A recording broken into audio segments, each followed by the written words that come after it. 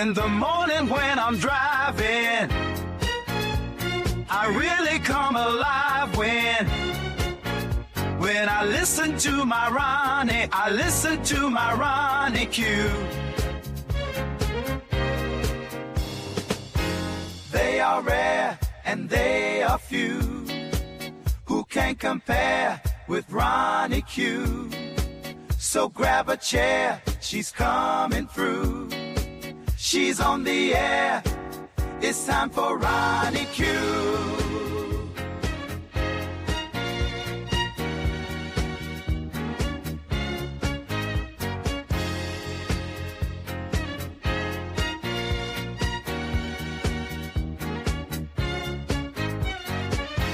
They are rare and they are few who can compare with Ronnie Q.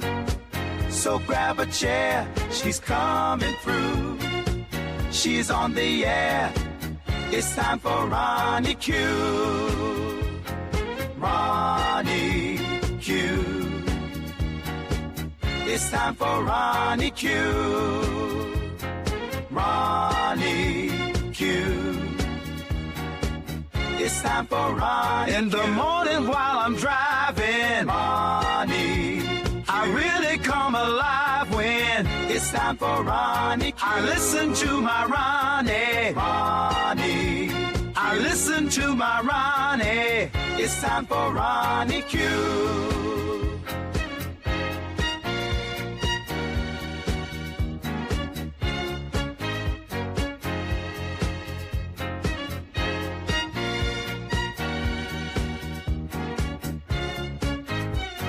Take a seat and go meet Ronnie. Sweet, sweet, sweet, sweet Ronnie.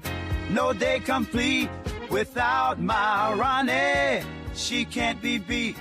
Sweet, sweet Ronnie.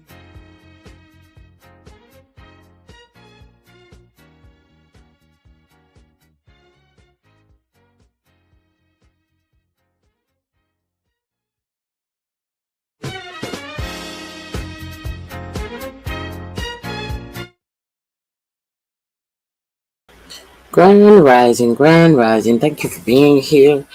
I hope you guys had a fabulous weekend. Let's get into the news.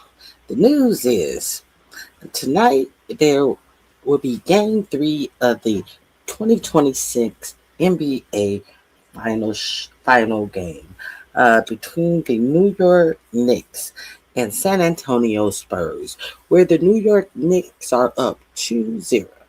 So the game is going back to New York City. Now, of course, the the New York City president, Mr. New York, plans to go to the game. How do you think this is going to work out? How do you think this is going to work? How do I wish this would work out? Now, there has been calls for college athletes to not go to these big colleges in these southern states that have racially erased all black representation from their voting maps. There's a lot acts of these college students, but we know how when Colin Kaepernick was taking the knee for racial justice, that your president says that he should be fired and call him bums and signify that the coach should fire him. And that was the end of Colin Kaepernick's career. An individual man who had the balls to not disrespect the flag like Pete Kegbreth does every day as he folds it up and put it in his breast pocket because he has no medals to put on his over his breast pocket. No, he didn't desecrate the flag. He took a knee and he lost his career. Now, I'm not asking for any careers to be lost. I'm asking why did that cost him his career? Because that overt sign of racism, and you will not buck up to our racism, uh, cost him something.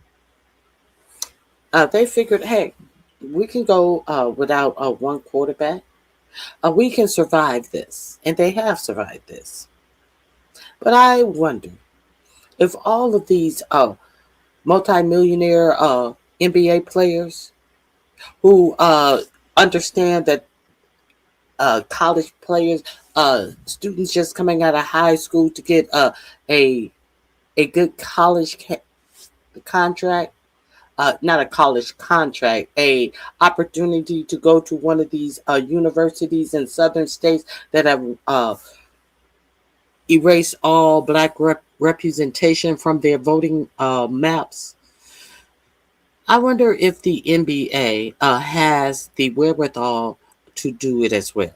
Now I understand these black NBA players love them some white women, but do they love themselves more than they love these white women that they are always marrying and pushing off in your face when they uh, get drafted and all of this? I understand y'all love them white women, but do these white women love you back based upon how white women vote? So we know overwhelmingly white women voted for this administration. So, black men, my question to you is, will you take the knee? Will you take the knee during the national anthem in New York City tonight? As 4547 wants to come out and play a big massa to you young bucking black men? See, Donald Trump has a cabinet full of unqualified losers. Unqualified loser, all the way up to his former attorney, Todd Blanche, a loser. That's why your president is a 30-time convicted felon, because Todd Blanche was his personal lawyer. So it appears that 4547 is sick of sitting around his cabinet of losers. To the point where he has already come out and said that Bill Pulte will not be getting the permanent position over DNI. You know, the Bill Pulte, the home builder who has absolutely no experience. You know, the Bill Pulte who was put over Fannie Mae and Freddie Mac, who has absolutely no experience. What did Bill Pulte do while he was in Fannie Mae, Freddie Mac, to get the position that Tulsi Gabbard left as DNI secretary? What Bill Pulte did was Bill Pulte,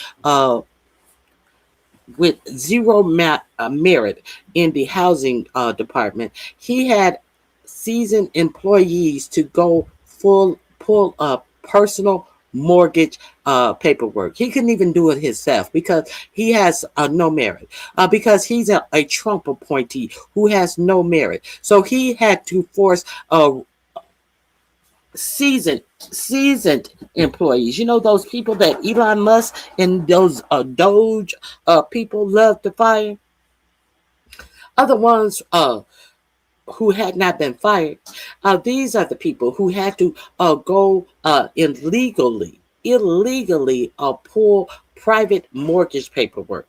So Bill Pulte can say that there should be some criminal investigation into Lisa Cook, the governor of the Federal Reserve,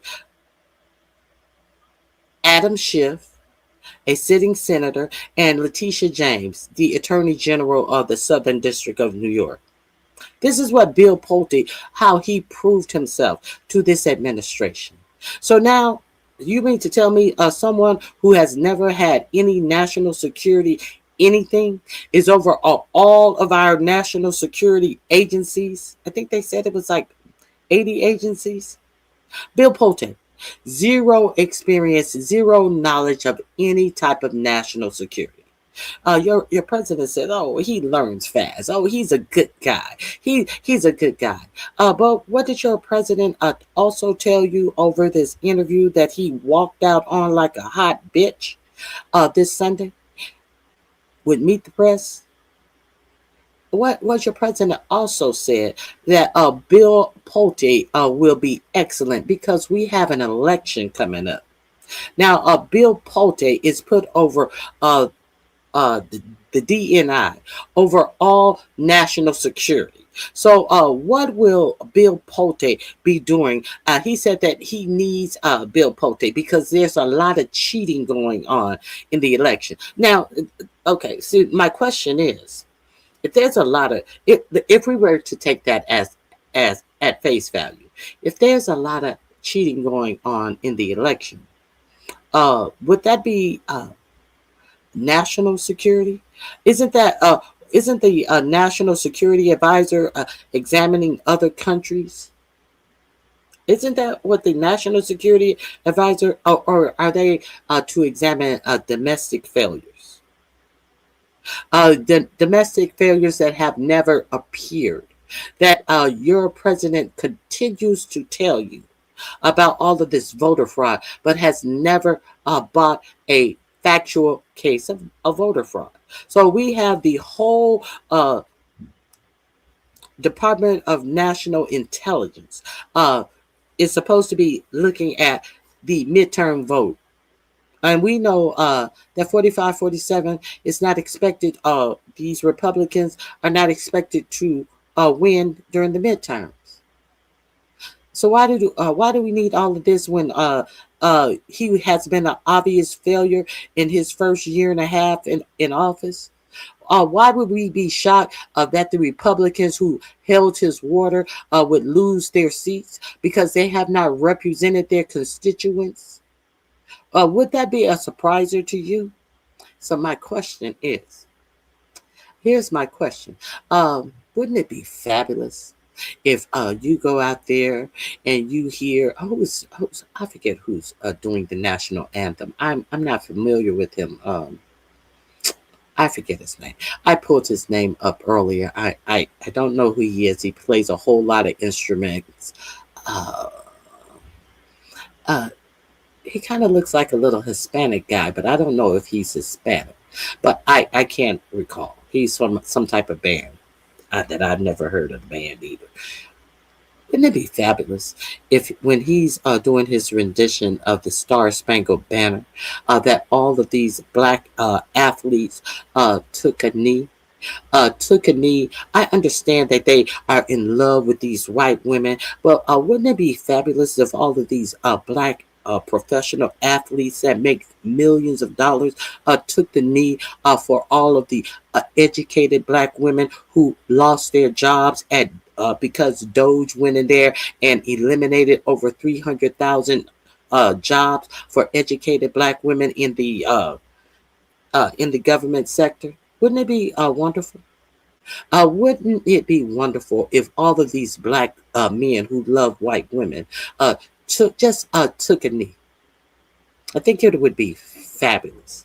I think we would actually see uh, uh, uh, Trump's orange turn into fire red. I think that's what we would see. So let's hope that happens. Um, you know, as Jesse Jackson said, keep hope alive. Can somebody get a message to some of these NBA players and let them know what is really up at stake?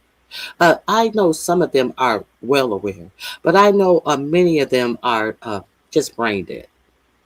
That is not just because they're NBA players, because of their youth and their being accustomed to being born in a world of opportunity. They think that this is how it's supposed to be. And I understand that a lot of these clawing back of civil rights, the full effects have not been felt as of yet. Because let's face it, there's still a lot of black representation right now because of the maps have been redrawn for the future election. So therefore, this Pollyanna Pollyannic world that most of these black athletes were born into, they may not even be aware of it. They may not even be aware of how the world in the United States was for their parents, their grandparents, people they know, people they may know. Prior to having to fight for these civil rights that 45, 47 has clawed back. I'm not saying they're dumb. I'm just saying they could be unaware. They could think that, hey, it's always been like this. It's always been. No, it hasn't always been like this. And I don't see where anything's changed. Yes, the change is coming. The changes, all of the changes have been set up to happen after the midterm election. Like the number of people who are going to be kicked off of Medicaid, that has been set up to happen after the midterm elections. So, can somebody get a little note, a buzz in these black players' ears that maybe it would be a good time to be a part of their community, to be a part of the United States that they live in, work in, thrive in. Maybe it would be a good time for them to pay attention to the carnage that this president has beset on the United States. And how about take a knee? A black power fist wouldn't be too offensive. I know it was offensive when Jesse Owens and I forget the other guy held up the black power fist when they were getting their Olympic ribbons. Everything about blackness, all of a sudden, is so offensive. But we can take white nationalist groups off of the hate watch, that the own government has deemed to be dangerous enough to be on a hate watch list. But black people who have silent opposition must lose their job, and the president will say this shit out loud. And these corporate donors to his campaign who own these teams will take their jobs away. Will they take all of their jobs away? If all of them decided to do a silent protest, don't look at it as a protest. Look at it as silent support for your own people. If you look at it that way, say, no, I wasn't protesting. I was supporting my own people. I mean, what could be the harm in that? I decided to take a knee to support my own people. Who could be mad at you for that? Or if you don't have the balls enough, if the fact that we're going to pretend like having reverence to the flag means so much, as you see these hillbillies walk around with desecrated flags all on their shorts, all on their ass. If we're going to pretend like desecrating the flag means so much, when we see the flag with skull and crossbones and swastikas all infused with the American flag. And we're talking about our heritage. This is our heritage. Okay, since we're gonna pretend like the national anthem and the flag is owed such reverence as you never hardly see your own presidents give the national anthem any type of reverence. Oh, is that what we're gonna pretend? How about this? I have another idea. Bear with me. What about this? There's a tip off. What about if whoever wins the tip off, 24 seconds? 24 seconds. Is it too much to ask if the first 24 seconds nobody moves, nobody passes the ball, nobody puts the ball in play? If you hold the ball for the first 24 seconds of the game, and then obviously, the ball is going to go to the other team. You're involved in this too. Other team. You have 24 seconds to move the ball as well. Other team, would it be too much for you also to hold the ball, to not put the ball in play for the first 24 seconds that you get the ball? I don't see any harm in that. I see no harm in that. I see unity in that. See, everyone has to have skin in the game. And who better to have skin in the game than multimillionaires? What do you guys think?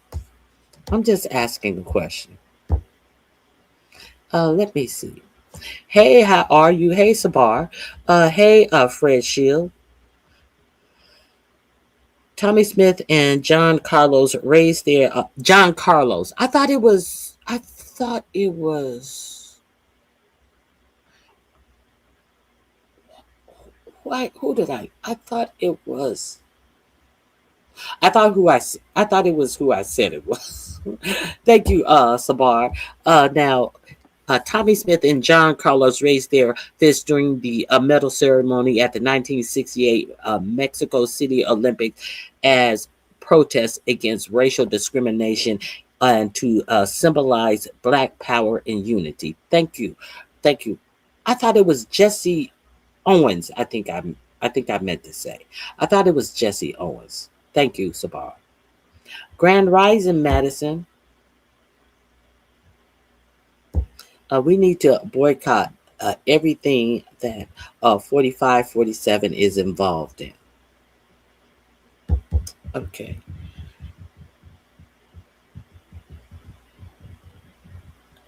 They may need a little Charlotte in their lives. No, it's not Bruno Mars, Fred. It's some other guy. Mm. Grand Rising, Jill's Comfort Zone, Foot Soldier. It is good to see you, Grand Rising. I hope you guys had a fabulous weekend. Grand Rising, GB Mike. Detach myself. It is good to see you. So I was really thinking about that, and who knows? Who knows? Let me. I'll pull that up later. Oh, who is doing the national anthem this year? Some obscure to me, artist is doing the national anthem this year.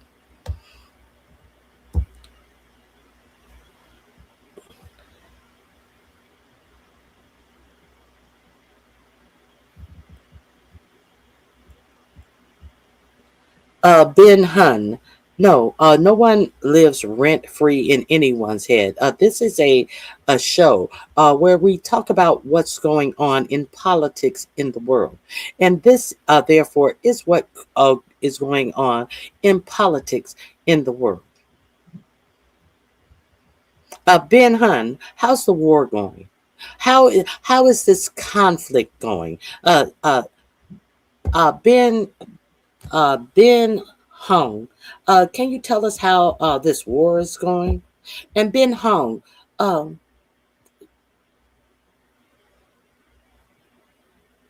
why are you talking about American politics? Ben Hung, oh, why are you talking about American politics, Ben Hung? Okay, let's see how the war is going. The war is going not well at all. Now, your president wants you to believe that he put Benjamin Netanyahu in his place. There was a whole lot of fanfare and a whole lot of talk about how 4547 told Benjamin Netanyahu that he's crazy and you'd be in jail if it wasn't for me. And because Benjamin Netanyahu, as Benjamin Netanyahu has been known to do, does not care, does not respect our president or our country. The reason why we are in this war right now is because of Benjamin Netanyahu. Marco Rubio already told you that the real reason we are in this war is because Israel said that they were going to strike Iran. The last time Israel struck Iran, who was side by side with them flying all the way across the country? It was the Americans that struck Iran. And they said they obliterated everything. But then now Benjamin Netanyahu, who wants to control that whole region in the Middle East, think that it is time for him to strike again. Now, your president brings troops, ships, warplanes, drones, aircraft carriers over to the Gulf region to go to war with Benjamin Netanyahu, to go to war for Benjamin Netanyahu. Now, Marco Rubio already told you this. Now, so after you hear all of this, the president put Netanyahu in his place, and the sticking point is Netanyahu is over in southern Syria doing the exact same thing that he did to Palestine. He is displacing everyone in that region. Why? Because he wants to steal that land from the Syrian people. You know, the same thing that Vladimir Putin is doing. But I'm wondering why our president isn't making more of a statement that of the fact that in the middle of you getting us mixed up in a war with Iran, you mean that you got your troops over somewhere else fighting? You're not fighting with our troops. You are missing in action because you are trying to do a land grab in Syria. Are you serious?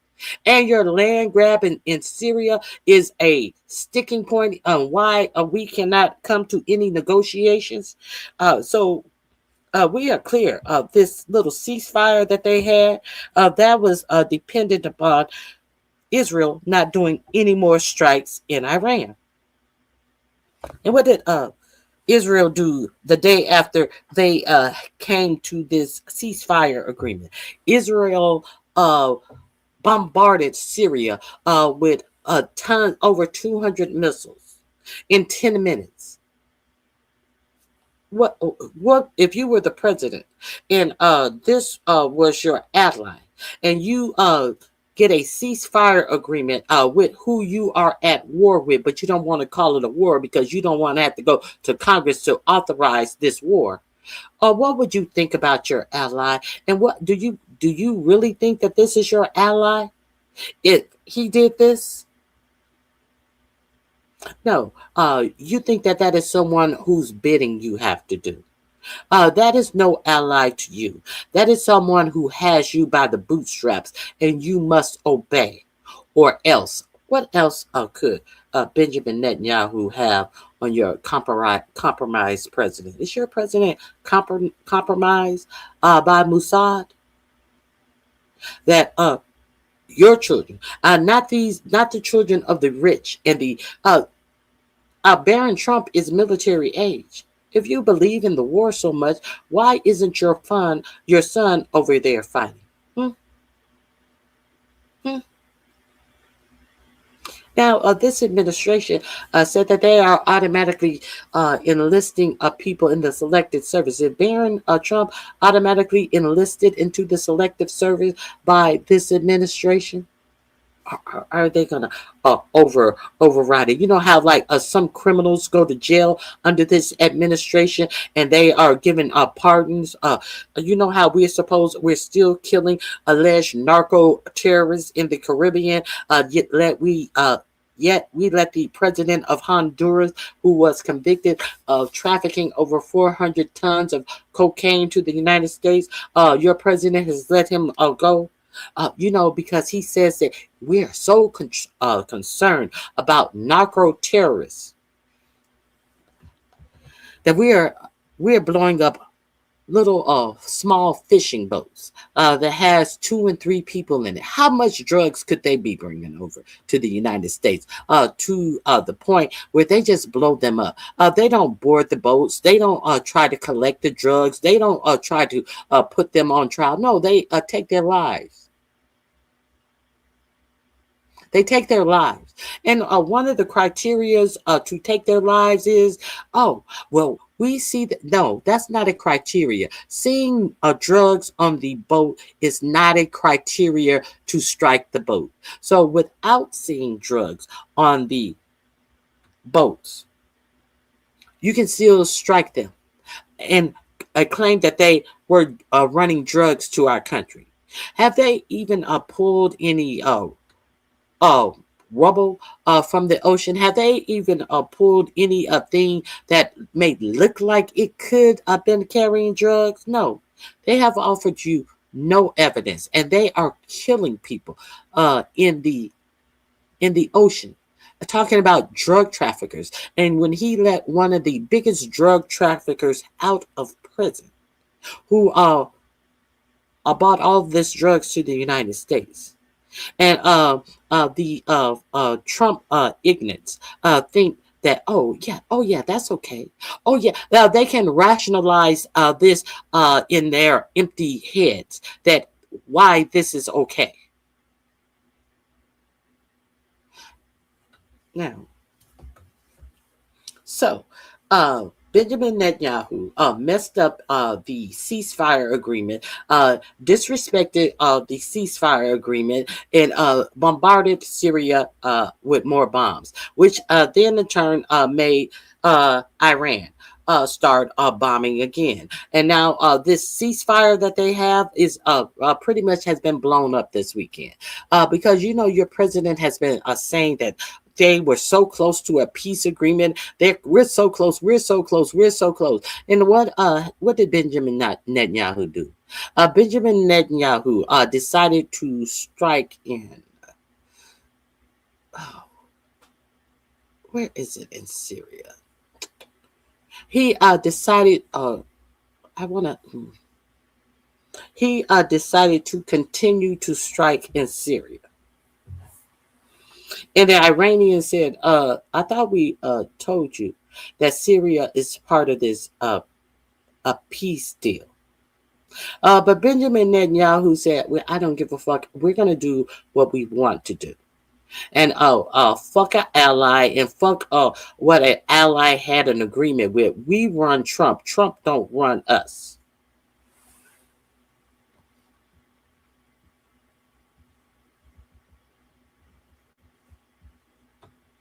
Thank you. Exactly. Thank you guys for being here. Tori Kelly. Yes, it's an American singer and songwriter born December 14th, 1992 in Wildmire, California. Known for blending pop, R&B, and gospel influence. No. That's who she opened the first NBA Finals. It is someone else. Sabar. A salute to you as well. Let me find this person's name.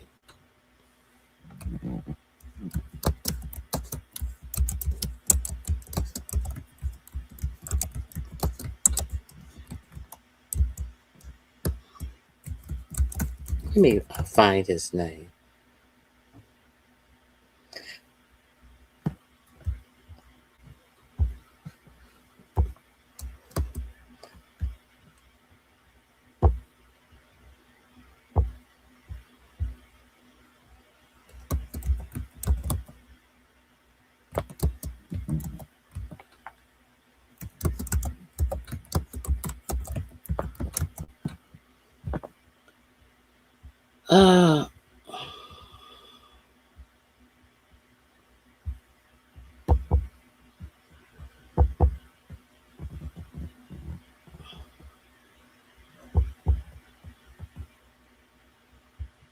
Michael Kang.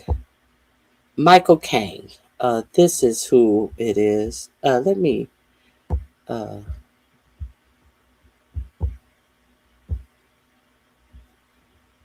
Michael Kang. He plays. He was a part of the string cheese incident. Let me share this with you.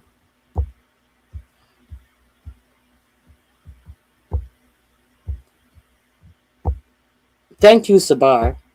I understand. I got her several times. She sang game the national anthem for game 2. Here he is on Wednesday, June 11, the string cheese incident, Michael Caine will offer a musical display that promotes unity and a nod of patriotism by singing the national anthem. June 11th. Oh, maybe he's doing Wednesday nights. June 11th. Is it today? Today is game 3 because it is New York 2-0. Let me see.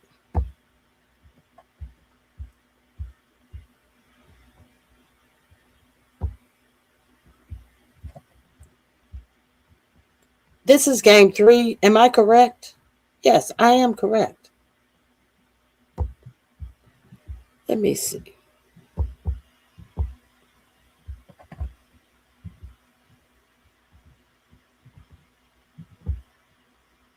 Oh, that was at the finals. No, these are the finals.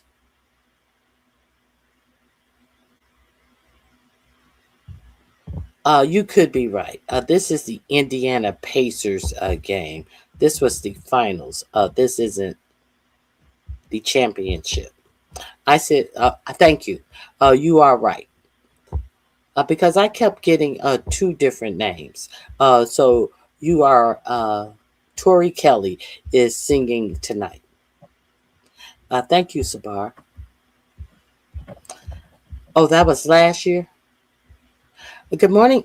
Beans and cornbread. Oh my God. I am a lifelong, what did you say? I am a lifelong Knicks fan.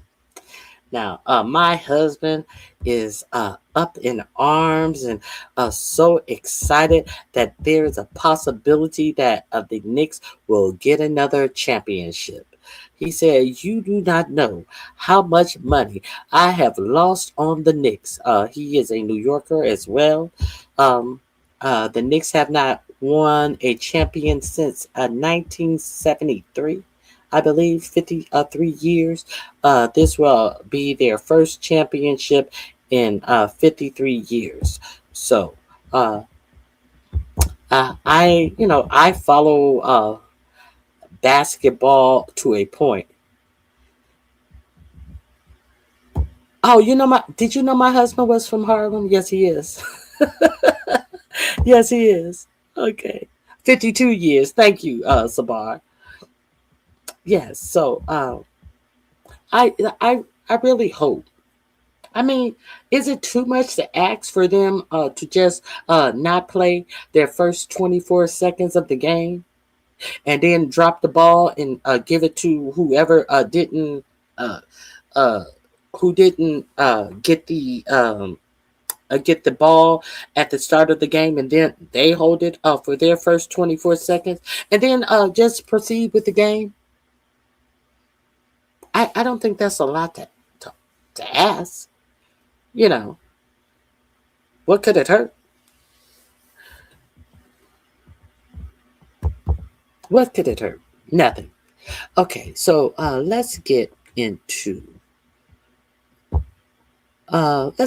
what's going on in the world. So now it appears that this war is about to go haywire,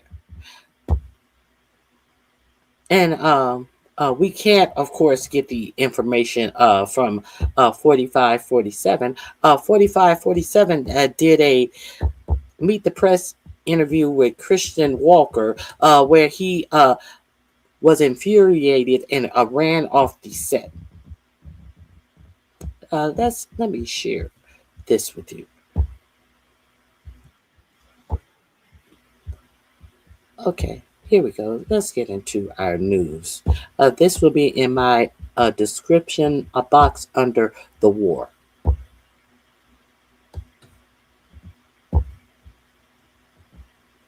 Our president cannot even tell you who he is negotiating with. In this interview with Christian Walker, he said that they are on their 3rd set of people that they are negotiating with. She asked him, well, who are these people? Oh, I couldn't tell you. I would never tell you. And then she goes back and asks, well, is it uh, the son of Kumane, the Kumane who was injured? And he said, I wouldn't tell you that. Yes, he's very injured, but yeah, he's a big part of it. Everything has to go. Well, you're telling her that. So he wants you to believe that the injured son, the father who he killed, the wife and child that he killed is a big part, and everything has to be approved by him. And the same one that Pete Kegbreath came out here salivating that he's horribly injured, he's disfigured. This is the one who your president finally came out and says that any negotiations has to go through him. Now we do know that it has been reported that this son of this former Iranian religious leader, the son is not the same as the father. The son is more hard nosed. The son never had a fatwa that says that they should not create a nuclear weapon. The father did. So, how do you think the son is feeling now? That for absolutely no reason, the United States had decided to go over there, and he lost his I think it was a daughter, his wife, and his father. And this is who the negotiations are with. And he is a more hardliner than his father.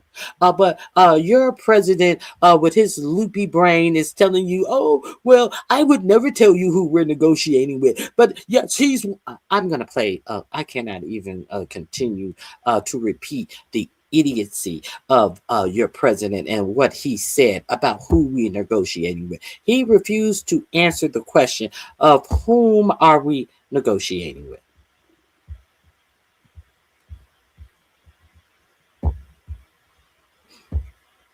A boy who was only fishing to help his family. Iran has fired missiles into the settler colony in retaliation to the genocidal attacks by Israeli terrorists in Beirut. The deranged occupant of the White House. The terrorist colony he speaks of is Israel. When you hear him say Iran has fired missiles into this settlement colony, he's talking about Iran has fired missiles into Israel. Has told Fox News that Iran should now return to the negotiating table after having fired shots into Israel. But a Hezbollah MP in Lebanon said that Iran intended to take the whole of South Lebanon into its protection. Iranian foreign minister shares the joint flags of Iran and Lebanon. So now that Israel has been trying to take over Lebanon, and now that Iran had to strike at Israel because of what they're doing in Lebanon, Hezbollah is like, fuck what you talking about. We are not going back into no fucking negotiations. We are going to protect the people of Lebanon. Oh no. What we're not going to do is going back and trying to pretend that there's a ceasefire only to leave these people open to be fired upon by Israel. That's what Hezbollah. Now, they tell you that Hezbollah is the terrorist organization. Who is creating the terrorist situation in Lebanon? Who has millions of people displaced? Who is flattening their homes and their cities and their communities? So, words matter. Words really matter. Is Hezbollah, just because you hear their name, is Hezbollah who is saying that no, we're going to protect the Lebanon people? Your for-profit media is going to try to infer upon you because the name of this group is Hezbollah that they are terrorists. But what is Hezbollah doing? And what are they actually doing something? Are they making the initial assault, or are they responding in kind? And what reason are they even responding in kind to prevent? Uh, your bought and sold media is going to tell you Hezbollah has attacked. Okay, let's continue. Lebanon. Israeli terrorists have slaughtered more innocent Palestinians in Gaza, including a boy who was only fishing to help his family survive the genocide by Israeli savages. Zionist comedian Elon Gold and pro-Israeli sociopath influencer Lizzie Savetsky have made fun of Israeli terrorists using dogs to rape Palestinians in their concentration camps. Albanians have continued to protest against their corrupt pro-Israeli Prime Minister Edi Rama for mortgaging the country's sovereignty. This would be the broad focus of my video tonight. Also in this video, a Lego film from Iran taking a dig at the Lebanese president Joseph Aoun, who recently blamed Iran for the Israeli carnage. So please stay tuned. So Iran has had enough of the US and Israeli aggressions, even after both agreed to honor the ceasefire. Iran has just fired a series of ballistic missiles and drones into northern Israel. Here are some of the videos capturing the Iranian attacks.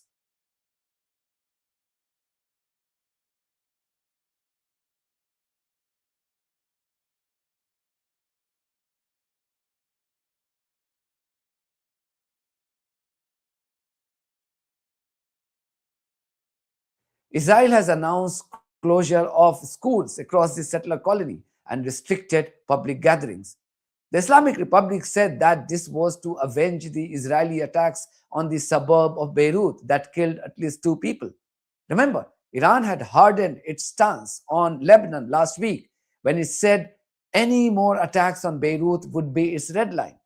This had prompted the Israeli lapdog from the White House to plant a story in the media claiming that he had given a dressing down to human devil Netanyahu.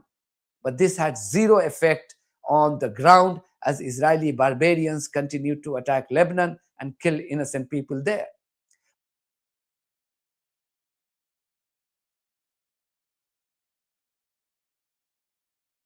Now he's saying that the story about the dressing down that Trump gave Benjamin Netanyahu was a planted story. And it appears it was. Because Israel has not stopped doing anything that it chooses to do in Lebanon. We were supposed to believe that all of this was said and all of this jaw jerking went on. To what avail? And where has it gotten us this morning? Exactly. See, you gotta. Now, I'm not saying everything that you hear here is the truth, but I want you to compare and contrast what you're going to hear from 4547 about what is going on in the war. And what you just got to ask yourself, what makes more sense to you? I'm not trying to convince you of anything. I'm just giving you 2 different point of views. What makes more sense to you? Watch how this Al Jazeera correspondent puts everything into context. We're hearing that there has been some explosions or at least some sightings that have been seen over the skies of Iraq. So this region, again, finds itself being dragged into a war that it is not a party to or does not want imposed. We've seen this play out in the last few months. In April, there was a ceasefire between the Americans and the Iranians. They've been testing it, going further and further. Remember, in the last week or so, during Eid holidays, there were attacks on Iranian islands. Iran retaliated in Kuwait. Then there were more attacks. Iran retaliated to Kuwait and Bahrain. And then it kept reminding the parties to the conflict, as well as the mediators, that its red line is Lebanon. Lebanon, which was part of the initial agreement. And come back to what the agreement was, that the Iranians said they're not going to sit on the table in Islamabad, until there is a ceasefire in Lebanon. The mediators got involved. There was a lot of back and forth between the mediators in Pakistan. Background Gulf states got involved. And the Iranians agreed that as long as the Israelis are pulling back off of Beirut and concentrating on southern Lebanon, this was acceptable terms. But now, as Israel expands its range of operations, goes back into Beirut, it would not be possible for the Iranians not to retaliate because they'd made this such a centerpiece of the ceasefire. A Fox News representative said that he was speaking to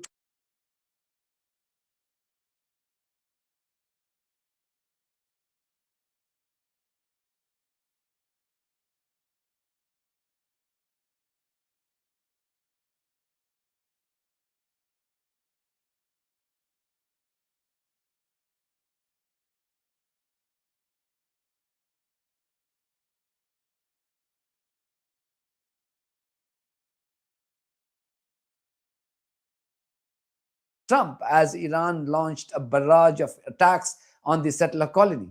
According to him, Trump said that Iran should now return to the negotiating table now that it had fired shots into the settler colony. Iran has launched at least 4 waves of missiles at Israel in response to those IDF strikes against the Lebanese capital of Beirut earlier today. I just got off the phone with President Trump, who is following the developing situation across the region. He told me what I would suggest to Iran: you've shot your missiles, that's enough. Get back to the table and make a deal. This means the US military has no desire to take on Iran in a full-blown war. There could be many reasons for this reluctance. Is Trump aware of new Iranian military capabilities that we do not know of yet? Whatever the case, the Iranian military's sudden aggressive posturing has surprised many. This is the first time Iran has responded to Israeli savages, even though they didn't attack an Iranian territory. Maybe the answer lies in the claim made by a prominent Hezbollah MP who said that Iran could well take the whole of southern Lebanon into its protection. Everybody knows Lebanon does not maintain any strategic significance in this war that's happening. Iran is helping Lebanon. Lebanon is not in a place to help Iran anymore. The president said that you do not represent the Lebanese people. President Joseph Aoun said that Hezbollah it's does the not same represent token. No one represents the Lebanese people, all of the Lebanese people. But I can say, if we don't represent the Lebanese people, who represents the Lebanese people? The president represents the Lebanese people. I mean, we are in the government and being elected. I mean, if you go and see the votes, it should be a full-fledged ceasefire all over Lebanon. It should not only restrained or constrained to Beirut or to the southern suburb. What about the south? Why not a whole full ceasefire without any condition? This is what Speaker Berri Why didn't asked them. Iran condition, for example, that? Because it conditioned already, if you attack Beirut, we will attack Israel. Why did not this extend to the south, for example, to create maybe a stronger case? This is something that is highly likely to happen. Iranian parliament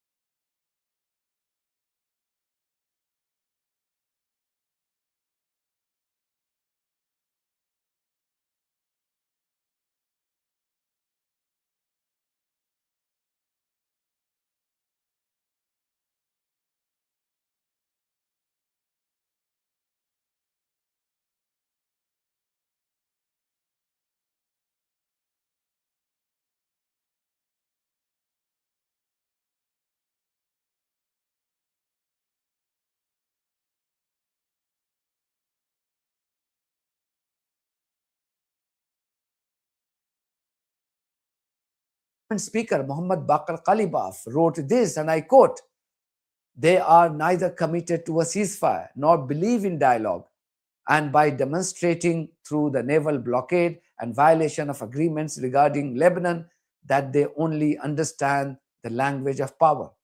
The naval blockade against the Iranian nation and America's green light today to the Zionist regime turned American and regime bases and assets in the region into legitimate targets.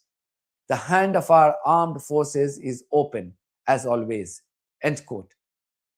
Iranian Foreign Minister Syed Abbas Araghchi shared a photo of his country's flag alongside the national flag of Lebanon. This was a silent message that Iran will no longer remain indifferent to the Israeli aggressions in Lebanon. For many, this was long overdue. They argued that Hezbollah had got involved in the conflict only after the US military and Israeli terrorists launched their illegal war on Iran. So it didn't make any sense to them when Iran washed the Israeli barbarity against the Lebanese people, even during the so-called ceasefire.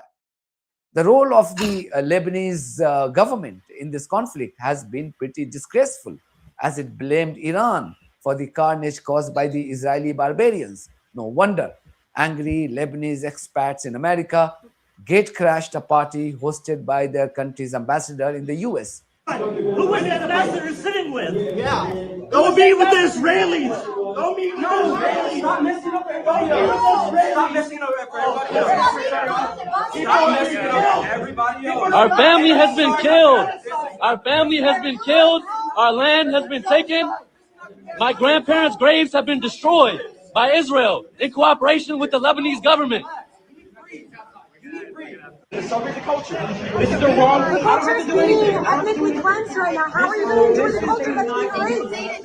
How are you going to enjoy the culture that's being erased? Listen, this is not a place for this. How is it not a place for this? How is it not? This is not political. Everything about this Just here to have a good time. How do you not have? How are you celebrating the culture while they're being ethnically cleansed and displaced right now? This is not a cultural program. It's not. So they have a nice little cultural program as they are eliminating the people who are actually the culture of the land. Let that sink in. And as they are sitting up here in Washington D.C. allegedly celebrating the culture, they are butthurt that people are asking them, what the fuck are you doing right now? What the fuck are you pretending to be doing right now? If you want to celebrate the culture of the people, you will protect the people. If you feel that their culture is to be celebrated, you would make sure that their culture and them as a people endure. Let's continue. Just in case you haven't seen this on your for-profit media, It's not meant to be.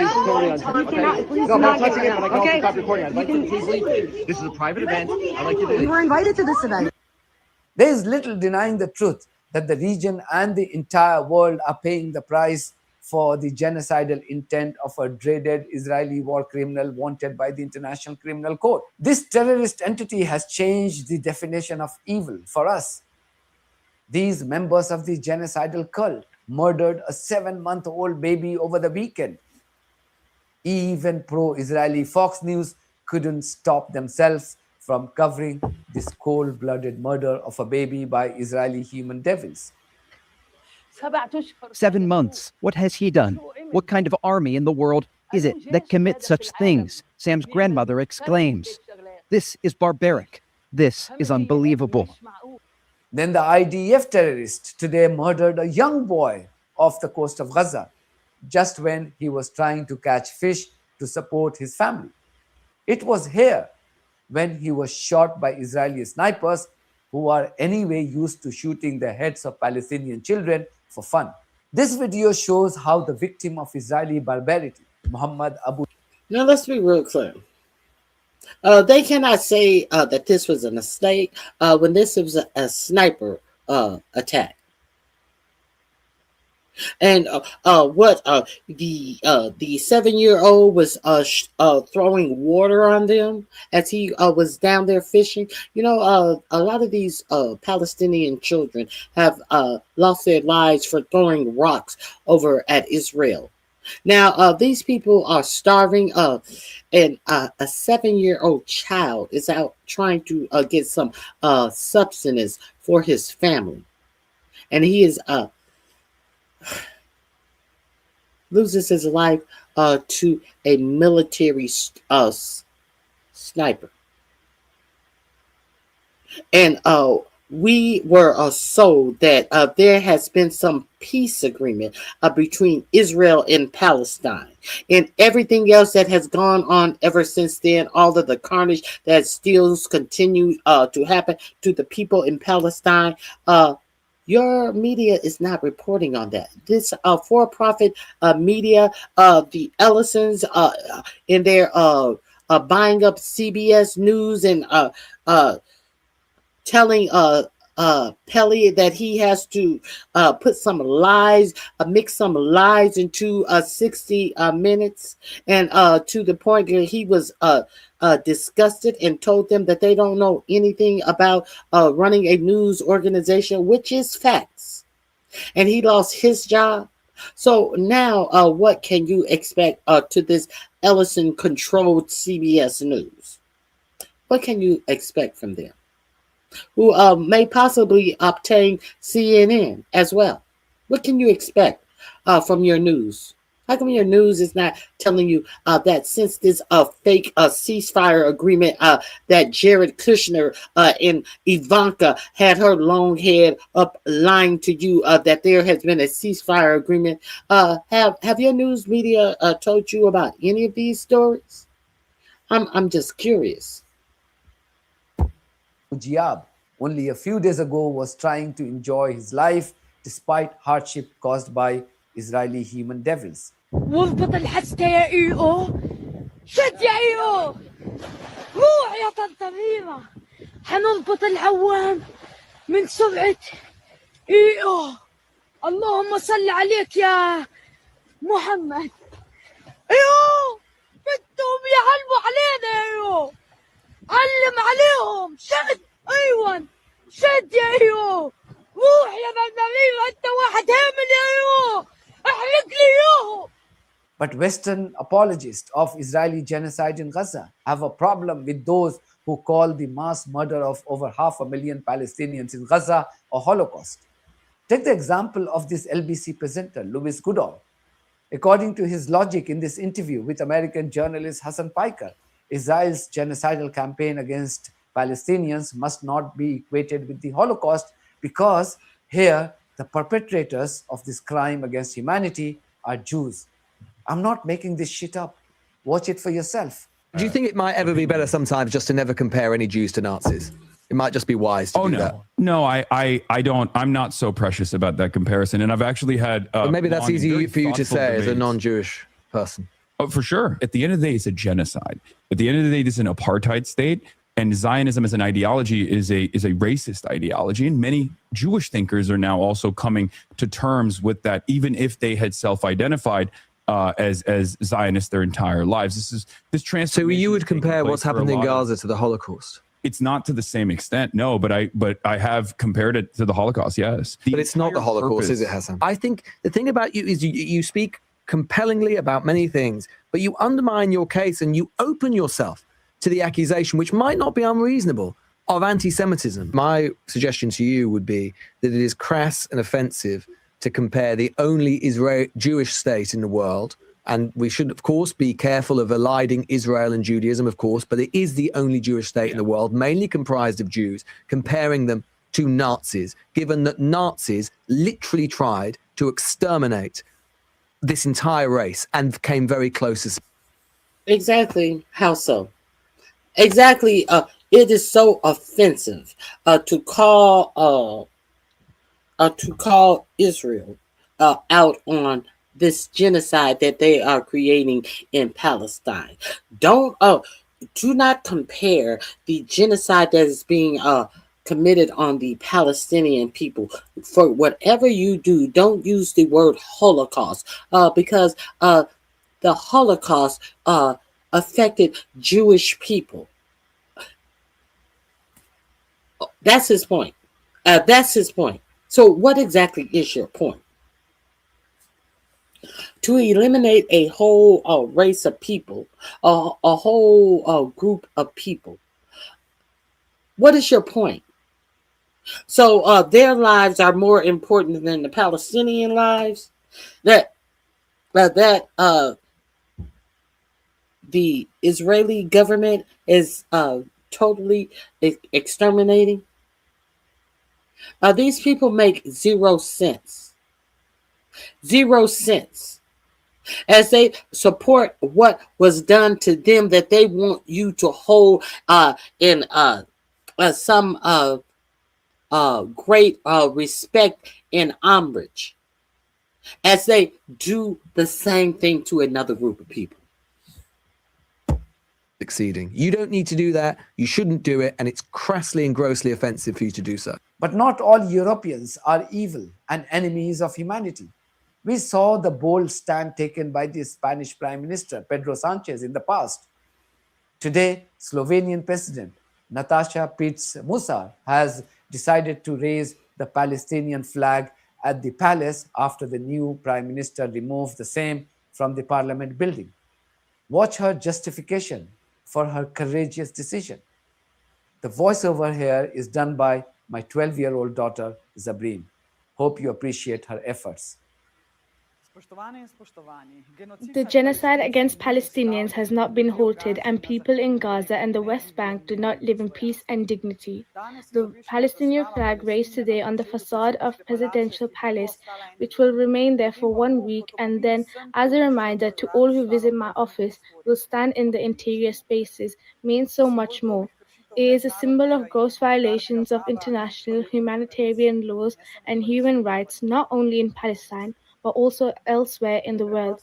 It's a simple call to respect the fundamental civilization principle, human dignity for all. Natasha had made a fiery speech in support of Palestinians at the last year's UN General Assembly debate. You can watch that speech here again. This comes amidst a raging controversy over a Sikh Zionist, Elon Gold, who claims to be a comedian and who made fun of Israeli barbarians using dogs to rape Palestinians. In fact, he was making fun of the Palestinian victims of brutal rape at the hands of Israeli terrorists. He was joined by another Zionist influencer, Lizzie Savetsky. Film Festival, which is a very prestigious It's a really big deal. It's a really big deal, and for a film made in Israel, that's pretty damn cool. I was only raped by 2 Israeli dogs. I thought they only rape Palestinians. No, I got also a dog. Gold and Savetsky committed this horrendous act at the Tribeca Film Festival. This Gold chap is also provided a platform by Netflix. I tagged Netflix on Twitter to announce that I was canceling my subscription with them. Oh, he thought that was funny. And Netflix, and that Kevin Hart bullshit, the George Floyd joke. I guess Netflix don't understand that fat meat is greasy. As they continue to let these people come out here and say all of this vile shit under the guise of being a comedian. As they make jokes about people in certain demographics brutally losing their lives or being brutally attacked by animals in their rectum. Let's continue. Elsewhere, Israeli stooge Eddie Rama. Did your media tell you that? Did your for-profit media tell you anything about this at the Montreal Film Festival? This man and also the little bitch on the side of him is just as bad. Just as bad. This is the world that we're living in today. Make no mistakes. Make no mistake. This is the world that we're living in today. Some people think that, hey, if it happens to these others, they want to otherize everyone else. And so if they're otherizing everyone else, what are they trying to present for themselves? Supremacy. Supremacy. Let's get has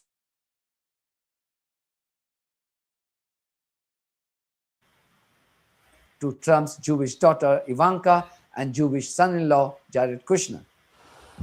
Protesters marched along a serene Albanian beach on Saturday, holding signs that read, "We are stronger than your bulldozers," and chanting, "Down with the dictator." Sabar, if I said that, I stand corrected. Yes, Judaism is a religion. It is not a race. If I said that in my talking, I am aware of that, but sometimes I do realize that I may or have said Jews as opposed to Israeli. There's the difference. Judaism is the religion. Israeli are the people. Dictatorship. It was just one of the ongoing demonstrations against a plan by a company linked to U.S. President Donald Trump's son-in-law, Jared Kushner, to build a luxury resort in the environmentally sensitive area. Kushner's investment firm, Affinity Partners, is involved in the $1.6 billion project on an undeveloped stretch of Albania's coastline that lies near the Vjosa Narta protected area. Young Albanians have decided to take their fight to its logical end. They want corrupt Israeli stooge Edi Rama face the consequences for compromising with the country's sovereignty. As an Albanian, I will tell you why we are rioting. We are rioting because there is no schools, there is no pension for pensioners, there is no hospital, there is no medicine, there is no parks for kids, there is no normal salary. You're telling us you want to build a 5-star resort to give jobs to Albanians. Meanwhile, the whole Albania is filled up with Philippines working for less than what you pay us. It's not their fault. They have nothing back home. You want to build a 5-star resort. How about you clean up the mess you've made for the last 15 years?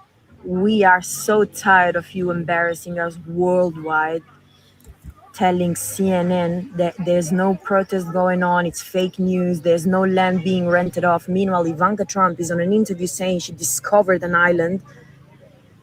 How convenient.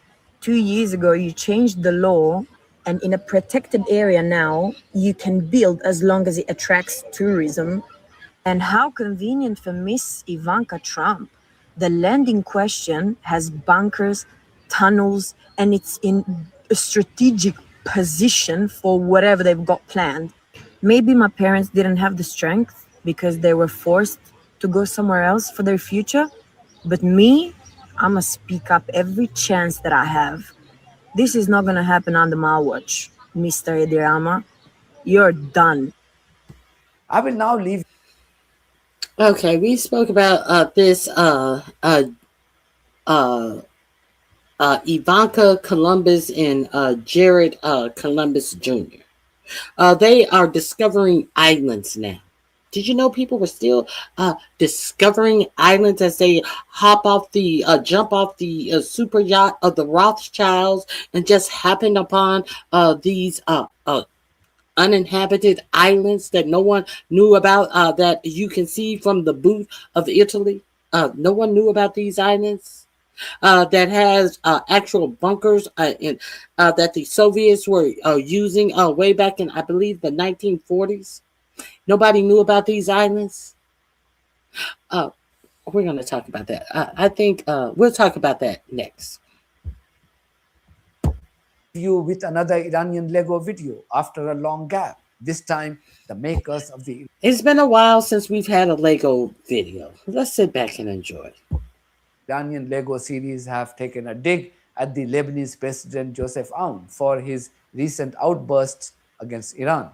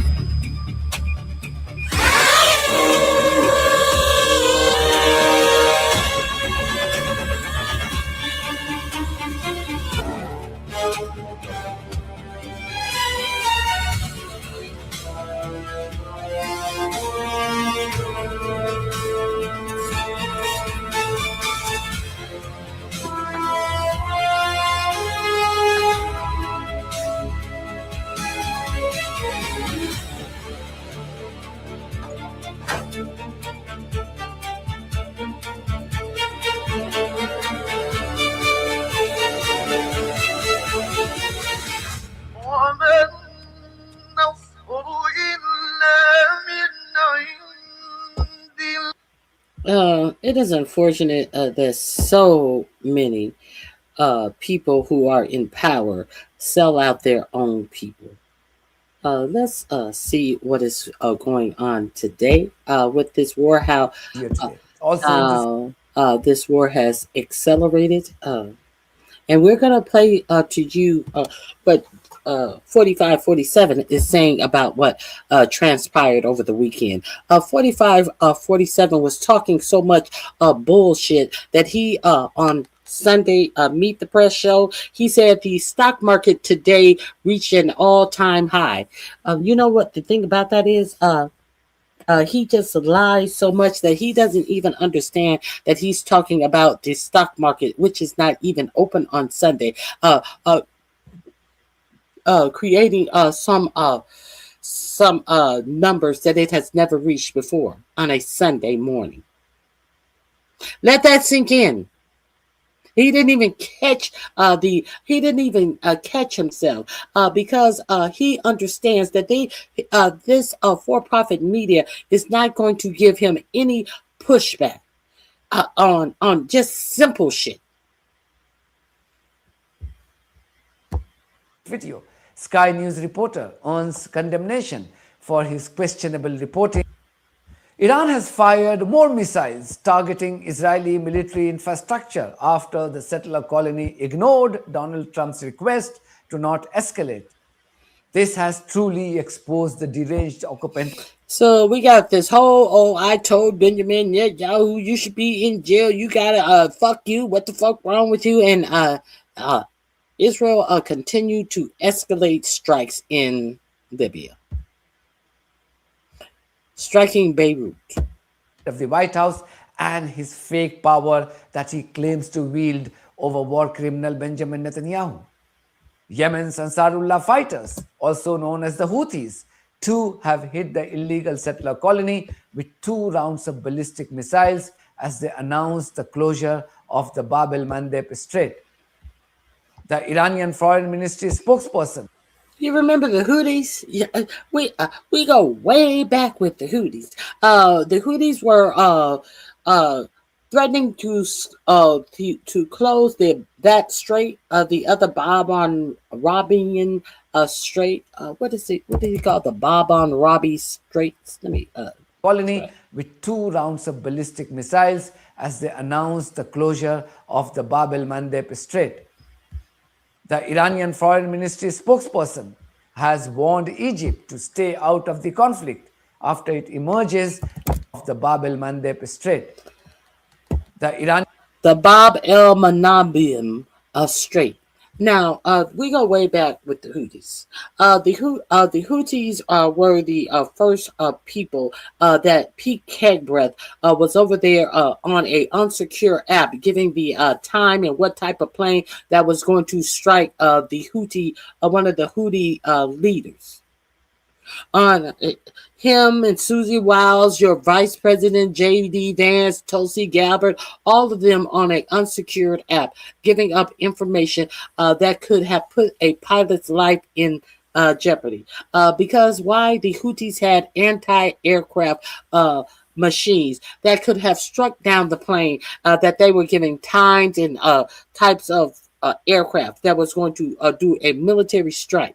And why were the Houthis over there in the Bab el-Mandeb Straits?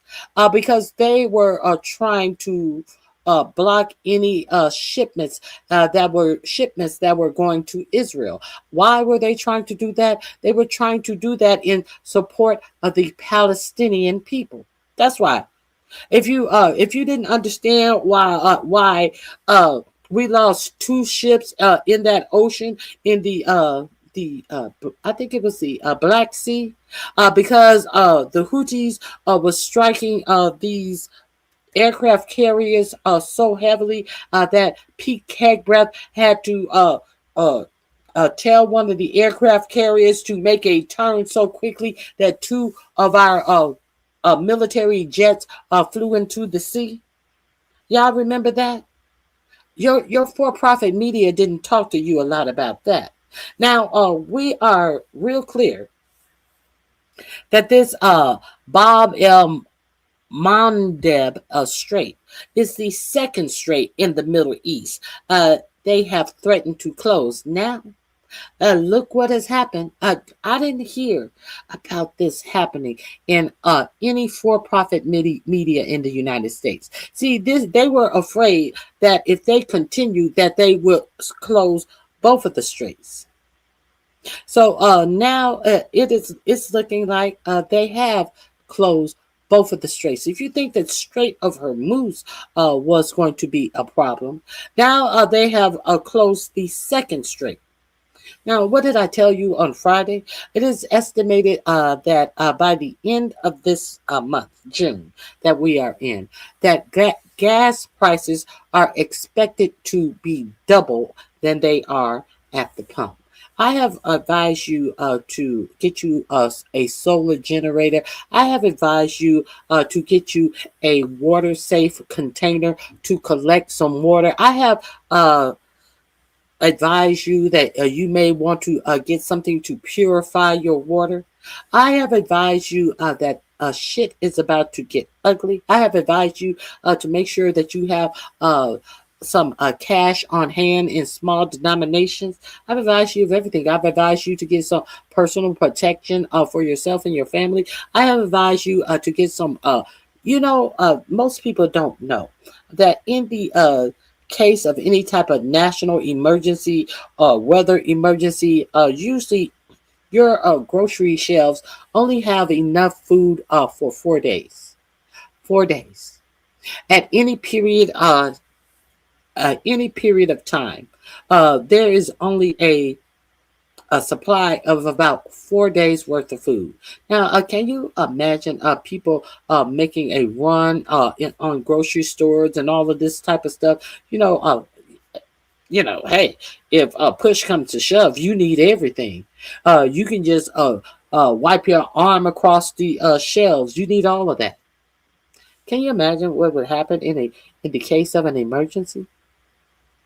And we have been warned about all of this. President Trump, who knew that they would close the Strait of Hormuz? You knew, because you were told that it was that you were given that information, and then he want to come out and tell you, well, who would have thought? You didn't have to think. Thinkers thought for you. And they told you that this would happen. Now, they have been talking about this Bab al-Mandeb Strait being closed. And they allowed Benjamin Netanyahu to continue what he was doing. And now the Houthis, our old friend, the Houthis, they are in support of Hezbollah. Now they are making moves again. Who are we negotiating with? Who is the United States negotiating with? Iranian Foreign Ministry spokesman Ansarullah fighters, also known as the Houthis, too have hit the illegal settler colony with 2 rounds of ballistic missiles as they announced the closure of the Bab el-Mandeb Strait. The Iranian Foreign Ministry spokesperson has warned Egypt to stay out of the conflict after it emerges that the country was supplying Rafale jets to the UAE to be used against Iran. This will be the broad focus of my video today. Also in this video, Sky News reporter earns condemnation for his questionable reporting from the occupied Palestinian territories. So please stay tuned. So Iran has hit back at the settler colony, making it absolutely clear that it meant business and the Islamic Republic will not tolerate any more military transgressions by the rogue regime of bloodthirsty terrorist Netanyahu. This was after the war criminal wanted by the International Criminal Court showed the middle finger to his slave from the White House and bombed parts of Iran. Remember, Trump had told his terrorist Israeli master yesterday to not respond to the Iranian strikes. He had also told Financial Times that human devil Netanyahu will have no option but to accept a deal between Iran and the US. But as has been the case, the delusional fool from the White House was exposed in no time. Tonight, in a phone call with Fox News, President Trump reacting to Iran's attack on Israel, reportedly saying, quote, "What I would suggest to Iran, you've shot your missiles. That's enough. Get back to the table and make a deal." And in another call tonight, Trump reportedly telling Axios he was about to phone Israeli Prime Minister Netanyahu and tell him not to retaliate by attacking Iran. Iranian expert Trita Parsi had told Al Jazeera last night that if terrorist Netanyahu defied Trump, it isn't Iran's deterrence that is put in question, but Trump's own credibility, since he had so explicitly told his Israeli boss to not strike back. So does that mean that the negotiators are now going to have to go back to the drawing board and recalculate things and consider that, okay, well, maybe actually we have to include Lebanon as part of any kind of potential ceasefire deal? I think Lebanon, frankly, already was included. We already saw a couple of days ago when the Iranians were about to attack Israel, that is the moment that Trump made that phone call to the Israelis, and a very colorful phone call pushing them to back down, which they did temporarily.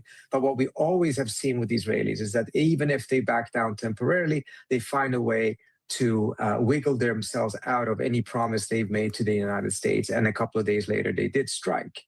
Now, this pattern may repeat itself over here.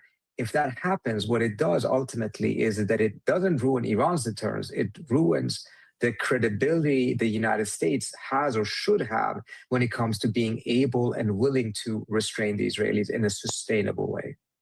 In more setbacks to the US and the settler colony, the Ansarullah fighters also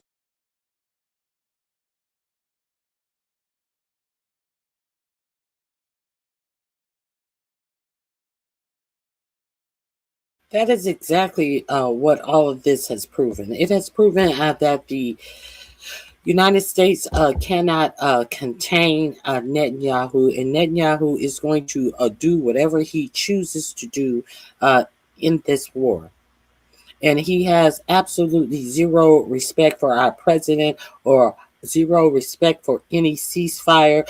He has his own agenda, and our alleged agenda over in the Middle East does not relate any way into what Netanyahu wants to do, unless our agenda in the Middle East is to be cover for what Netanyahu is doing in Lebanon. You know, the same thing that he did in Palestine.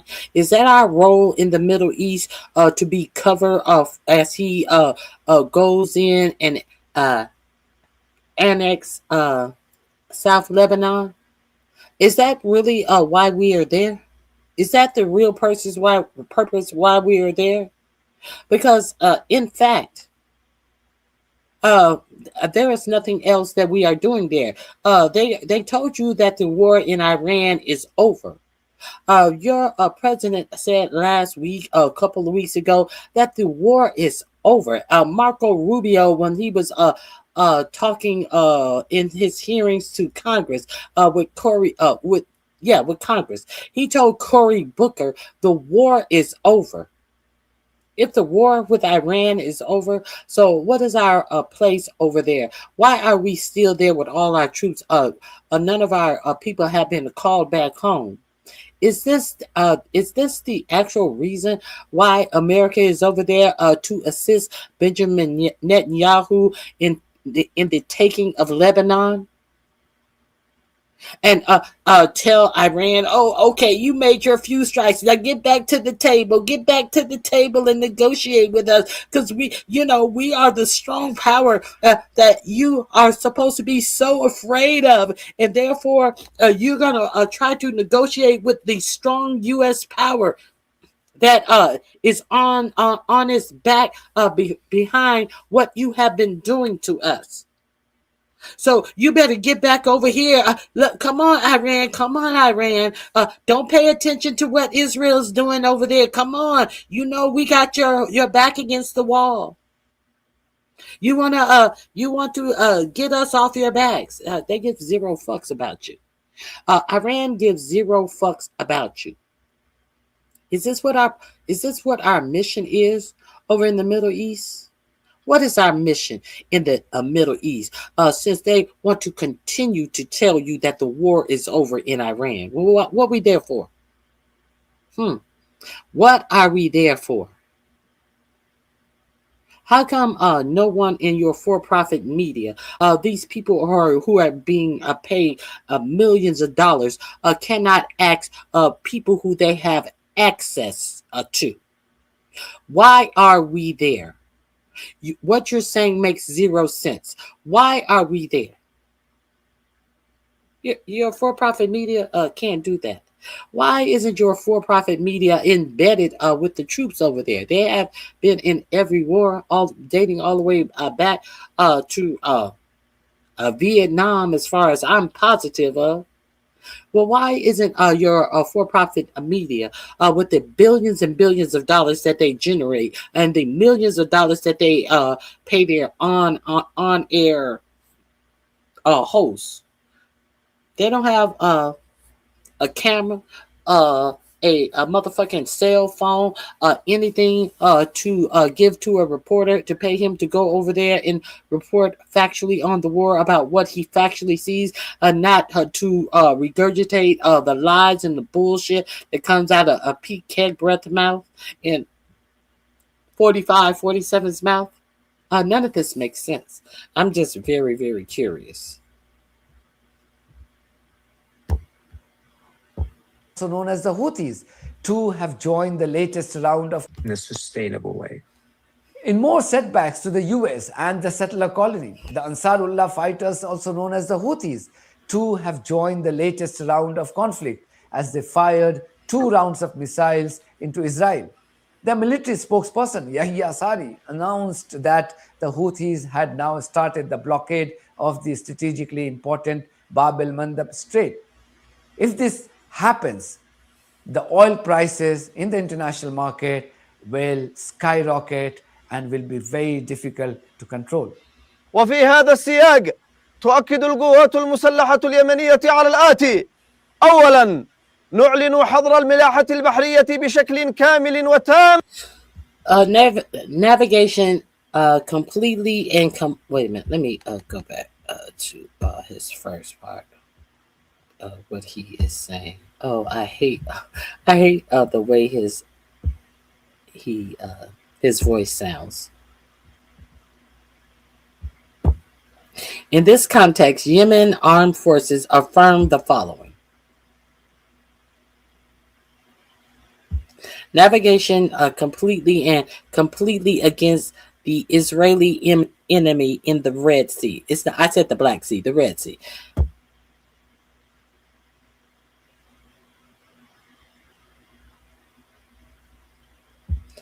We consider that all movements, the enemy became a military target for our armed forces from the moment this statement was announced.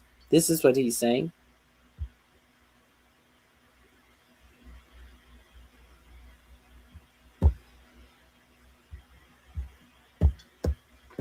I left many surprised, as I said in my last video. This is the first time Iran has decided to hit Israel, even though its own territory was not being attacked. This shows a new sense of confidence in the Iranian military. It was also clear in the manner in which Iran responded to each American military transgression in recent days. Listen to this journalist from Lebanon, Hadi Hotat. The Iranian. But also understand, didn't your president just go on TV and say that Iran is so down on missile, they only have about a third of the missiles that they had at the start of this conflict? So you mean to tell me that Iran only has a third of the missiles that it had at the start of the conflict, and all of the brutality and all of the bullshit that you heard from Pete Kegbreth about them not having any missiles? You mean to tell me them not having any missiles means that they're going to strike when their own sovereign country is not being struck? They're going to strike when Lebanon is being struck? They're not saving that 1/3 of the missiles that they have to protect their own homeland? Is that what they want you to believe? But they told you that Iran is running out of missiles. And they are running out of ways to build more missiles. So they're going to use their missiles to protect Lebanon when the president of Lebanon has come out against them, who is protecting them. Let that make sense. Try to make sense of what they're telling you. In response after the Israeli strike on Dahye today was very surprising for many people.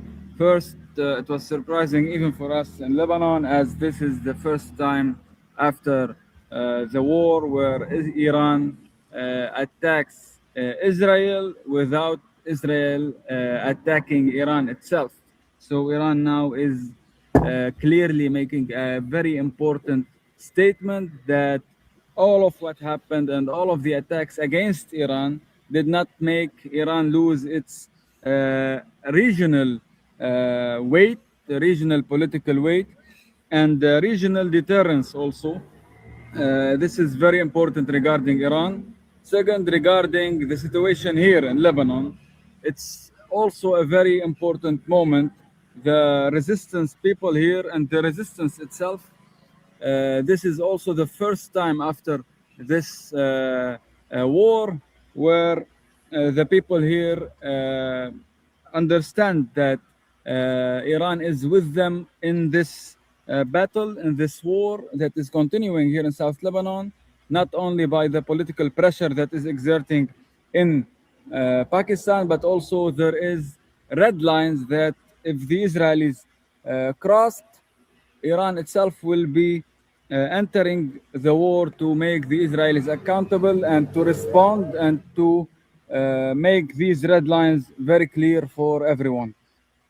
The settler colony imposes ruthless censorship on the reporting of the damages caused by Iranian missiles. But according to local sources, one Iranian missile directly hit the Itamar settlement in the northern West Bank, destroying at least 4 buildings. Iran also hit the Navatim and Tel Tov air bases, causing significant damages. Meanwhile, the Iranian Foreign Ministry spokesperson has warned Egypt to stay out of the conflict after some reports said that the pro-Israeli Al-Sisi government was in the process of supplying Rafale fighter jets to the UAE for future use against Iran. به نظرم حتما دوستان مصری ما میدونن کسب اعتبار از Let me, just in case somebody is not. Iran. به نظرم حتما I believe our Egyptian friends من دوستان مصری ما میدونن کسب اعتبار surely از know that gaining credibility comes through. Wait a minute. I believe our Egyptian. Let me start all over without his voice. I believe our Egyptian friends surely know that gaining credibility comes through accurately identifying friends and foes, not by threatening an Islamic country that is confronting the Zionist regime. Yes, we have seen these reports. We have no issues with Egypt, just as we have no issues with any of the Muslim or Arab countries in the region. We have repeatedly emphasized that we are determined to uphold the principle of good, neighborliness, and relations with all of the countries and the peoples of the region. We regret some countries have allowed territory and sovereignties and dignities to be used for committing crimes, acts of aggression, and illegal attacks by the Zionist regime and the United States against a Muslim country in the region. Therefore, I recommend to all countries concerned with Islamic and Arab unity and credibility to be cautious and not knowingly or unknowingly play into the hands of the enemy. Credibility can be achieved in various ways. The fact that for over 3 years, Your brothers and sisters in Gaza have been slaughtered, subject to a blatant genocide, and unfortunately, nothing has been done by their brothers and sisters across the border. Well, I think that speaks volumes.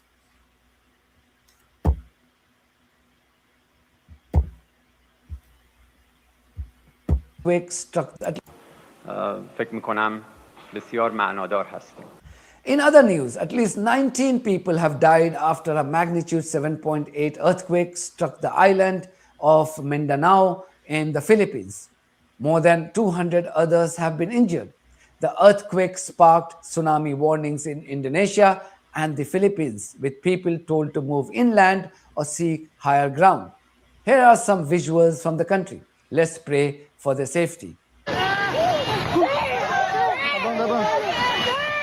Abang. Hoy! Alayawan! Hoy, Minel! Minel! Hoy! Atrás, atrás!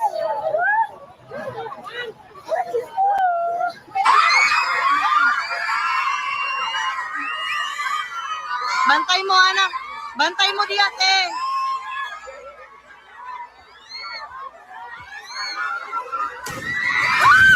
I will now leave you with this broadcast by UK Sky News, whose reporter Adam Parsons earned condemnation from social media users for implying that Jerusalem was indeed an Israeli territory. He described Jerusalem as part of this country, meaning Israel. He doesn't explain which part of Jerusalem he was in.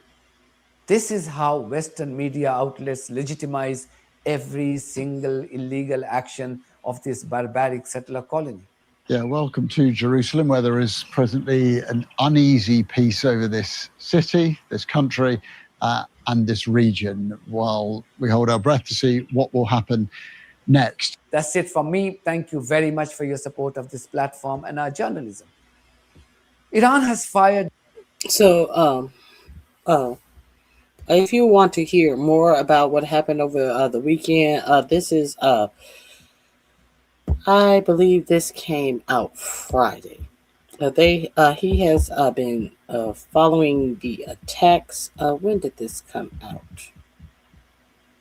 15 hours ago. So I'll go over there and check out this channel. The links are in my description box. Breaking: Iran, Israel missile fly. Trump begs. Good morning, everybody. Happy Monday. Trump begs Bibi not to strike. Is this not the same thing? Iran has fired missiles into the settler. Trump appeals for talks after Iran launches missiles over Lebanon strikes. Is your president now begging? Is your president now begging? Is this an act of power or an act of weakness?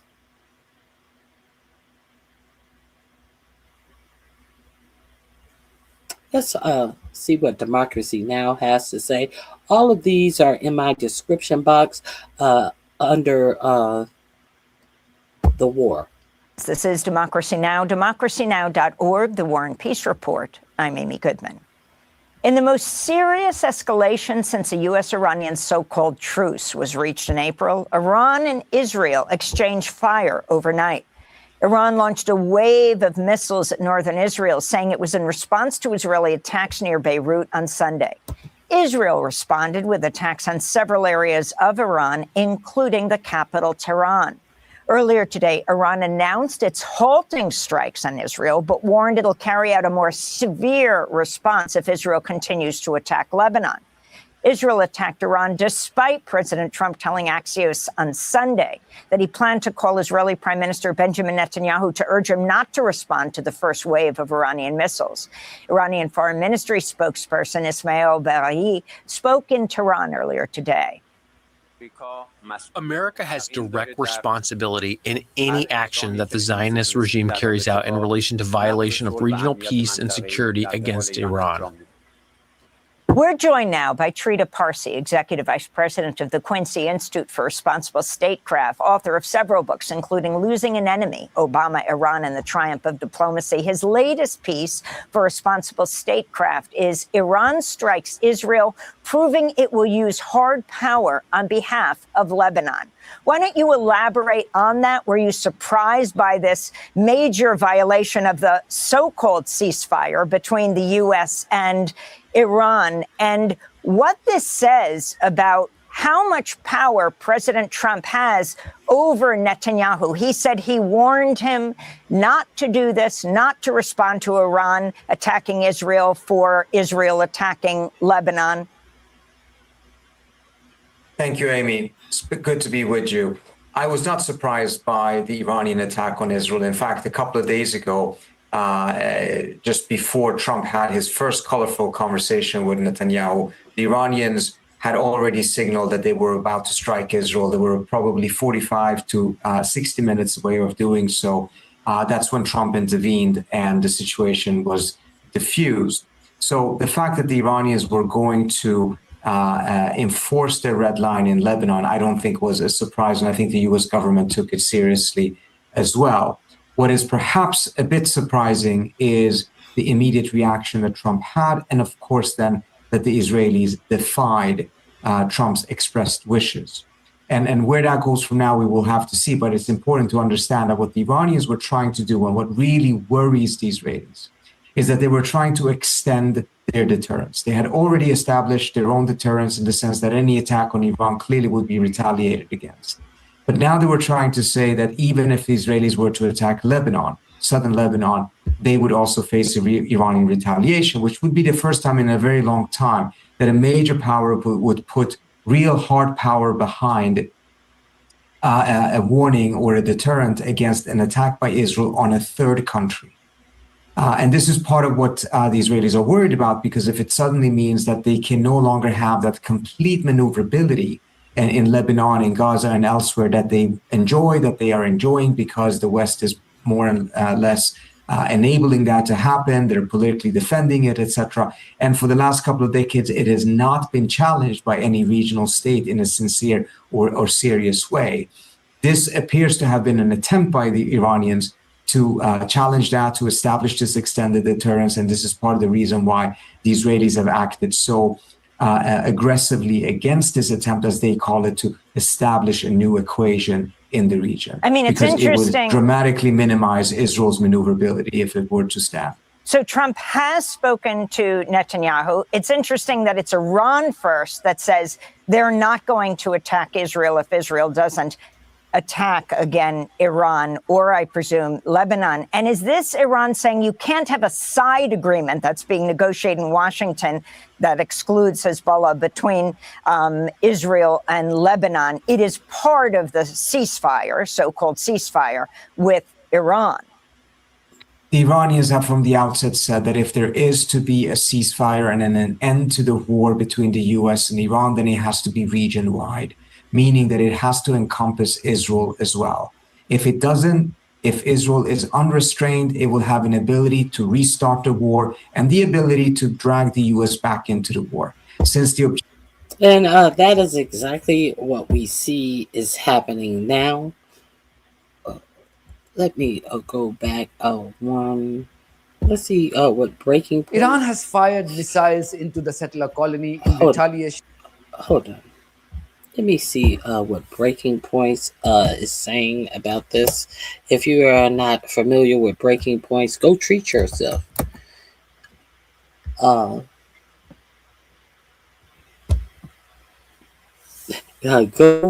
treat yourselves. Let's see what they are sharing about this. See if they have. Here we go. Monday, have an amazing show for everybody today. What do we have, Crystal? Indeed, we do. A whole lot of breaking news this morning in the Middle East. Iran struck Israel. Israel retaliated, even though Trump told them not to. We will let you know what we can figure out about where things stand this morning. Trump also with an explosive interview with Kristen Welker, almost literally massive rain and thunderstorms in the background. He rage quit at one point. There were a lot of interesting comments about Iran, so we'll break that down for you as well. The intel community is raising the red flag about Israeli unhinged, that's their words, spying efforts against the United States. Sagar has some exclusive information on that one. We're going to take a look at the stock market. The Asian markets actually were in free fall. U.S. markets also. The markets are in free fall as 4547 tried to assert that the markets had reached their highest point on today, as he was speaking on a Sunday when the markets are not even open. Do you understand what is really going on in the world? Do you understand why your president is rage quitting an interview and telling the interviewee she can't ask questions? Hold on, wait a minute, be quiet, be quiet, be quiet, be quiet. So she can't do a follow-up question as he continued to spew dumb bullshit, debunk lies on an interview. Down significantly on Friday. We'll see what's going on there. And Jeff Stein is going to join us. It's been a while since we've had him on the show. He's been actually out writing a book. He comes back with a very... Of you later. If you're watching this on YouTube, please hit... Continue to fire on northern Israel. Israel continue to fire. Forces are withdrawal. So they can... We don't agree to this because this includes the IDF needs to be included in the ceasefire. Hold on. That supposedly Israel and Lebanon had a ceasefire. This was very significant because Iran has always said Lebanon needs to be included in the ceasefire, and there is no ceasefire if Lebanon is not included. However, almost immediately, Hezbollah came out and said, we don't agree to this because this includes the IDF remaining in Lebanon and forces our withdrawal. So they continue to fire on northern Israel. Israel continued to fire at Lebanon and Beirut in particular. And Iran, rather than standing back and watching this and effectively, looking like they're not good to their word and that this is an important red line, did something quite extraordinary here. And they decided to go ahead and strike inside of Israel for the first time in quite a while. Let's go ahead and take a listen to Trey Yingst, Fox News correspondent who was on the ground there as this was unfolding. This is breaking news. Iran is launching a missile attack against Israel as we speak. Sirens are currently sounding across the northern city of Haifa, Israel's third largest city. We will be live on Fox News with this update. We do expect more information shortly. But again, these launches are coming from Iranian territory and are in response to the Israeli strikes against the Lebanese capital of Beirut earlier. Now, what they will tell you in our media that none of the missiles, all of the missiles that came from Iran were intercepted. This is one story you would hear. But we have heard another story that at least one of the missiles got through. So believe what you choose. Here today. But also understand that Israel is restricting the flow and the camera movement of every reporter that is reporting from Israel. So Israel, of course, looking for any excuse to get back to war making. They do not want any sort of a deal to resolve this war between the U.S. and Israel versus Iran. However, Trump came in and told a number of reporters immediately that he did not want Netanyahu and Israel to retaliate. Let's go ahead and put A4 up on the screen here. This is from Barak Ravid, of course, one of Trump's favorite reporters on these matters. He spoke with Trump on the phone. Trump said the Iranian strikes did not hurt anybody. Now it has been stated that Barak Ravid, who worked for Axios, is a Trump tool. Hopefully Israel is not going to retaliate if Bibi strikes them back. It's just going to keep going like the last 47 years or the last 3,000 years. I don't know what he's talking about there. Trump added, we are very close to a final deal with Iran. It is going to be a good deal. I don't want it to blow up because of what is happening now, and stressed, I am going to call Bibi right now, which reporting says he did, and tell him not to retaliate. Each of them had their fun. Israel had its strike and Iran had its strike. We don't... Now... Each of them had their fun. How many people died in the fun that your president wants to say that they are having? Each of them had their fun. This is your president. He is not a serious person. We're talking about missiles raining down on people. And he equates it to each of you guys have had your fun. So go back to your corners because I need to get the fuck out of this war that I have shown that I have no way of getting out of. And I need to get back to this alleged peace agreement that I cannot tell you who's negotiating for the U.S. side, and I cannot tell you who's negotiating it on Iranian side. Get back to your corners, fella. Israel, yes, you can strike them when you want to, but if they strike you back, I'm gonna act like I'm poo-pooing both of you. But if they don't attack you back, Israel, when you attack them, I'm not gonna say a goddamn thing. Let's continue. Need another one. He also spoke with the Financial Times. Let's put the next element up on the screen here as well. Israeli Prime Minister Benjamin Netanyahu will have no choice but to accept whatever deal the U.S. negotiates with Iran, Donald Trump said, because the U.S. president, quote, calls the shots. He won't have any choice, Trump told the FT in a telephone. Now, who believes that? Who believes when Donald Trump says that Netanyahu would have no choice because U.S. is calling the shots? After we see Benjamin Netanyahu has been doing strike after strike after strike over in Lebanon. When it is very clear that in the negotiations for ceasefires and anything about this war,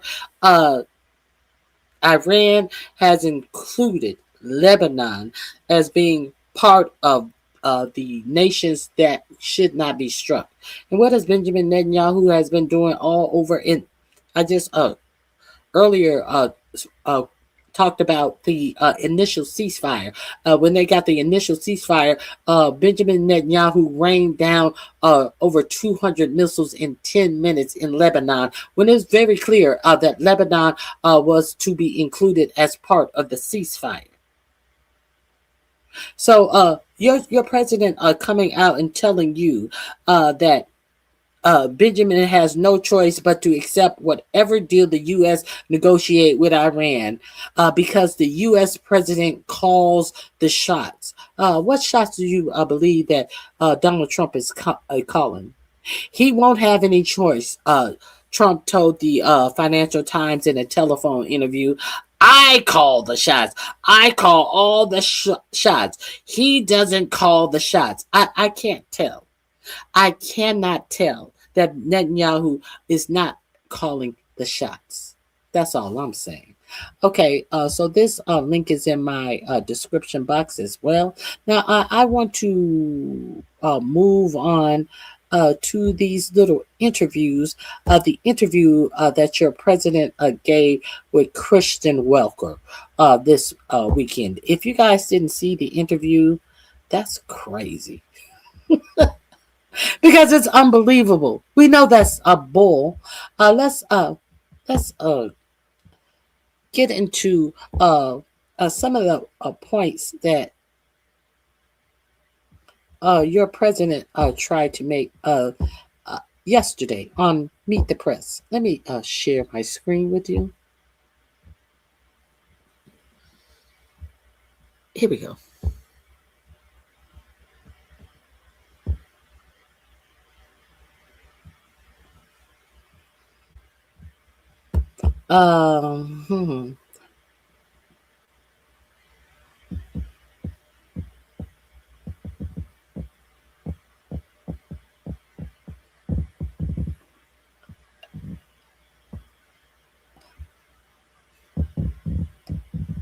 Is this the one? Yes. What is this? Trump says he will press Israel to hold back after Iran retaliates for Beirut attack. This is on June 6th. Iran launches missiles at Israel after Beirut strike. Israel Defense intercept Iranian projectiles. Trump says he will tell Netanyahu not to retaliate, seeks to keep peace talks on track. Hezbollah and Iran vow further response. Israel warns of renewed campaign if attacked. Beirut, Dubai, New Brunswick, New Jersey, June 7th. President Donald Trump said on Sunday, said on Sunday he would tell Israel Prime Minister Benjamin Netanyahu not to strike back after Iran fired a salvo of missiles at Israeli targets in retaliation for an attack on the outskirts of Beirut. So now, what does that mean? You mean to tell me your president hadn't already told Benjamin Netanyahu to stop the attacks? Would this be the first time? Is the fact that Benjamin Netanyahu attacked Beirut is because your president hadn't told him that you cannot attack Lebanon because we are in negotiation? He hadn't told him before Israel decided to attack Beirut. Did Trump forget that? I must tell Benjamin Netanyahu I'm trying to negotiate my way out of this war that I came into willy-nilly with my dumb ass, and now I am about to lose it all in this midterm elections, and I'm gonna be actually the lame duck that I've always been. He didn't tell him beforehand. He didn't tell him while he is talking about they are very close to successful negotiations. He didn't tell Benjamin Netanyahu that part of the negotiation was that he could not do any strikes in Lebanon. So on yesterday, how long has this ceasefire been, this alleged ceasefire where there have been much firing back and forth? How long has this ceasefire and these negotiations to end the war been going on? Since sometime in April, they announced the ceasefire. You mean to tell me that on yesterday, your president just found it necessary to tell Benjamin Netanyahu to not strike Lebanon? Are you telling me that your president wants us to believe that he's that stupid? So why do you have to tell Benjamin Netanyahu on yesterday after he's struck in Beirut? You hadn't told him before? Are you that dumb, President? Benjamin Netanyahu had not been told about you that you're trying to negotiate your way out of the war that Netanyahu told you to go fight? And who runs all the cars? Who has all the cars? Who makes all of the deals? Whose voice tells whom what to do? What did you say about that, President? Who calls all the shots? I'm curious. This is what these people are telling you. And they don't think that you have any critical thinking skills to say, on Sunday, you finally telling Netanyahu that he can't strike in Lebanon? After what happened the first day of the ceasefire, how he attacked Lebanon? And you told us that you were going to go tell them that he has to stop striking Lebanon. And now, once again, you're telling us again on yesterday after he struck in Beirut, isn't Beirut in Lebanon? But they think you are dumb. But he know his voters are dumb. But they think you are this dumb to accept this because they have purchased the media that they will not ask the most obvious questions of them when they tell the media this dumb shit. And there's no follow-up question of any type of fucking consciousness or any type of intelligence that follows them telling the media this dumb shit. Okay. Let me put this. This link is in the description box about the war. This is also in the description box under the war. so you can follow along with the bullshit that is being put out by this administration because they think you're stupid. Now, let me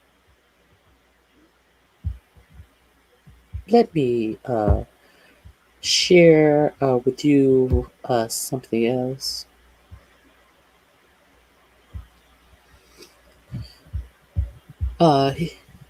Here is another article where Trump says Benjamin Netanyahu has no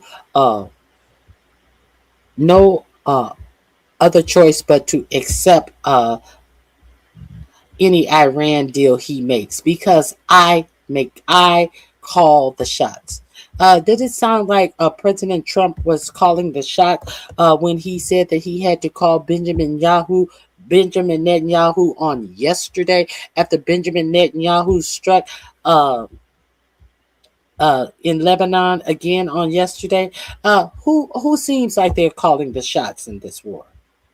As 4547 comes out and says that this dumb shit. This link is also in my description box. Trump declares Israel has no choice but to accept any Iran deal he makes. I call the shots. Quote, and I quote.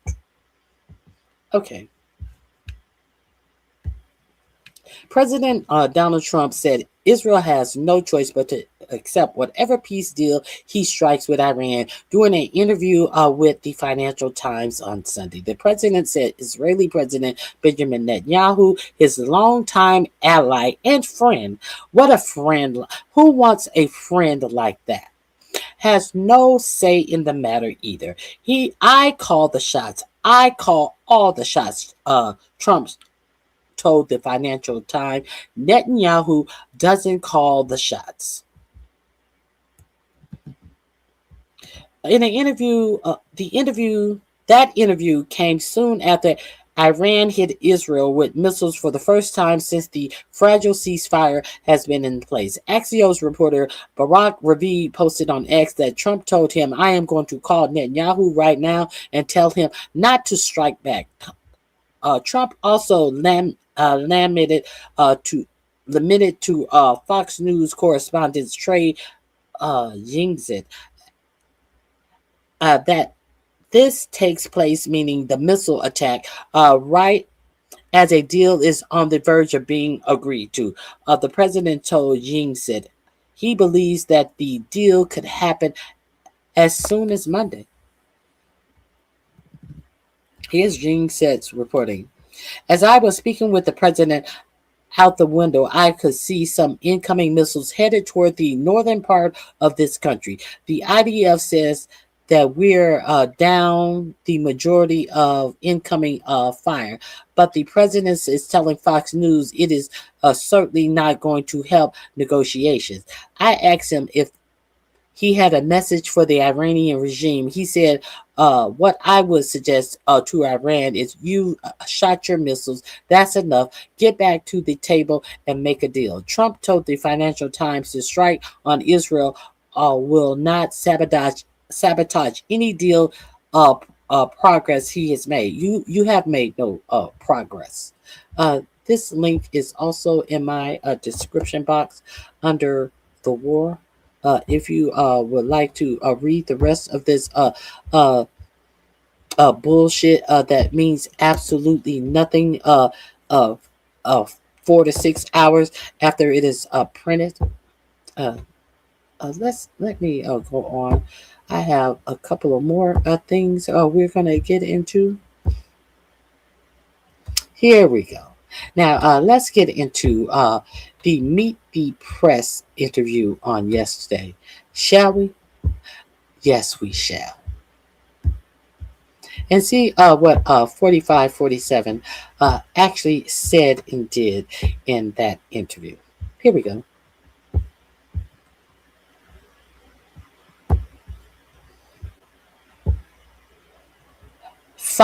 Count them, 5.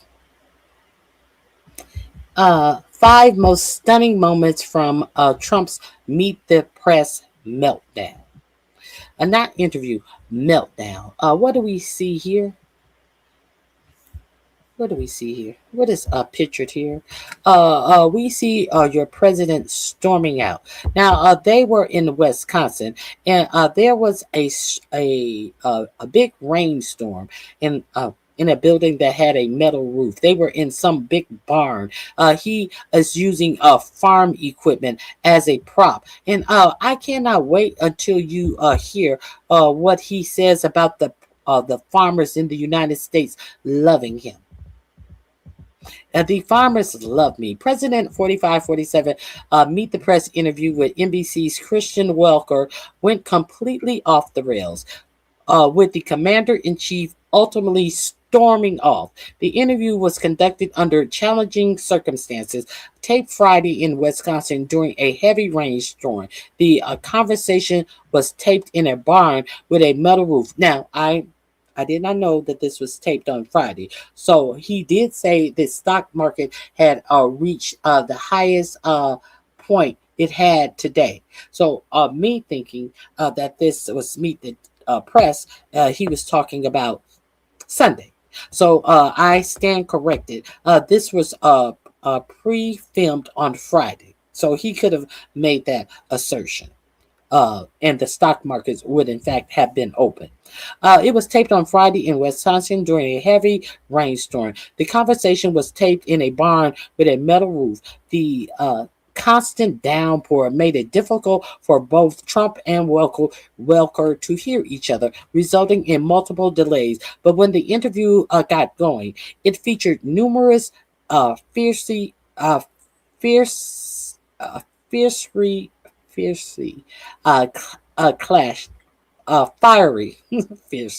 fiery clashes, Lord have mercy, with the president hurling numerous insults at Welker and NBC before storming off like a little bitch. Oh, it doesn't say like a little bitch. Before storming off.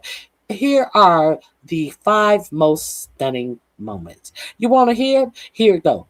Trump grilled on his repeated no new war pledges. So let me play this for you. I'm going to have to go here so I can play it without all of these pesky commercials. Let me play this for you. Here we go. I don't want the commercials. I don't want to wait for the commercials. I don't want the stalling that the commercials give me. So here we go.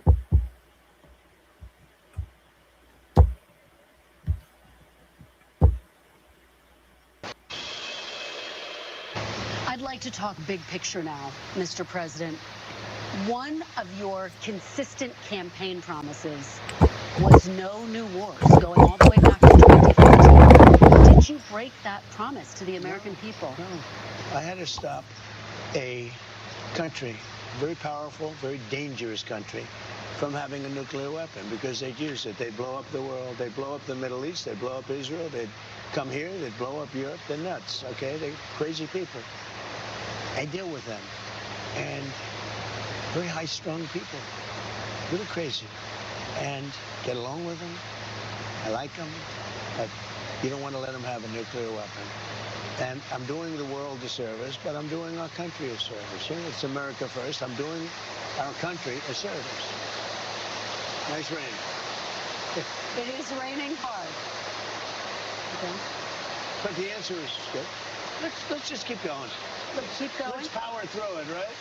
Here, we paused nearly 5 minutes for the rain to pass and then picked up our conversation. So you're saying you didn't break your promise, and yet, Mr. President, in your first term, you held to that promise, and it was so fundamental to who you were as a candidate to a first-term president. What changed? Because you insisted no new wars. First of all, I didn't guarantee no war. Why would I have built the strongest military in the world? I built our military. I inherited a terrible military. We had no equipment. We had nothing. I built a tremendous military. Biden gave a lot of it away, but it's still a relatively small portion compared to what. Now, these were very crazy people. They were crazy. They're insane. They're nuts. But I get along. I get along with them. I get along with them well. Why would I build up this military if I'm not going to use it? Wouldn't the fact that you build up a military be for national security, so no one would attack us, and if we are attacked, we are prepared? You mean that he's telling you the reason to build up a military is you plan out to go out and attack people? Why would I build up the military if I wasn't going to go out and attack people? Is what your president is telling you. That is the only reason to have a functioning powerful military, is to go out and attack people. This is the mindset of this sponge head motherfucker. Let's continue. What I built. But you said it over and over again, Mr. Why would I build a military? Now, I didn't want to use this, but I'm doing you and everybody else a big favor. In the midst of the greatest stock market in history, in the midst of the most successful country, because as you know, in the last term, we were a dead country, Kristen. I know you're a big liberal or a big progressive. No, but I'm just a journalist. We were a dead country. We were a dead country, and now we're the hottest country. At least he left that. We're the hottest country alive. Oh my God, this is a lot. I know you're a progressive. I know you're a Democrat. I know you're a progressive. Let's continue. A year ago, a couple of years ago, we were a dead country. Now we have the hottest country anywhere in the world. Oh, he didn't leave it out. And at the all-time hottest point, which is probably now, believe it or not, we just had all brand new stock market records today. But at the hottest point in the history of our country, I took Scott, Howard, I took Pete, I took everybody into a room. I said, I have to do this country, this world, the Middle East, Israel, everybody a favor. You have. So he has to do everyone a favor. He took Scott Bessent, Pete Kegbreath, in Epstein associated what is his name? Oh, God. He just said his name. I keep on wanting to say Witkoff. The Commerce Secretary, Howard Nutbag. Howard Nutbag. He had to take them aside and let them know that he, with your taxpayer dollar, needed to do the world a favor. What favor is he doing the American people with the American people's own tax dollars? He has no favor to do to you or for you. He has no health plan for you and your family, who are many of you, everybody likes to pretend like they are independently wealthy on the internet. So let's say it's not you who are losing your health insurance. Let's say it's someone in your family or your extended family. Let's not pretend like we are not going to be adversely affected by all of these people not having insurance, because the uninsured people who must use emergency rooms for their health care. What is that going to do for your health care bills if you are insured, if you are covered? That's going to increase the cost of your health care. So all of you people that act like you, I'm unaffected. That has nothing to do with me. I'm not poor. I'm not on Medicaid. That directly affects you because you are too stupid. Nobody has connected the dots to all of this and how it is going to adversely affect you. What about the people who don't get medical treatment? What is that going to do with the spread of diseases? And speaking of diseases, speaking of these pesky little diseases, we have the screw worm, we have the new Ebola virus, and we have the Hunter virus that are out. And all around all of these things have been announced. Where has Robert F. Kennedy been? Robert F. Kennedy has been missing in action. Reports have said that Robert F. Kennedy is no longer showing up to work.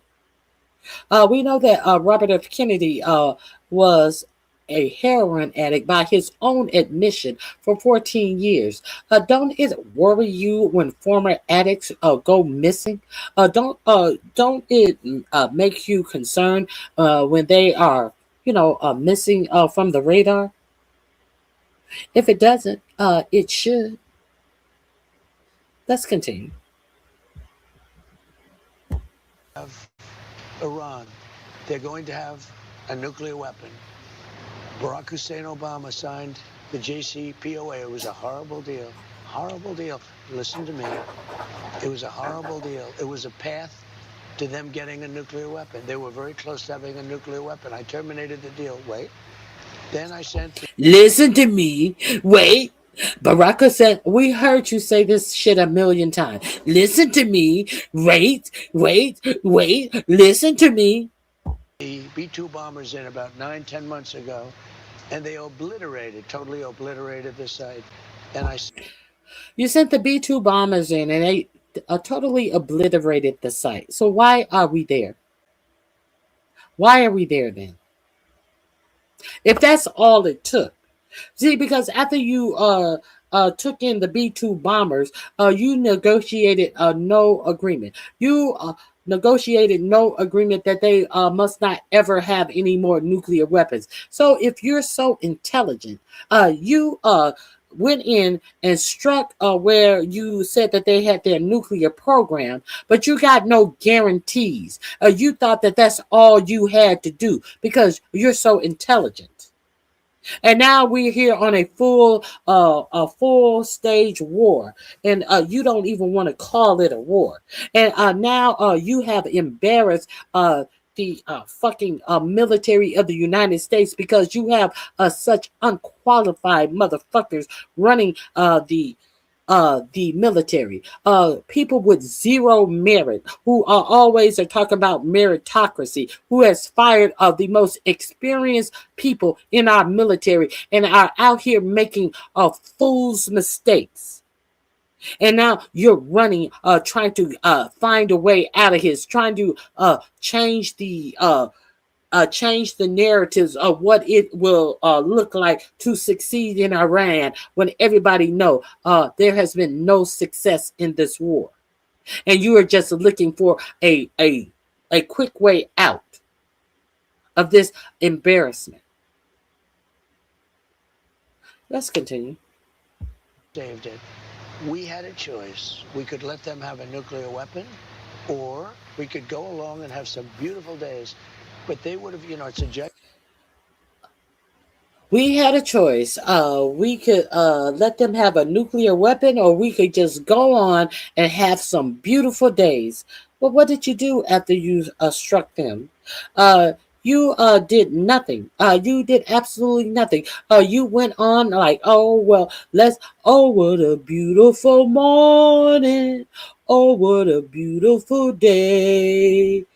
I just struck, I ran away. You got no agreements whatsoever. So obviously you went on and had some beautiful days. Or we could just go on and have some beautiful days, only to be back here 7 or 8 months later with the full military.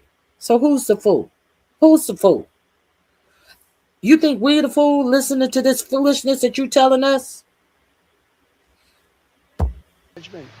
They would have used the nuclear weapon. And you know what? When people hear that whole scenario, when they hear me say Iran was going to have a nuclear weapon, and they're crazy, they say you're doing the right thing. I don't think it's I mean, you'll do polls because they're all fake polls anyway, especially yours. But you'll do polls, but they're all fake polls, especially yours. Now, does she have a poll? Especially yours. Now, now he's on his attacking her. For what? He's attacking her for exactly what? He's attacking her as an individual. For what? She has no polls, especially your agency, especially yours. Who is yours? I don't have no polls, bitch.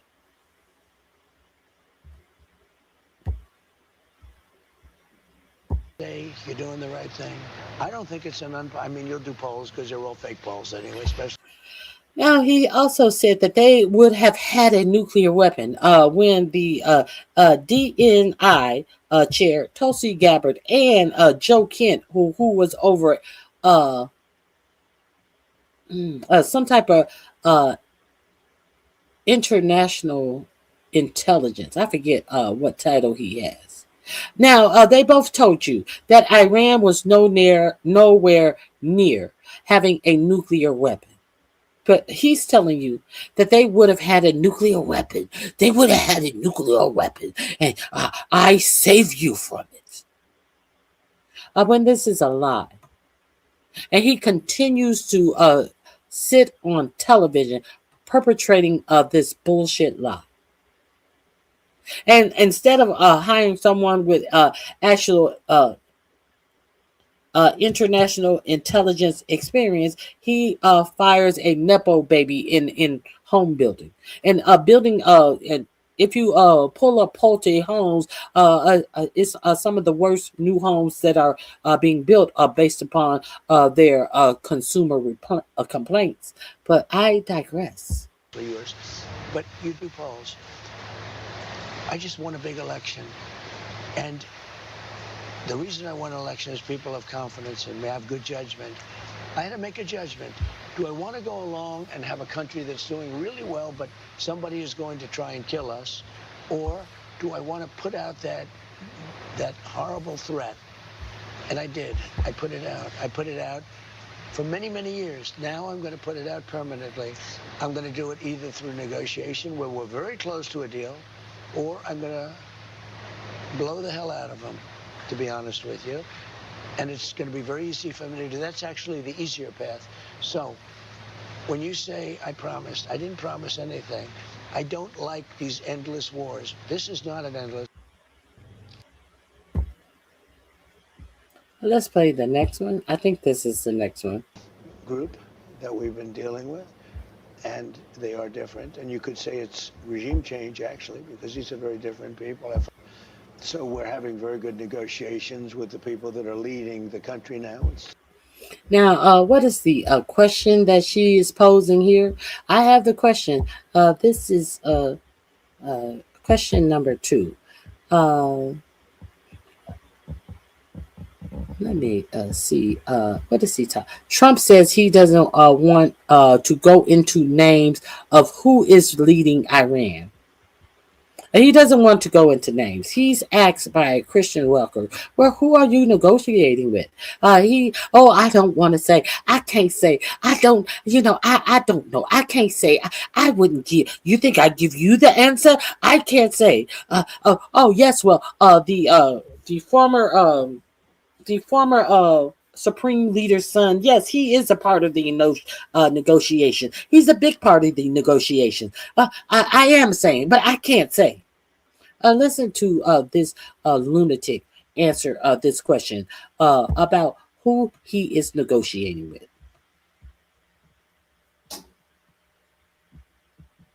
The third group that we've been dealing with, and they are different. And you could say it's regime change, actually, because these are very different people. I find them to be. This is the third group that we're negotiating. Hey, William, the Hunger God. Happy Pride Month to you as well. Now, this is the third group of people that we are negotiating with, and I can say that these are very different people. Who is the second group? I think that the second group was supposed to be the Supreme Leader's son. So he wants to tell you that this is the third group. So we are no longer negotiating with the Supreme Leader's son, who is a more extreme in his thinking and visions of how Iran should be run. We're on our third set of people we're negotiating with. So you're not negotiating with the son who has never said that he wants Iran to have a nuclear war. He's injured. He's hurt. He's maimed. Let's hear this. More rational. Very smart. Who is that? They're more rational. Now, It's regime change, actually, because he's we actually heard that the son of the supreme leader is less rational than his father, who was killed in the first strike in Iran. But he wants you to believe that they are on their third group of people. Well, who are these people? They're very different people. I find them to be more rational, very smart. Who is that? Who's leading Well, I the don't want to go into country? names, but you know who they are. I mean, they're leaders. They're respected. Oh, well, I don't want to go into names, but you know who they are. How would she know who they are? How would she know who these leaders are that you're negotiating with? Because at 0 point has your administration told you on what level of these people are that they are doing these alleged negotiations with. You have zero knowledge if the people that they are saying that they are negotiating with even have the power to make a deal for Iran. So if the deal doesn't go through, if you are negotiating with someone who doesn't have the power to approve any of these deals, you're going to try to say it's Iran's fault.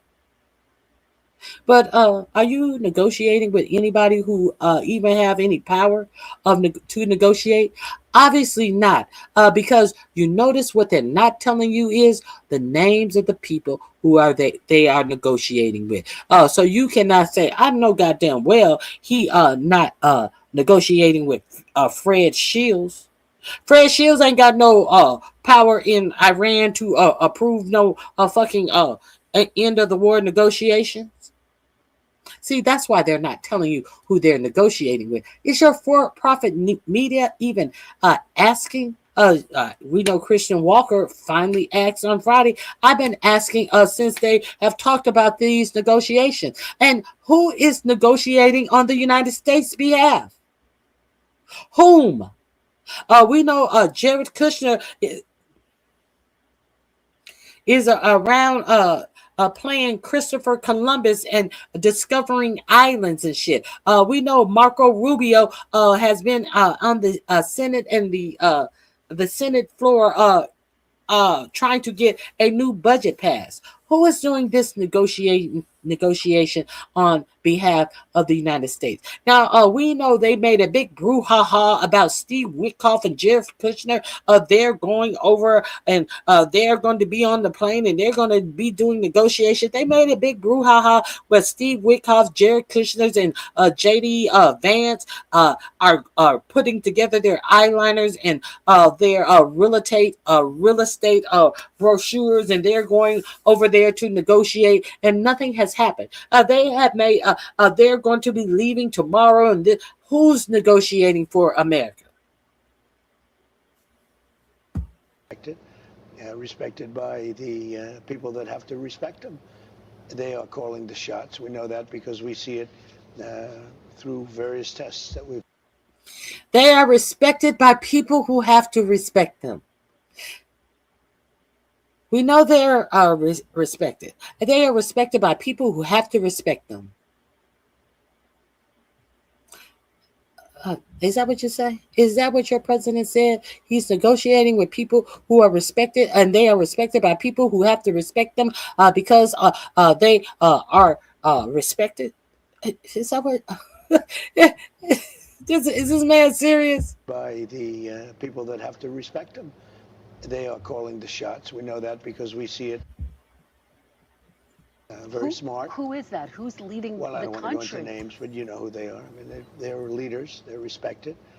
Respected by the people that have to respect them. They are calling the shots. We know that because we see it through various tests that we've given. It's a little bit. They're calling the shots, and we know that because various tests that we have given. As in what? As in what? Allowing Benjamin Netanyahu to still strike Syria and then wars rain out from Iran. Are these the tests that you're giving them?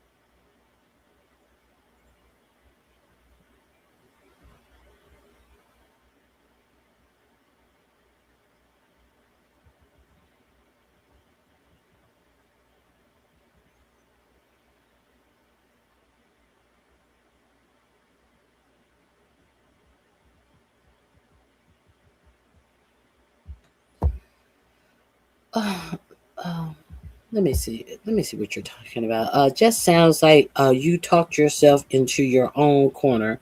Hello, you are. Hello. Are you to make no damn sense at all? Obviously, I can't make sense to a fool like you. What did he do? But in this case, Donald Trump did a fantastic job shutting her off and making her come all the way there and to let her big mouth overrun herself so she don't get the freaking interview. What a get the freaking interview. What a dumbass. Oh, is she the dumbass?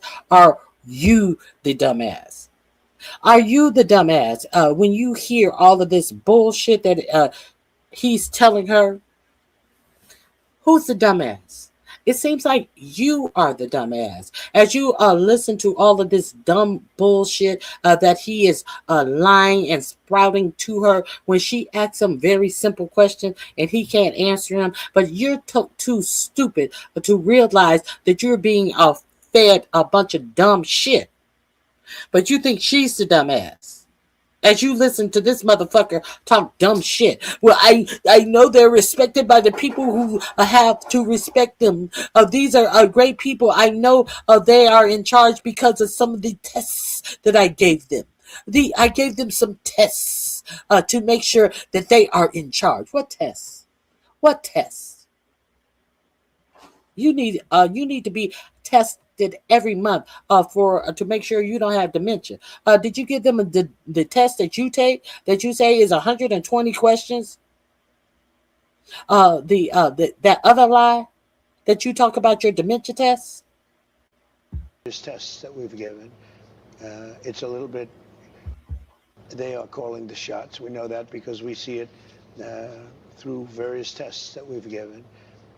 It's a little bit strange because you have leaders that have been there for a long time and they get wiped out. Then you have leaders that you also know, the second tier, and they get wiped out. All of a sudden, we're dealing with different people. But no, I think that. And then you have the second tier and they get wiped out. And then we are dealing with different people. But this David Hemphill idiot thinks that Christian Welker looks like the fucking fool in this interview.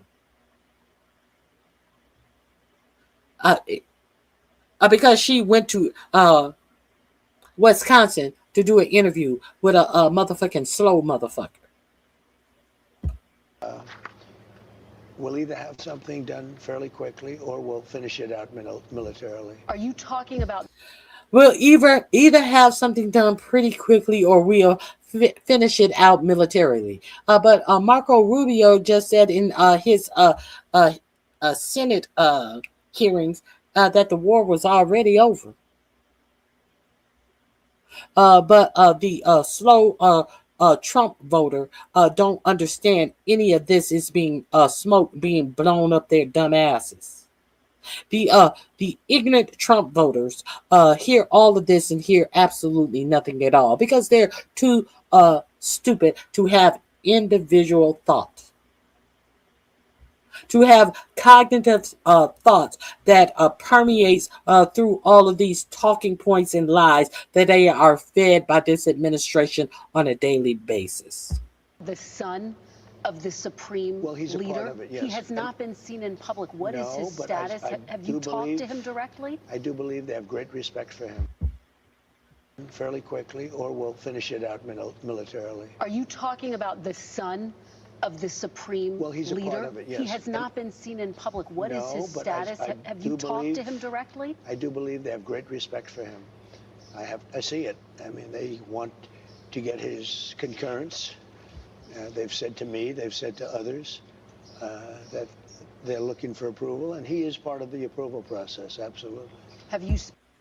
Now, the son of the supreme leader, that would be the second tier, who you said that you guys have gotten rid of. That would be the second tier leader. You just said that you had gotten away with them, but now you're saying that this third tier of the people that you respect and you can talk to, oh yeah, well, that is definitely a part of it, and they want his respect, and he is definitely a part of it. So if he's definitely a part of it, did you get rid of the second tier of these people that you are negotiating with? These people who you cannot name, who positions in government in Iran that you cannot mention either. What the fuck are we doing here? What the fuck are we listening to? What the fuck is this shit?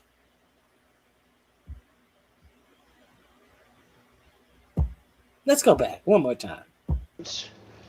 They've said to me, they've said to others that they're looking for approval, and he is part of the approval process, absolutely. Have you spoken to him directly? You I said have you not. want to meet with him. No, I have not. I would if he'd like to, but I have not spoken to him directly. Do you know where he is? I will tell you, they do. How he is? Yeah. They do pay homage to him. I would tell you if they didn't. They seem to, based on what I see, they seem to respect him a great deal. Do you know where he is? Do you know how he is doing physically? I don't want to say whether or not I know where he is, but there's a good probability that I do. Is he inside Iran?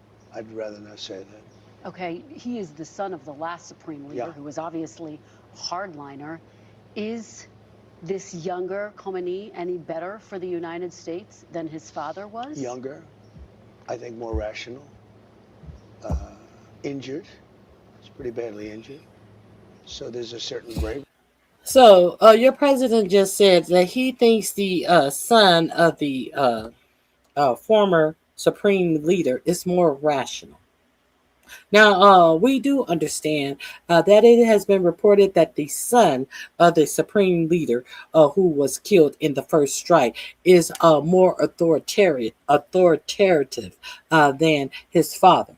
It has been reported that the son of the former supreme leader has no problem with having a nuclear weapon. But your dumb president is thinking that is the opposite. He is trying to tell you that he thinks it's the opposite.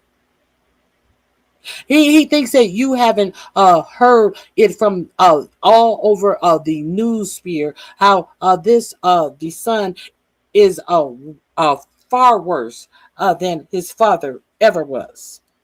Is this what your president believes? Is this what your president have you dumb Trump supporters think when it is factually untrue? Injured. He's pretty badly injured. So there's a certain bravery there. A lot of people, if they were injured that badly, they wouldn't be talking about, how we doing with the United States. They'd have other things on their mind. So there's a certain bravery there, but he is very seriously injured, yeah. What is the status of talks exactly in this moment? How close are you to making a deal? Are we talking about days, weeks, months, Mr. President? I think we're very close. We have a couple of points. They don't even seem like big points. They've conceded the fact that they will not have nuclear weapons.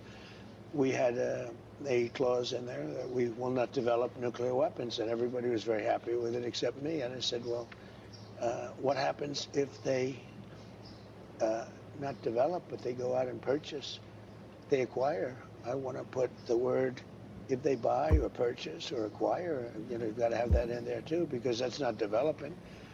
So they don't have the right to develop or purchase, acquire, or buy.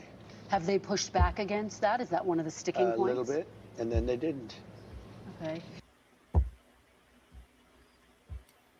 Have they pushed back a little bit and then they didn't? Let's go to the next burning question that 4547 had with Christian Welker. Let me remove this. Let's go to the next question, shall we?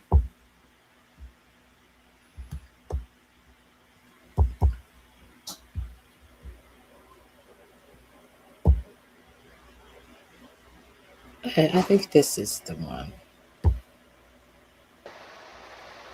Gas is up Diesel is up. It's all coming down as soon as the war's over. Well, 70% of farmers say they can't afford fertilizer. What's The your farmers message are doing very well. Let me ask you, what is your message to farmers, many who support you, but who say All of they're them struggling? support. Who say they're Because there's struggling? nobody been better to farmers. You know, I gave What is your message to farmers that say they are struggling as you sit in Wisconsin with a big tractor as some prop? What is your message to farmers? All of them love me. All the farmers love me because I'm the incompetent Donald Tree. The farmers they love me because I'm the incompetent DT. Is that what they saying? You the new Heavy D in this bitch? What is your message to farmers, many who support you, but who say All of they're them struggling? support me. Who say they're Because there's struggling? nobody been better to farmers. You know, I gave farmers last term $28 billion because China took advantage and other people. And you know who paid for it? China. Last term. You know, I had a great first term. I had the greatest economy ever. And you know what? This one's blowing it away. He's talking about his first term. As the farmers had been suffering because of these tariffs. The farmers were going broke. More farmers lost their farm this year than under any other administration. But he wants to say what he did last term for the farmers. And she's talking about the actual farmers during this administration. What's your message to farmers, though, Mr. President, who say they are struggling, they're struggling to make Are ends you ready? meet? Are you ready? Am I allowed to talk? You keep asking questions and you don't listen to the answers. She did listen to the answer. She's asking you, what is your message to farmers? I don't recall her asking you that question. Not one time. I hear you bloviating and talking dumb shit and bullshit about your last term as farmers are losing their farms at a rapid clip. As farmers are taking their own lives because they are losing farms that have been in their family for decades. What are you doing for the farmers? I remember you couldn't do anything for the farmers when you gave Argentina farmers. They're hurting. They're dying. They're dying. We need to give Argentina $40 billion. While our American farmers had to wait for the government to reopen before you gave them, how much you gave them? Something about around 12 or 14 billion dollars to our own American farmers, and much of that went into not the farmers' pocket, to the pockets of the people who held their debt for their seeds, their fertilizer, their equipment. You gave them nothing. You gave your farmers in the United States nothing. As you were the reason why China, in your tariffs to China, why China refused to buy any soybeans or U.S. corn. Why China decided to buy corn in Brazil. You know, the same Brazilian the same Brazilian company that you allowed to get on the U.S. stock market, even though the brothers had committed crimes, had served time in jail, and have taken over the meat packing business in the United States, had served time in jail for corruption, and now U.S. farmers find it very too expensive to even raise cattle because the prices they are having to pay to put their get their cows slaughtered by these Brazilian companies that you have allowed to take over the meat processing in the United States. What do the farmers think of you? What? Hold on one second.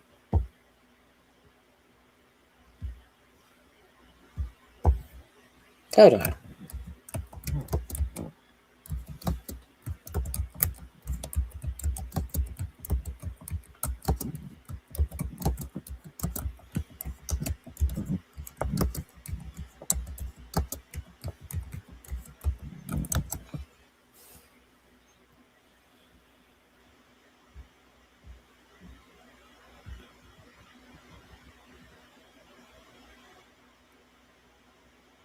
Hold on.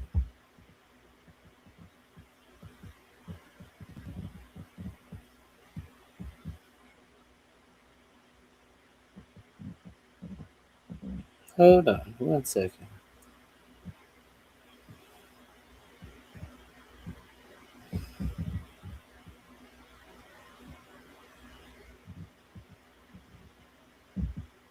One second.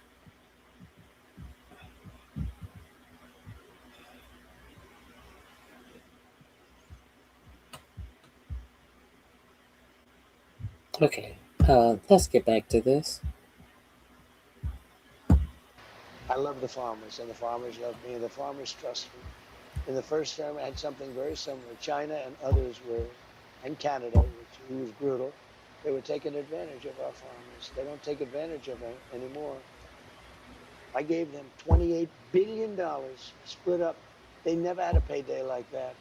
And the farmers loved me, and they came back and they voted for me in record numbers. You know that. Nobody's ever even come close. Now, because of the fact that we had a choice, I had a choice to make. I could keep it going. The farmers were doing great. Fertilizer was very cheap. Everything was cheap. Gasoline was very low. Everything was very low. I could have kept. Did you notice that, or what he did not say? He said everything was very low. He said nothing about the impact of his tariffs that he had. He act like farmers were sitting around here dancing a jig.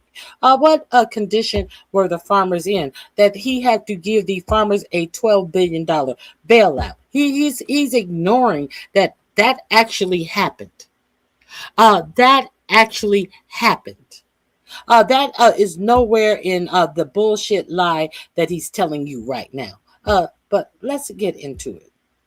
U.S. Farmer says Trump $12 billion aid package won't cover losses. That was 5 months ago.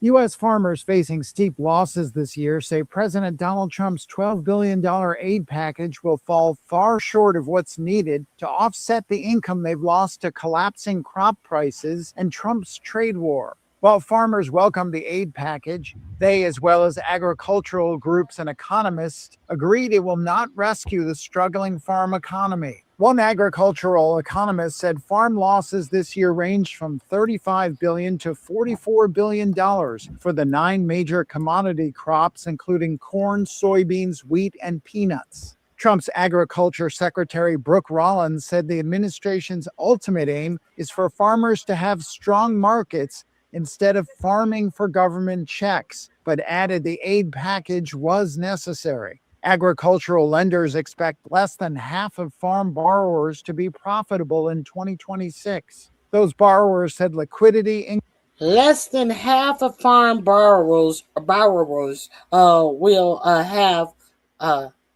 any money. Less than half. At least these are of the farmers that are still surviving after they had to wait. I think 6 to 7 months for any farm aid. Income and inflation are farming for government checks, but added the aid package was necessary. Agricultural lenders Now, Brooke Rollins, this airhead ass bitch. Everybody is trying to leech off the government, according to this bitch. I want farmers to be farming for profit and not government checks. Oh, and let's not forget about the cutting of U.S. aid. U.S. aid that used to buy tons and tons of the farmers' products, the soybeans and peanuts and all of these things that supported, that were purchased by U.S. aid. Where have all the farmers gone? Long time passing. Where have all the farmers gone? They've gone away. Expect less than half of farm borrowers to be profitable in 2026. Those borrowers said liquidity, income, and inflation are their top concerns. According to a November survey of agricultural lenders by the American Bankers Association and Farmer Mac, Trump's tax and spending law, called the One Big Beautiful Bill, could push some farm payments higher next year. While this is welcome and significant, another agricultural economist tells Reuters it is not enough to help farmers get ahead of mounting debt and higher expenses. This time of year is all about the cattle. Most of all the farmers done. Yeah. Why U.S. farm bankruptcies are surging? But what is he saying to Christian Welker on yesterday about the farmers loving him? Is he talking about why farm bankruptcies were surging? How long ago did this come out? So you cannot pretend like you are unaware. This came out 3 months ago. As your president sit in front of a prop with a big ass tractor in Wisconsin, talking about how good the farmers have it and how much he gave them in his first administration, and before the war everything was low, fertilizer costs were low, equipment was low, everything was low, but he negated to tell you how many people lost money on their crops in 2026 and their farms went bankrupt. Y'all want to act like y'all don't know? You can't sit in my chat and act like you don't know facts, because I'm going to give you the actual facts. Both of those links about the farmers are in my description box under farm losses. This is a story about the American farmer. People like Kansas farmer Craig Frochner. Never thought of doing anything else? Or did you? I did when I was in high school. I swore up and down I'd never come back to this godforsaken country. But I ended up doing it. And cattle ranchers like Jeremy Brooks in Oklahoma. We wouldn't do it if we didn't like it. We're not doing it for the money, I can tell you that. It's a story about family farmers and ranchers who are the heartbeat of U.S. agriculture. Many live here in Kansas and Oklahoma on vast flat lands called America's Heartland. And right now they are facing a tough row to hoe. Some of the biggest challenges in years. And what's in here and how much? Well, right now it's all full of milo. Sorghum, sorghum. And there's probably 500, 600,000 bushel in the two facilities. Kim Barnes is the chief financial officer for the Pawnee County, Kansas Cooperative. 2,200 farmers are members who sell their grains to the co-op, which sells to buyers around the world. At 71 years old, Barnes has seen this movie before. You know, what's jeopardizing the American farmer's future? Weather, geopolitical decisions. You know, we've had 4 years of drought here in this area. Years of drought burned up pasture lands. Feed costs soared. Ranchers were forced to trim their herds. Tariffs wiped out some markets for crops like sorghum and soybeans. Then you've got increase in fuel costs, labor costs, finding labor. All of us are struggling to find labor. Equipment costs, fertilizer costs. At the Brooks Family Ranch in Ames, Oklahoma, the business is raising cattle. You look for smart ways to raise your profile to generate more income to help cover added expenses. So, you know, a marketing team might help. Meet the Brooks marketing team. Rita, Beth, and K4. Yes, they are cows. You got Rita, Beth, and then you got a K4. What the heck is that? What's a K4? Well, when I was a kid growing up, I had a bottle calf. Her name was Karen. Okay. So this is Karen. It is the fourth daughter of Karen. So K4, so you talk about bottle fed. So you were literally bottle feeding. Yes, sir. Yep. Me and my brother every morning, every night, we would go out and make bottles and go feed her in a barn. So what are they doing in here now, in this pen? What are you doing? This pen right here, this is the marketing team pen. This is your marketing team here. This is the marketing team here. Where'd you get that name? Well, who came up with that? My lovely wife came up with it. That would be Elizabeth Brooks. And yes, if you are wondering, Beth the cow is named after Elizabeth. She, Elizabeth, not Beth, handles the ranch social media presence.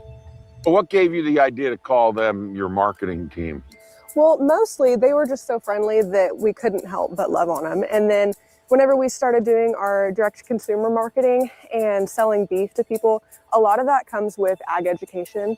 Okay. Most people don't know where their beef comes from or what all goes into it. You know, when you Like ask, us. Exactly. Well, hopefully, exactly. yeah. We're learning. Yeah. When you yeah. ask kids where hamburgers come from, Yeah. their standard answer is McDonald's. In 2025, they began selling beef directly to customers from the ranch website and farmers markets, a way to expand business. Pictures and videos on the ranch website showcase life. Keeping the ranch profitable in the face of ever-rising costs is not easy. Jeremy says, think of it as if you're buying a new pickup truck. In 1975, it took 14 calves, not big ones like this, but baby calves off a cow to buy a new truck. That same new truck 50 years later, it takes 42 calves. 14 to now 42. Brooks says they are getting hammered from all directions, increasing costs for feed and equipment. To put the brakes on high prices for beef at the supermarket, the Trump administration proposed quadrupling the amount coming into the U.S. from Argentina.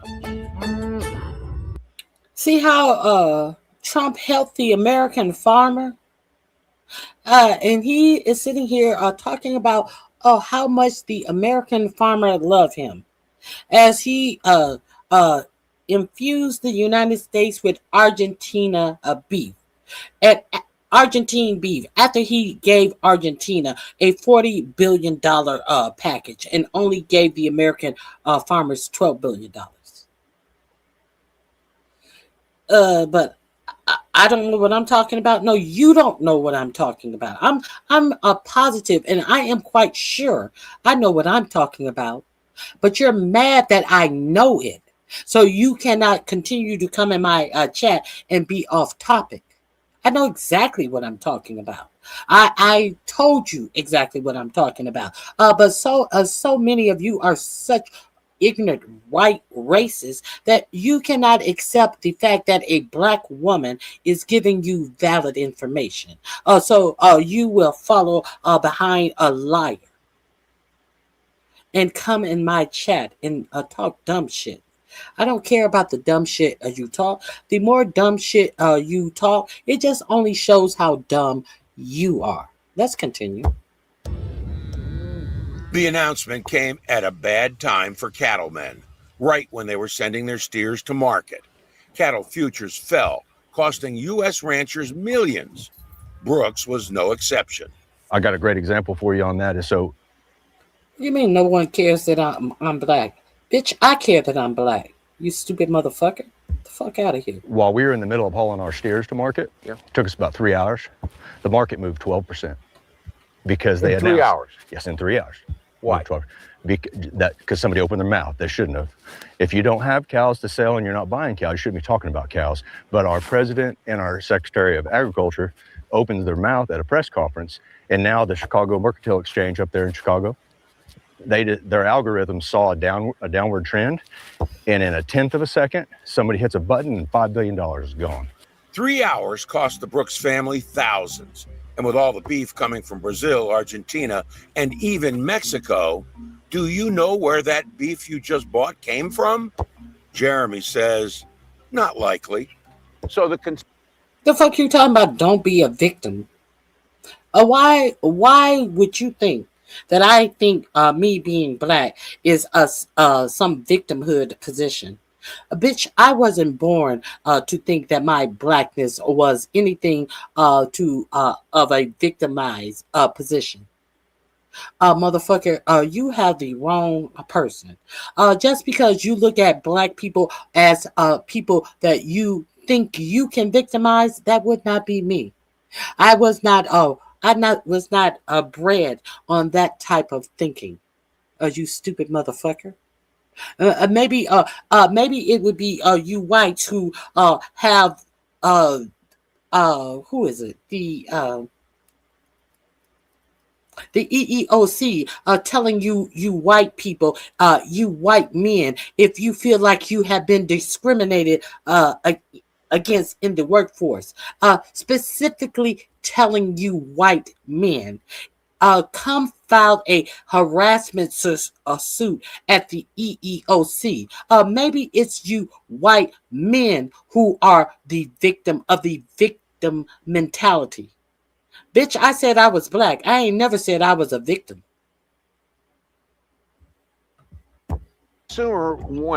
It seems like you snowflakes are the victims. When I go to the store, as I just said then, I really don't know where that beef product, where that steak that I just bought came from. You have no clue because they won't mandate the labels. U.S. ranchers want country of origin labeling. That would mandate specifying where the cattle were born, raised, and slaughtered.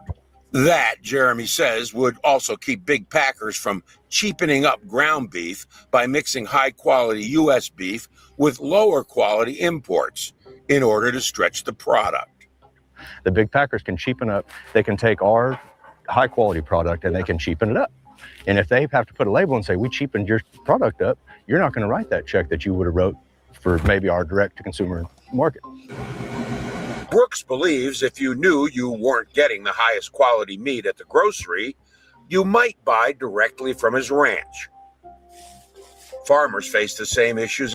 If you knew that these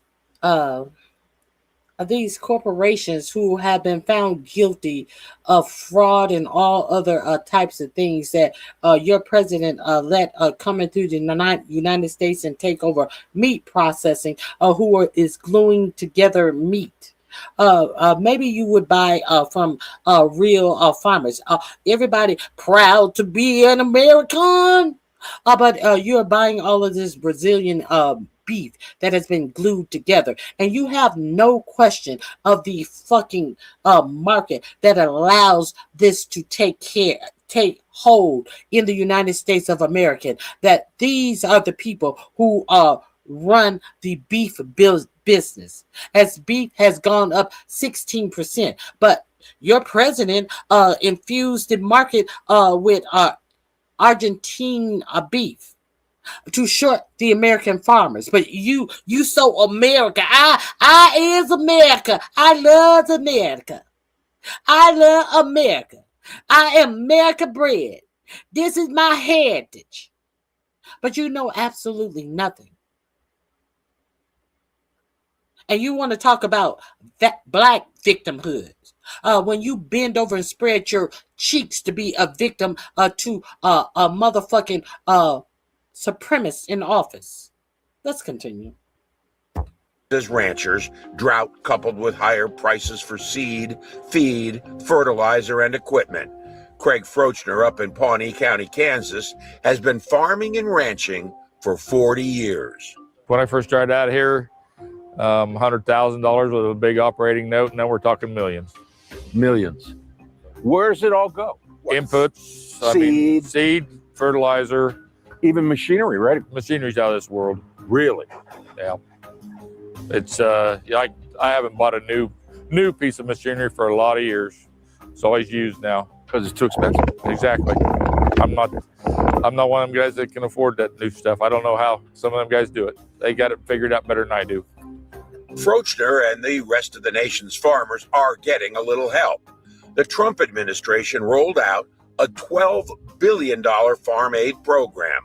Most of the one-time payments go to farmers growing crops like soybeans, corn, rice, and sorghum. This payment that the government's going to give you, the $11 billion, that everybody's going to get a little bit of your smile. A little bit. A little bit. Is it anything more than like a Band-Aid? That's about what it is, just allowing us to operate another year. So, do you feel as if you operate year to year sometimes? I mean, is that how it is? That's always how it always is. You have the good years, and hopefully you put enough back to take care of the bad years a little bit. The one-time payments come in the wake of tariffs on imports from some countries. China was the #1 importer of sorghum, or as it's called, milo. They are buying from Brazil now, Another market went away with the dismantling of the USAID program and Food for Peace, which allowed the government to buy grains from farmers to donate to countries in need. A year ago, Kim Barnes wasn't sure what the future would hold. Kansas grows 80% of the country's sorghum. But economically, from an economic standpoint, things are a whole heck of a lot better for you than they were a year and a half ago, right? Yeah, because we had 1.7 million bushel of milo at $4 a bushel. Sitting here drawing interest.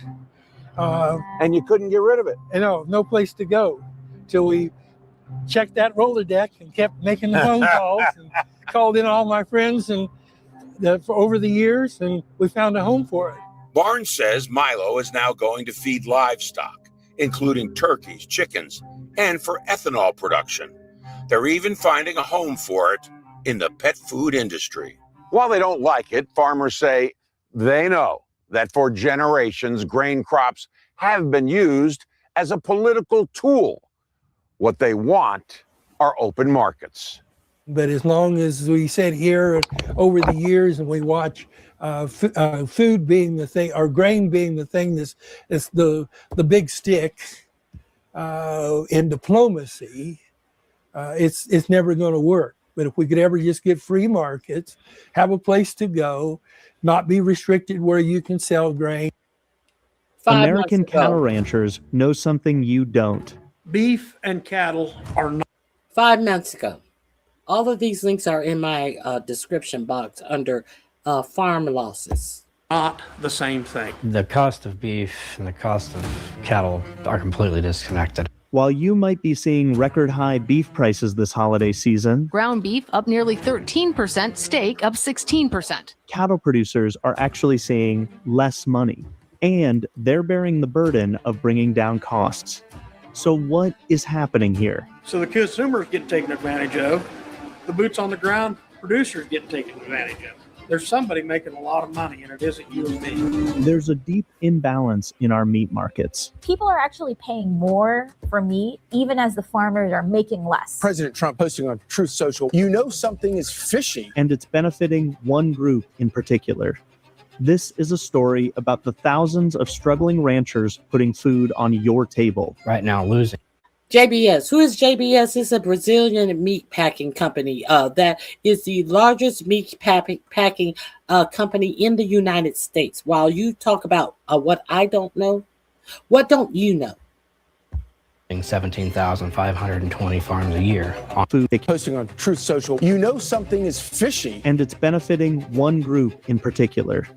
This is a story about the thousands of struggling ranchers putting food on your table. Right now, losing 17,520 farms a year on average. What happens in 20 years when we're all gone?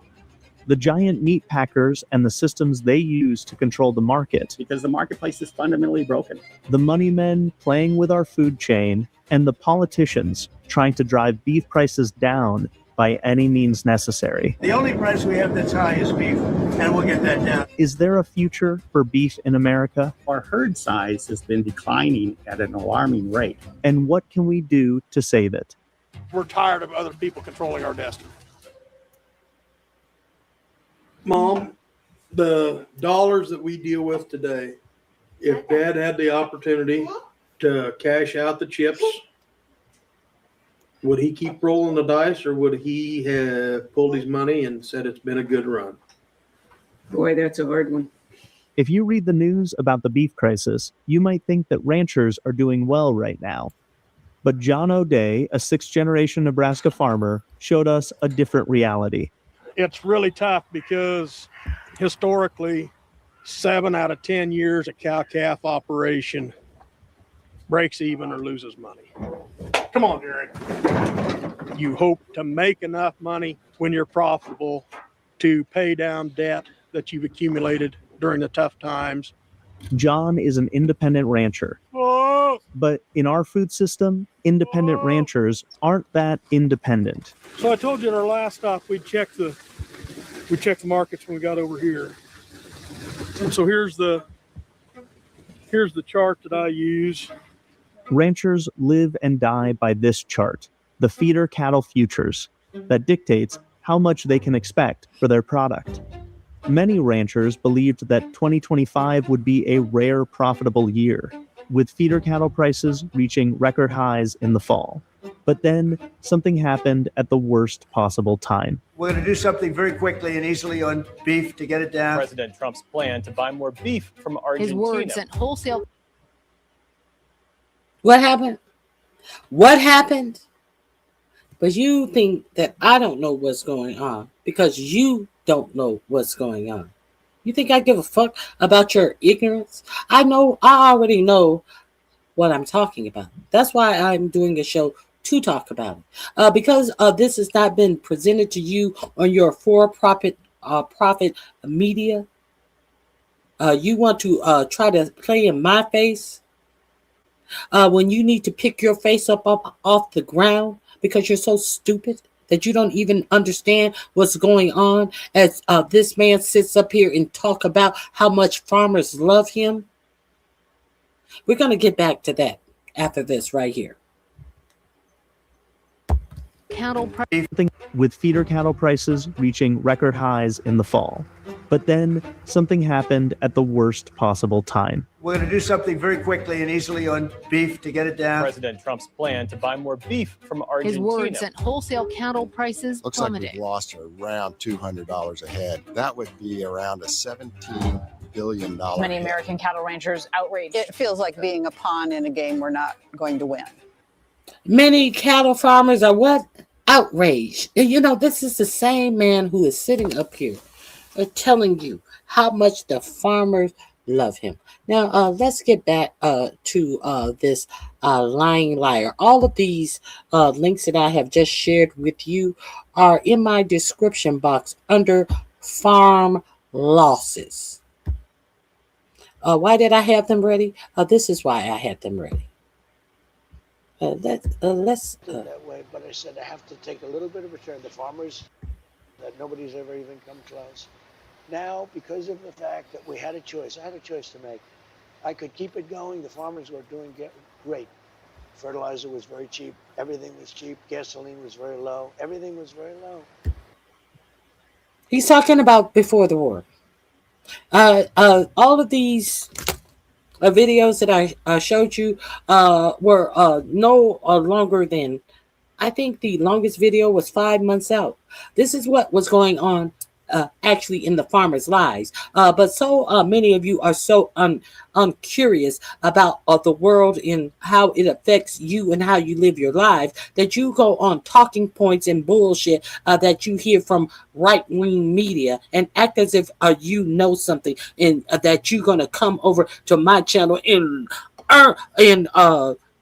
just take over and what is it? We're going to something the libs. You're going to tell me something about life when you know nothing about life. When you know absolutely nothing but a bunch of dumb talking points. You're ignorant, and that's why Trump loves you. The ignorant voters. What has your ignorance gotten you? Let's continue. You're gonna, what is it? Whatever. I could have kept it that way, but I said I have to take a little bit of return. The farmer's going to understand it better than anybody. We're going to have a higher gasoline. We're going to have a little higher fertilizer, et cetera, et cetera. But I'm going to get rid of a nuclear weapon in the hands of very dangerous people. Excuse me, wait. It should have been done for 47 years. No president had the guts to do it. I did it, and I've done it. It's almost complete. As soon as that's complete, gasoline prices are going to drop like a rock. You know, I was in Iowa speaking about farms, and it was before we attacked Iran. And I was in Iowa, and the prices were $1.85 a gallon, $1.91 a gallon. Okay, that's it for that clip. I think there is a little more. Let me share the next video clip. Is he still going to be talking about farmers on this next clip? It is possible, but it's also possible that they have gone on to another topic. Let me share this with you.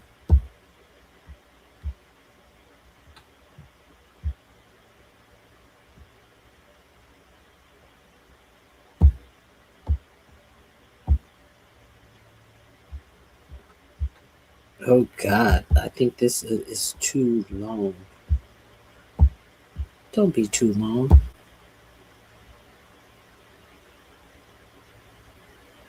Oh, nope, I can't share that. Let me share the next one. It's too short. Let me share the final clip with you that I have from this interview. And that's what your president said about farmers. Is there any anybody want to challenge me about what your president had the audacity to sit up there and lie about how the farmers loved him on yesterday? Well, actually, technically Friday when he did the interview. Anybody has anything to say now about me or my intelligence or lack thereof? I thought no. $1.8 billion so-called anti-weaponization fund. It was going to compensate people who say the federal government weaponized the legal system against them. It's been blocked by the courts, met with opposition from Republicans and Democrats in Congress and Democrats. Excuse me, mostly Democrats. Mostly some Democrats and some Republicans. Some. Very few Republicans. Just to be very clear, are you backing off the fund completely, as your acting Attorney General Todd Blanche has said, or are you looking for another avenue to revive So let me explain what the fund is. People have been hurt so badly by radical left lunatics that worked for the Biden administration and Sleepy Joe. They're vicious, they're violent, what they did to people. And of course, they went after me more than anybody else. They raided Mar-a-Lago and all the other things. But people have been badly hurt. They've committed suicide. They've lost their jobs. They've lost their... They've committed suicide. Is he talking about the farmers again? Oh no, he's talking about the January 6ers. Why isn't he talking about the crimes that they have gone on and committed since they have been freed? And now he's telling you that they deserve money. Would they deserve money of the one who has been rearrested on child essaying children, who told the children if they stayed quiet that he would leave them money in his will because he was expecting to receive money from Donald Trump for his storming the Capitol? How come he's not talking about that?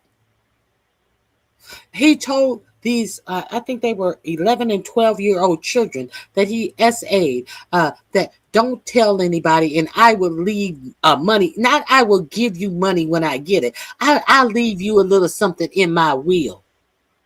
I'll leave you some money in my will if you don't tell the police that I have been essaying you. One of the people that your president either commuted or pardoned.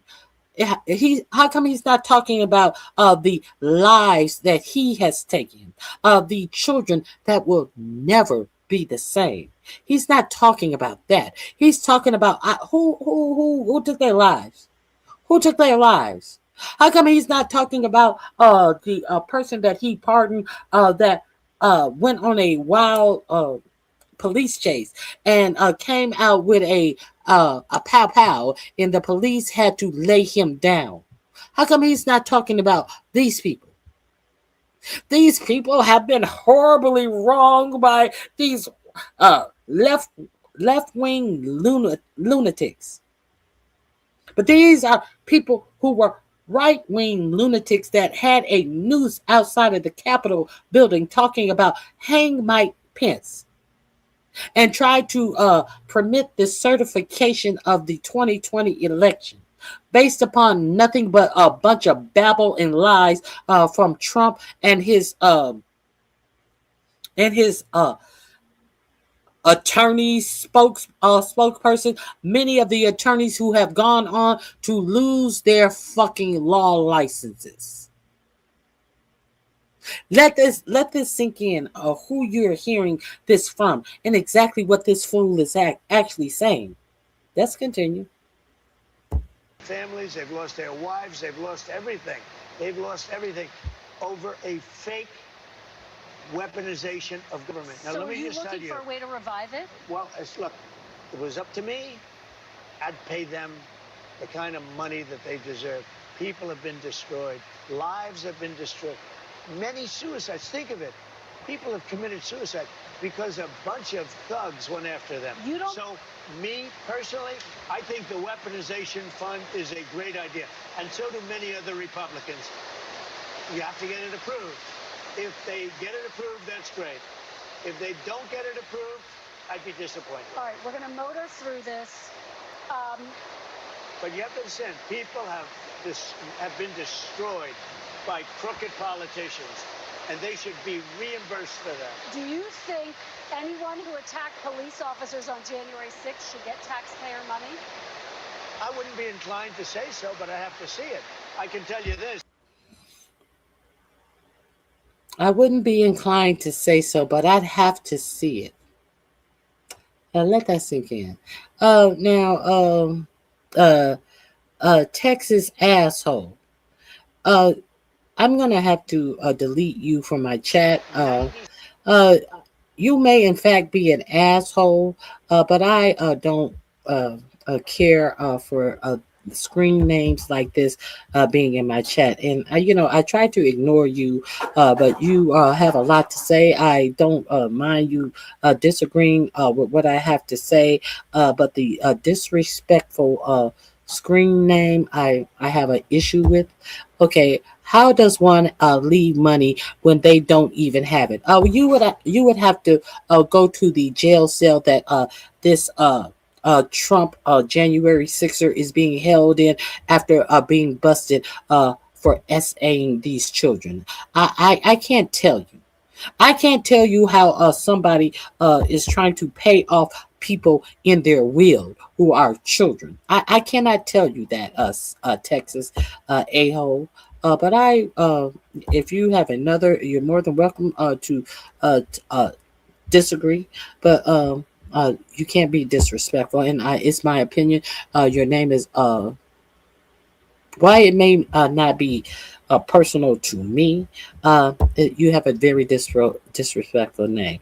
How does one get money that hasn't been appointed? Sounds like a crazy person. Yes, it does sound like a crazy person. And this crazy person was either pardoned or got a commutation of his sentence by your crazy president after he was a crazy person and actually rioted at the Capitol on January 6th. So which person is more crazy? The one who was crazy and did these acts, or the one who gave him a pardon so he could go on and molest children and promise them money from a $10 million settlement that he was expecting from the president for doing the crazy act for rioting on the Capitol. I can't figure out crazy. I can just give you the information. I can give you the facts of what happened. I can't give you any answer because I don't dissect crazy. That's all I can do for you. Capiche? Let's continue. 7% of those people, you look at them, the FBI or whoever it was, because you had a lot of crooked cops, you had dirty cops. Comey was a dirty cop. Well, a guy like the FBI, you look at it, or whoever they were. Are we clear that this storming of the Capitol that took place, who was in charge of the FBI? Donald Trump. It was Trump's FBI. And then they tried to say, well, look who was over the FBI. Well, look who appointed who was over the FBI. Look who appointed who was over the FBI. They are trying to say that there were crooked FBI agents in the January 6th rioters, as if Joe Biden had FBI agents in the January 6 rioters. But Joe Biden had not even been confirmed. That's why they were there on January 6th, to confirm the 2020 election that Joe Biden had won, which means what? Who is over the FBI on January 6th? Donald Trump. And since you dummies continue to believe Joe Biden had his FBI agents, they were there. It was crooked FBI agents. Your president was over the FBI. Leave that dumb shit alone, because when you repeat dumb shit, it just proves how dumb you really are. Period. Bolton was a dirty But cop. there's no evidence. Wait a minute. Oh, you think Comey was a straight people cop? who pleaded guilty to assaulting police Comey officers. was a dirty cop. No, They but had the people who FBI. assaulted police Listen to me. officers. They had FBI agents ushering them into the building. They had FBI go into the building. Those people walking around, they're looking, oh, isn't this nice?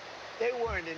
They were There's being no ushered evidence into of the that, building. sir. There's no evidence. You of had a bunch of dirty cops, and frankly, what they did was weaponization of our government. But sir, there's no evidence of that. More than 1,000 No, people. well, yeah, no, pleaded there's guilty none. to You know what you crimes. do? Try Would looking you- at the tapes one time. Would you take it off Look the at table? the tapes Okay, one time. but 172 people did plead guilty to assaulting police You officers. know why they pled Should guilty? They be exempt Because they told they from were going to receiving jail for funds? 15 years if they didn't. Should they? They pled guilty because they were frightened. They went down. They were ushered into a building. Many of them were arrested without even So going you'd be into the okay building. with them receiving taxpayer dollars? The people were destroyed by dirty cops and by weaponization. Many of those people should be compensated. Now, with that being said, as I understand it, the weaponization fund was going to set up a group of people, people that could be picked by anybody, fair people, smart people, and they will go on an individual case basis. Okay. Now, I don't know what's going to happen with the weaponization fund. I love the idea because people like you, the fake, dirty press, the crooked press, people like stupid Biden, he's not smart enough to know what's going on, but people that surrounded him, surrounded his beautiful, resolute desk in the Oval Office, what they did to the lives of people, they destroyed people. They sent people to jail who did nothing All wrong. right, just to be very clear, there's no evidence of what you're saying. But let There's me a ask lot you of about evidence. Todd Blanche. Let me ask you about Todd to me. Blanche. Listen to me. Let's talk There's about Todd tremendous evidence. There's nothing What's but not been evidence. The presented election in a was court of rigged. law. It was a dirty election. Mr. And it's President, happening again right now You've in never California. presented evidence It's happening that the right 2020 now in election California. was rigged. Right now, it's look at what's Where's happening the in evidence California. to that? It's The 4 Republicans days. are doing well in California. California, it's no, they're not. They're dropping fast because it's a rigged. Off the chain insanity is happening in front of your face. Just because I say it is true, you have to be like the uneducated MAGA voter and believe it. I offer no evidence, kind of like we are at war, and I offered no evidence in my only national security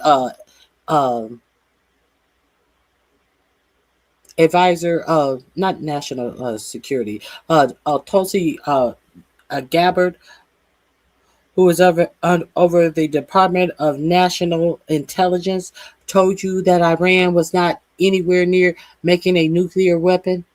Well, I said they were. Even though it is her job to know, even though it was Joe Kent's job to know this information, and they plainly told you. That's why I put Bill Pulte over this agency, to someone who doesn't even know his asshole from his elbows as far as intelligence goes. That's why Bill Pulte is over the DNI. Because you believe what I say.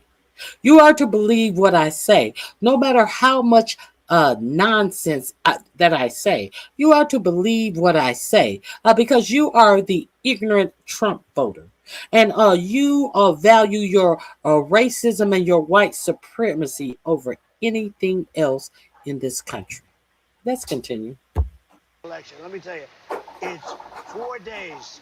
And they aren't even close to coming up with it. You know why they're doing that? Because they're cheating on the election. Do you have evidence to support All I have that? to do is look. All I have to do is look. That's not And I evidence. listen.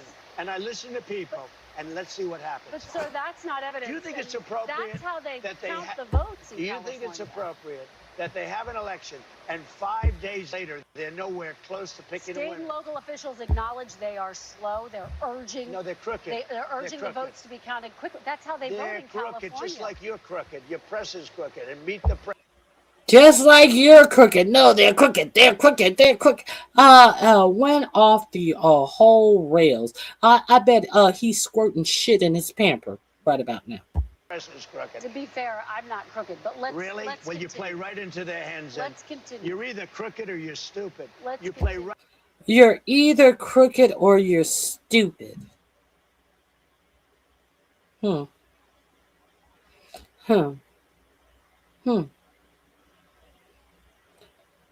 At what point?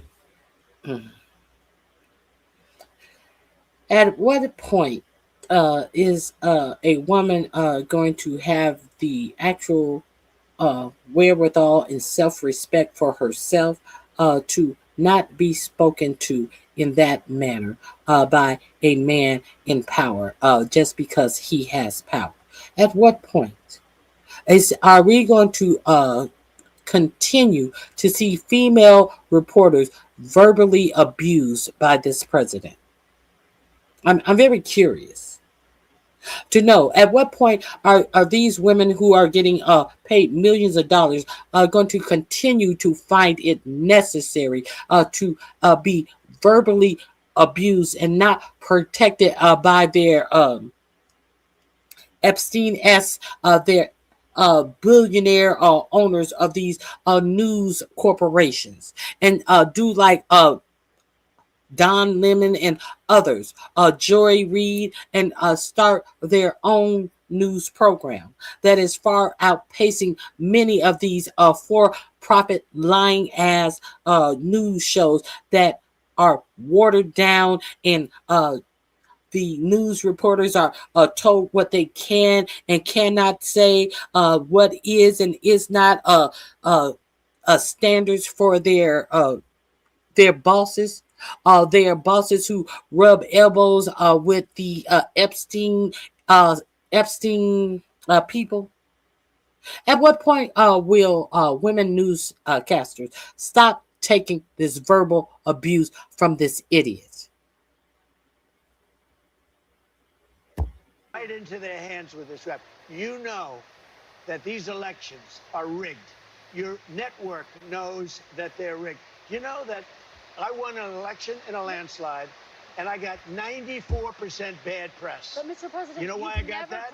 Because you have no evidence. credibility. But you've never presented evidence that it was rigged. Let's keep talking about. I want to talk about Todd You Blanche. have more evidence. There's more evidence than ever presented. Let's talk Your about elections you in went this to country, court. we're like a third world country. But, sir, your elections are crooked, and you're crooked, and Meet the Press is crooked. Oh, this motherfucker is batshit crazy. Your election, how is it her election? She's an individual reporter, and he's berating her. Your elections, they are crooked, and you are crooked, and you're dumb. And are you dumb? Are you stupid? Your elections are crooked, and I'm out of here. Yeah.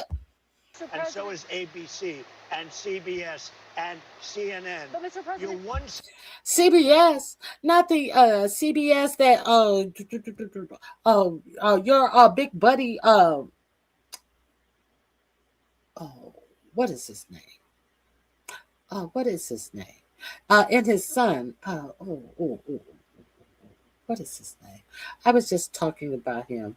Not CBS. That put Barry Rice, a non-news person, in the at the head of the CBS News. What is that ugly? What is that ugly guy's name? Not the Ellison's CBS. You know, not a CBS that bought the whole CBS and did this whole merger so they could tell people at 60 Minutes how to sprinkle a little lies into their news reporting. Surely you don't mean that That CBS is despicable. That's your buddy. But you guys can just laugh it off. It's all fun and games. As long as we get this propaganda out here, no one's gonna hold me to it.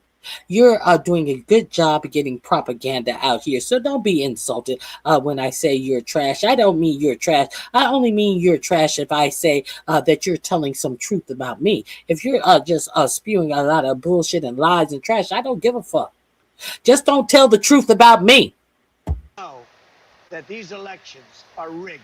Your network knows that they're rigged. You know that I won an election in a landslide, and I got 94% bad press. But Mr. President, you know why I got that?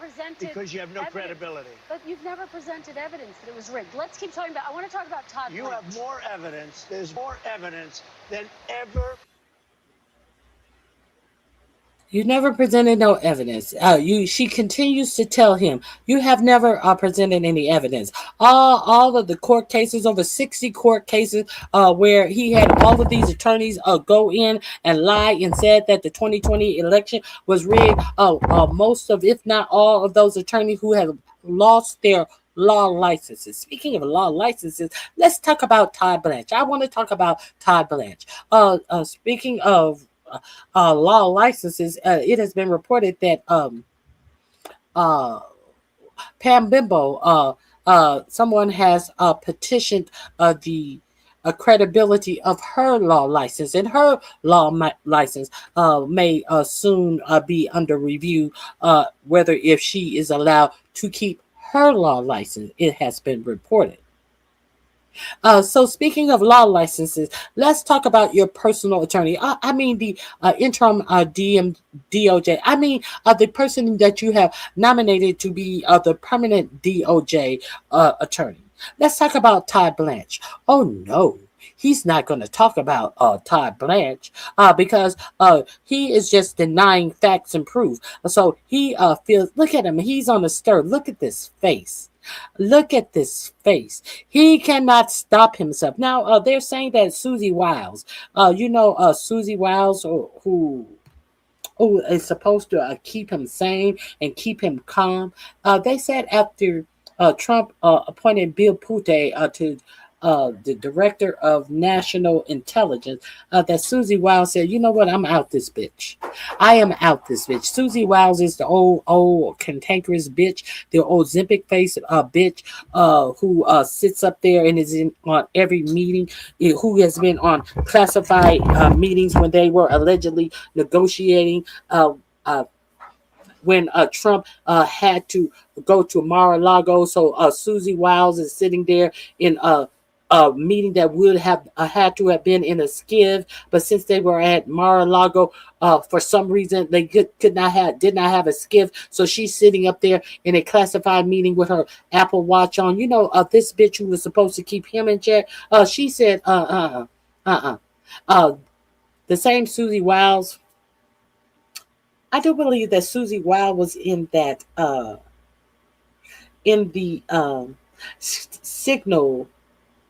The signal debacle when they were doing the strikes in Yemen. That's Susie Wiles. Even putting Pulte in as the DNI chair is a bridge too far for this bitch who has compromised national security on numerous occasions and had participated in the compromise of national intelligence. Bill Pulte is a bridge too far for this bitch. Presented. Let's talk your about elections in this country. We're like a third world country. Your elections are crooked, and you're crooked, and Meet the Press is crooked, and so is ABC and CBS and CNN. But Mr. President, you're one-sided crooked networks. All right, let's call it quits because I've had enough. Thank you, darling. Have a good time. Mr. President, let's please. I traveled all the way to Wisconsin. I've sat in the rain with you. I know. I've sat in the rain with you for an hour, on and off in the rain, and I've given you enough time. You ought to straighten out your press because you know what? A country can never be great with a dishonest press. Listen, we traveled all the way. A country could never be great with a dishonest press. Oh my God. Why is she begging? They need to get rid of her. I've had enough. I've had enough. I had enough of her sitting up here with her eyes bucked and acting as if whatever anybody tells her, oh, is that what it is? Oh, is that what it is? I'm sick of her. I am sick of her. This is a bridge too far for me. To Wisconsin for this interview. Let's hear him stroke out the again. weaponization fund was going to. Let's hear him stroke out again. Because they told they were going to jail for 15 years if they didn't. Should they pled guilty because they were frightened. They went down. They were ushered into a building. Many of them were arrested without even going into the building. Would you be okay with them receiving taxpayer dollars? The people were destroyed by dirty cops and by weaponization. Many of those people should be compensated. Now, with that being said, as I understand it, the weaponization fund was going to set up a group of people, people that could be picked by anybody, fair people, smart people, and they will go on an individual case basis. Okay. Now, I don't know what's going to happen with the weaponization fund. I love the idea because people like you, the fake, dirty press, the crooked press, people like stupid Biden, he's not smart enough to know what's going on, but people that surrounded him, surrounded his beautiful, resolute desk in the Oval Office, what they did to the lives of people, they destroyed people. They sent people to jail who did nothing wrong. All right, just to be very clear, there's no evidence of what you're saying, but There's let a me lot ask you of about evidence. Todd Blanche. Let me ask you about Todd Blanche. Listen to me. Let's talk There's about Todd tremendous evidence. There's nothing Well, but it's not been evidence. The presented in election a was court of rigged. law. It was a dirty election. Mr. And it's President, happening again right now in You've never California. presented evidence It's happening that the right 2020 now in election was California. rigged. Right now, it's look at what's Where's happening the in evidence California. to that? It's The 4 Republicans days. are doing well in California. It's no, they're not. They're dropping fast because it's a rigged election. Let me tell you, it's 4 days, and they aren't even close to coming up with. That's how they count You know why votes they're in doing that? Because California. they're cheating on the election. Do you have evidence to support All I that? have to do is look. All I have to do is that's look. not And I evidence. listen. And I listen to people. And let's see what happens. But sir, that's not evidence. Do you think and it's appropriate That's how they that they count the votes in Do you California. think it's appropriate that they have an election and 5 days later they're nowhere close to picking a State winner? and local officials acknowledge they are slow. They're urging. No, they're crooked. They're urging the crooked. votes to be counted quickly. That's how they vote They're in crooked, California. just like you're crooked. Your press is crooked, and Meet the Press is crooked. To be fair, I'm not crooked, but let's Really? Let's Well, you continue. play right into their hands. Then. Let's continue. You're either crooked or you're stupid. Let's you play continue. right into their hands with this rap. You know that these elections are rigged. Your network knows that they're rigged. You know that I won an election in a landslide, and I got 94% bad press. But Mr. President, you know why I you've got never that? presented Because you have no evidence. credibility. But you've never presented evidence that it was rigged. Let's keep talking about. I want to talk about Todd You Blanche. have more evidence. There's more evidence than ever presented. Let's talk Your about elections you in went this to country, court. we're like a third world country. But, sir, your elections are crooked, and you're crooked, and Meet the Press is crooked, Mr. and so President- is ABC, and CBS, and CNN. But, Mr. President- You're one-sided crooked networks. All right, let's call it quits because I've had enough. Thank you, darling. Have a good time. Mr. President, let's please. I traveled all the way to Wisconsin. I've sat in the traveled rain with all. you. I know. I I've sat in traveled the rain all the with way you to for an hour, Wisconsin. on and off in the rain, and I've given you enough time. You ought to straighten out your press because you know what? Mr. A President, country can never be We great traveled with a dishonest Listen, press. we Come on, let's traveled go. all the way to Wisconsin for this interview.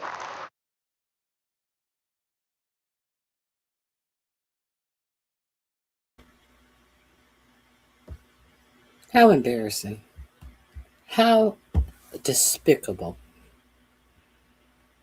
All of this, people went to jail without due process. Those are lies. Those are lies. Chris Berry, I wish it was. Chris Berry, I wish I could say that that was AI. No, that was your sitting president doing a Meet the Press interview. If you have not seen that interview, avail yourself to your president appearing on Meet the Press on yesterday. This is the behavior that he showed on Meet the Press. Can you imagine? Can you imagine just spewing a whole bunch of vitriol and lies, and had ample opportunity to prove any of the things that he said, but he did none of that. Okay, he talked about the farmers. If you just got here, and he talked about how the farmers loved him. Hold on 1 second.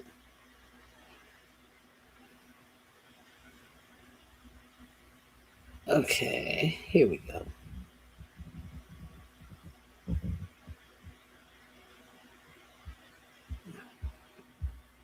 Here we go. If you missed him talk about how the farmers loved him as they sat in a barn with the prop of a tractor.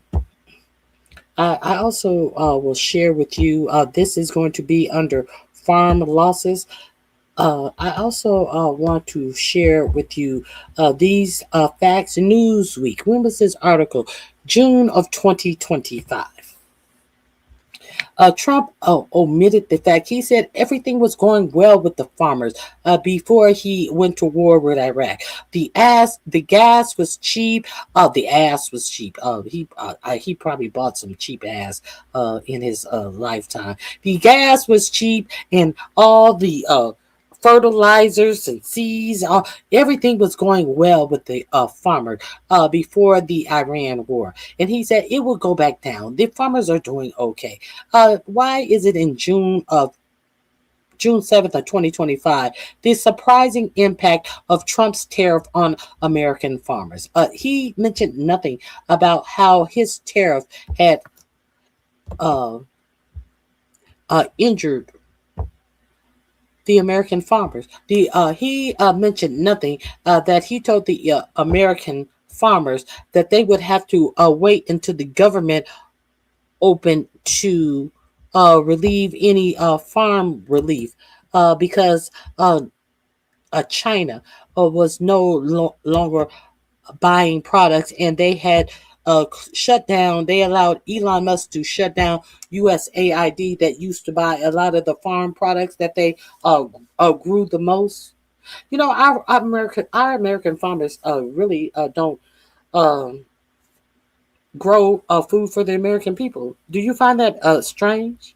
Do you find that the American people get most of their fruits and nuts and all of these things imported, vegetables imported from other countries? Don't you find that strange? Probably because the stuff that they are growing in our farms is only fit for animal consumption. Because they continue to allow the EPA to degrade our standards of what is allowed and as fertilizer, as pesticides in our water that runs off these farms. Like the waste. We're gonna talk about that as well. So let's while we are talking about farms, okay. The surprising impact of Trump's tariff on American farmers. American farmers are once again caught in the crossfire of Trump's trade wars. Despite a 90-day tariff truce with China, they continue to face rising export costs for soybeans, corn, and pork, along with effects from earlier retaliatory tariffs and export restrictions. The number tells a stark story. U.S. soybean exports to China experienced a significant decline during the height of the trade tensions, according to data from the U.S. Department of Agriculture. From mid-2018 to the end of 2019, retaliatory tariffs imposed by 6 major trading partners, Canada, China, Turkey, Mexico, and the EU and India, resulted in an estimated loss of over 27 billion in U.S. agriculture exports. Soybeans alone accounted for more than 70% of those losses. What are they not telling you? What they're not telling you is that a lot of these countries are refusing to purchase corn and soybeans from the United States because of the GMOs that are in the United States corn and soybeans. But the mega rich have all of these seeds implanted with GMOs, and they own these GMOs. Now, do you think that they are not soybean, corns, and all other seeds available that have not been touched with GMOs? Of course they do. What do you think that these seeds are? You think that these seeds are in the bunkers of these tech billionaires and millionaires? Do you think that this is the food that they will be producing for themselves and their families while they're giving you this GMO tainted motherfucking food? Now, if you guys are not familiar, with how gardening, planting, farming works, my grandmother used to have something that she called a garden. It was huge.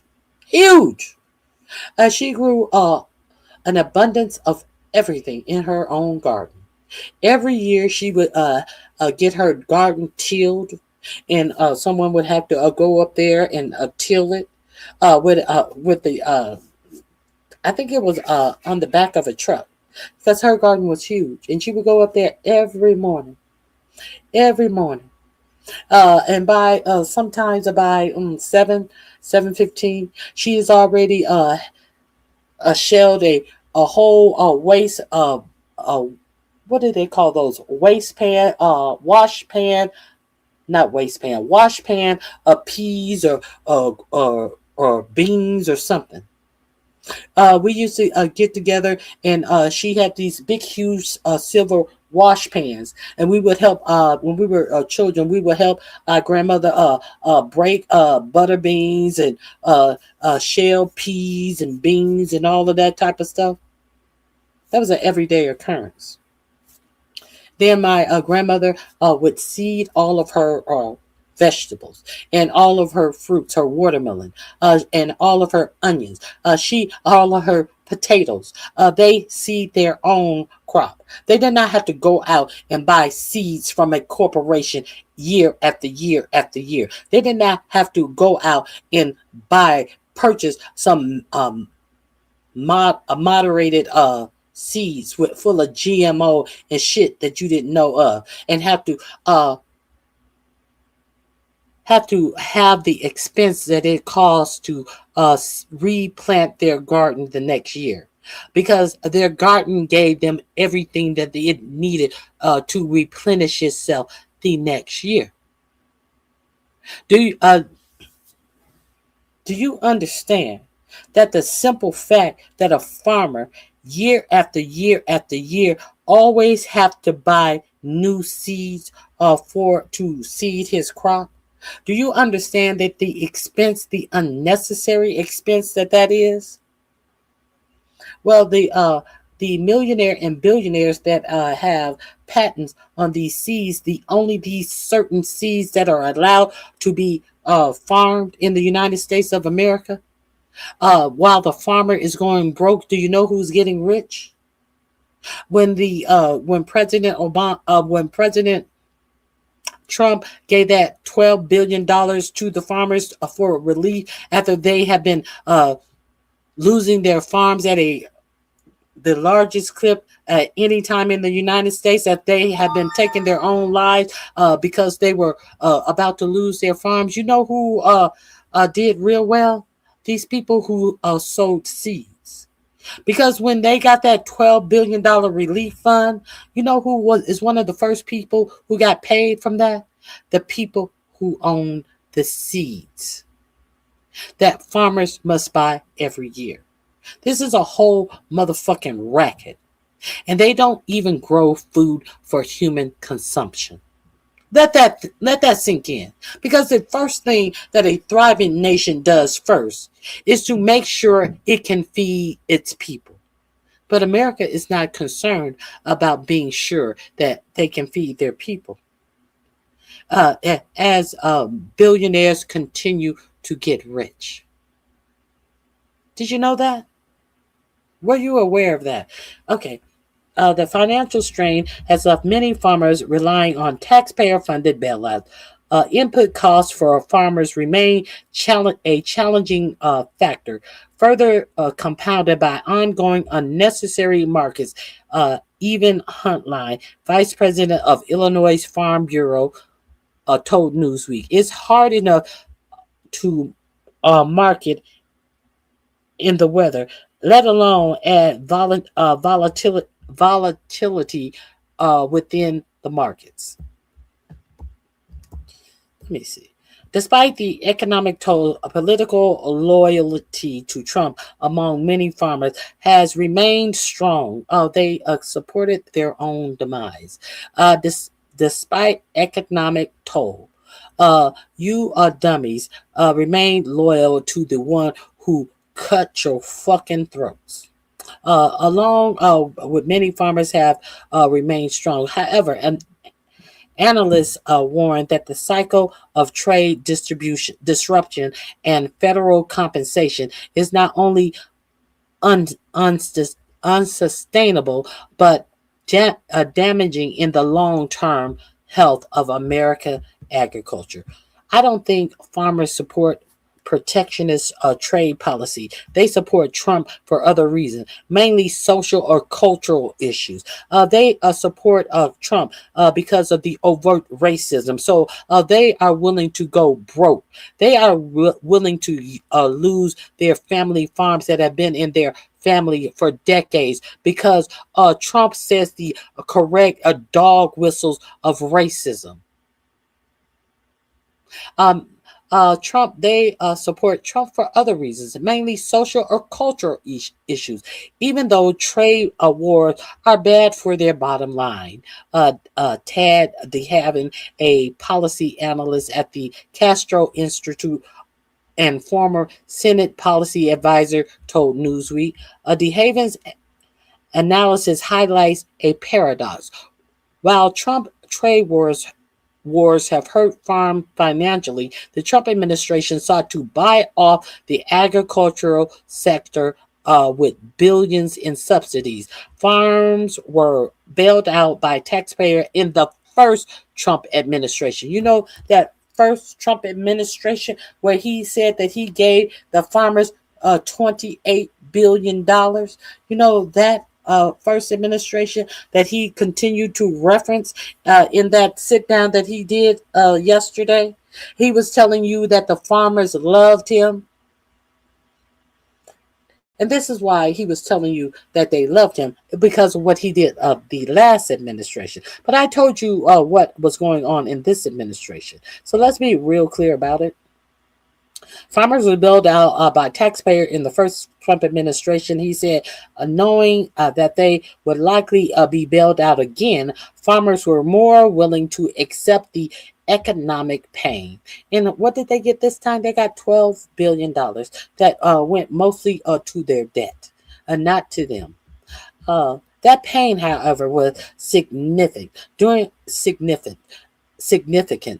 During Trump's first term, China, previously the largest buyer of U.S. soybeans, retaliated against U.S. tariff with tariffs of their own. Even after the 2020 trade agreement, particularly restored soybeans export, the damage had been done. According to DeHaven, China, along with other trading partners, began shifting to more reliable suppliers like Brazil and Argentina. The same Argentina that your president gave $40 billion in relief of your tax dollars, because they're dying. Your president said that he gave them this relief because they were dying, and he only gave the American farmer $12 billion. Let that sink in. As China has also started buying their soybeans from reliable people like Brazil and Argentina. Rather than stabilize agriculture production, Trump tariff-driven bailouts deepen the dependency and inefficiency. He noted they introduced uncertain and compelled importers to countries like China to source more of their ag imports from other countries. But the farmers love him, he said.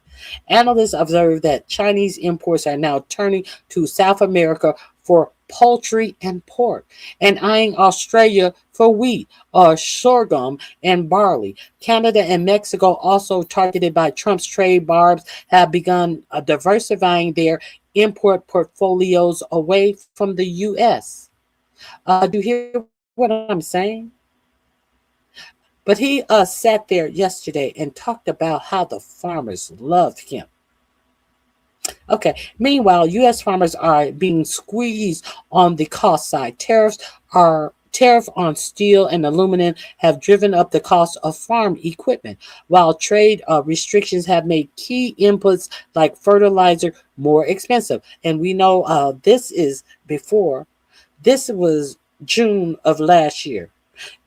Fertilizer in June of last year, despite what President told you that gas was low, fertilizer was low. June of last year, they are telling you that the cost of farm equipment and restrictions have made key input like fertilizer more expensive. In fact, fertilizer had already been on the rise. Now, that's before the war in Iraq, which has made fertilizer cost approximately 70% more than what it cost before the war. But your president told you that gas and fertilizer prices were real low before he had to go on what he called this excursion of a war with a country that did absolutely nothing to the United States. Okay.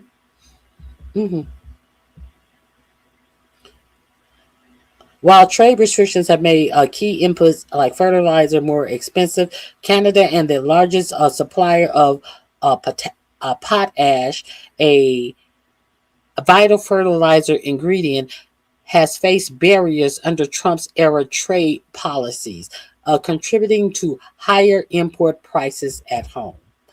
This link is in my description box under farm losses.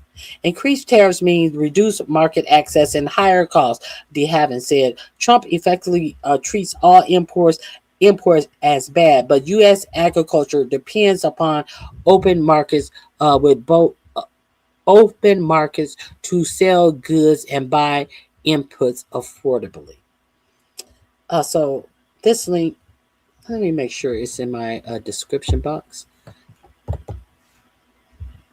I'm going to put this in my description box under farm losses. If you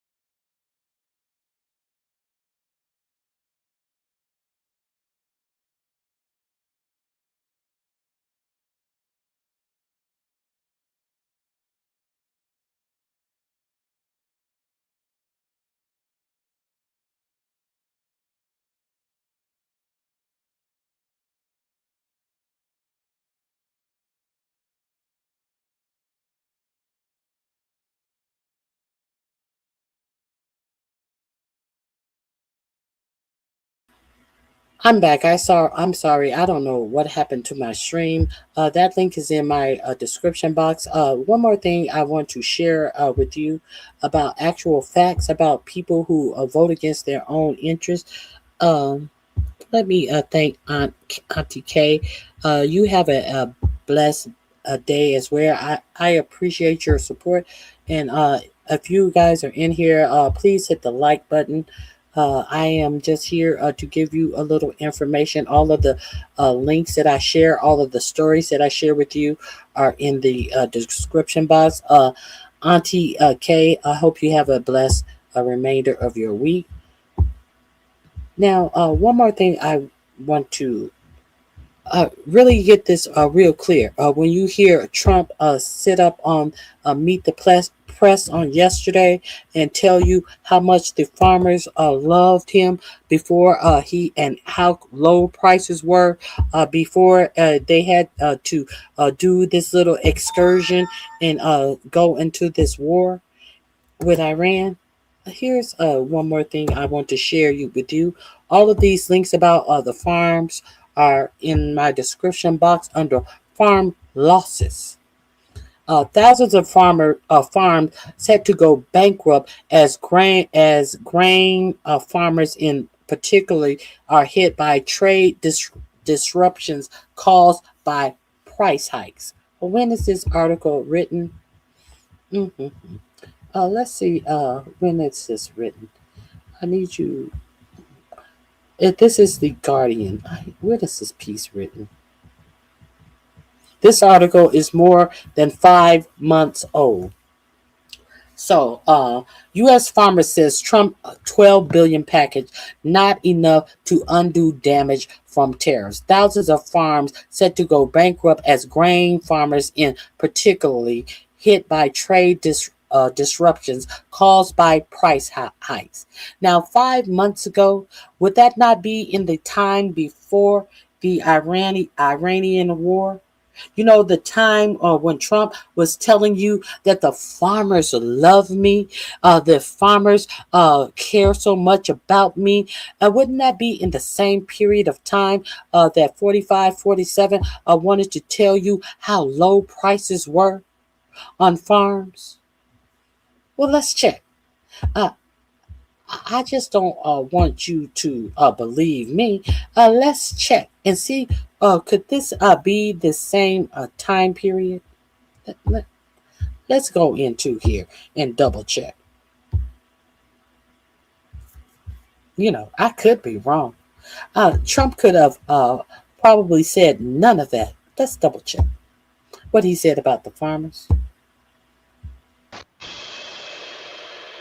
I'd like to talk big picture now, Mr. President. One of your consistent campaign promises was no new wars, going all the way back to 2015. Did you break that promise to the American people? No. I had to stop a country, very powerful, very dangerous country, from having a nuclear weapon because they'd use it. They'd blow up the world. They'd blow up the Middle East. They'd blow up Israel. They'd come here. They'd blow up Europe. They're nuts, okay? They're crazy people. I deal with them. And very high-strung people, really crazy, and get along with them. I like them, but you don't want to let them have a nuclear. You're a big liberal, we're a big progressive. No, but I'm just a journalist. We were a dead country. A year ago, a couple of years ago, we were a dead country. You have Iran. They're going to have a nuclear weapon. We had a choice. We could let them have a nuclear weapon, or the reason I won an election is people have confidence in me, have good judgment. I had to make a judgment. Do I want to go along and have a country that's doing really well, but somebody is going to try and kill us? Or do I want to put out that horrible threat? And I did. I put it out. I put it out. Group that we've been dealing with. I greatly apologize for you having to sit through that. This is the farmer one and clip. They are different, and you could say it's regime change actually, because these are very different people. So we're having very good negotiations with the people that are leading the country now. It's the third group that we've been dealing with. and they are different. And you could say it's regime change, actually, because these are very different people. I find them to be more rational, very smart. Who is that? Who's leading Well, I the don't want to go country? into names, but you know who they are. I mean, they're leaders. They're respected, respected by the people that have to respect them. They are calling. I see it. I mean, they want to get his. Who is obviously hardliner, is this? They wouldn't be talking about. Oh, please tell me. I think we're very close. We have. Oh, wrong one again. Oh my God, I apologize. I don't want to do this to you guys. We're going to try this one more time where he is talking. Against that? Is that one of the sticking points? A little bit, and then they didn't. Let's see. Let me see if I can find the one where he is talking about how the farmers love me. I think it's this one right here. God, yes, it's this one. It has to be. Gas is up, diesel is up. It's all coming down as soon as the war's over. Well, 70% of farmers say they can't afford fertilizer. What's your message? The farmers are doing very well. Let me ask you, what is your message to farmers?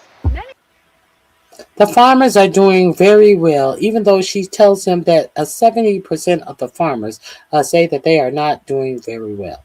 Let's see what your president says about the farmers, as I have already shown you facts, and I will show you one more after this video. Who support you, but who say they're screwed yet. Gas is up, diesel is up. It's all coming down as soon as the war's over. Well, 70% of farmers say they can't afford fertilizer.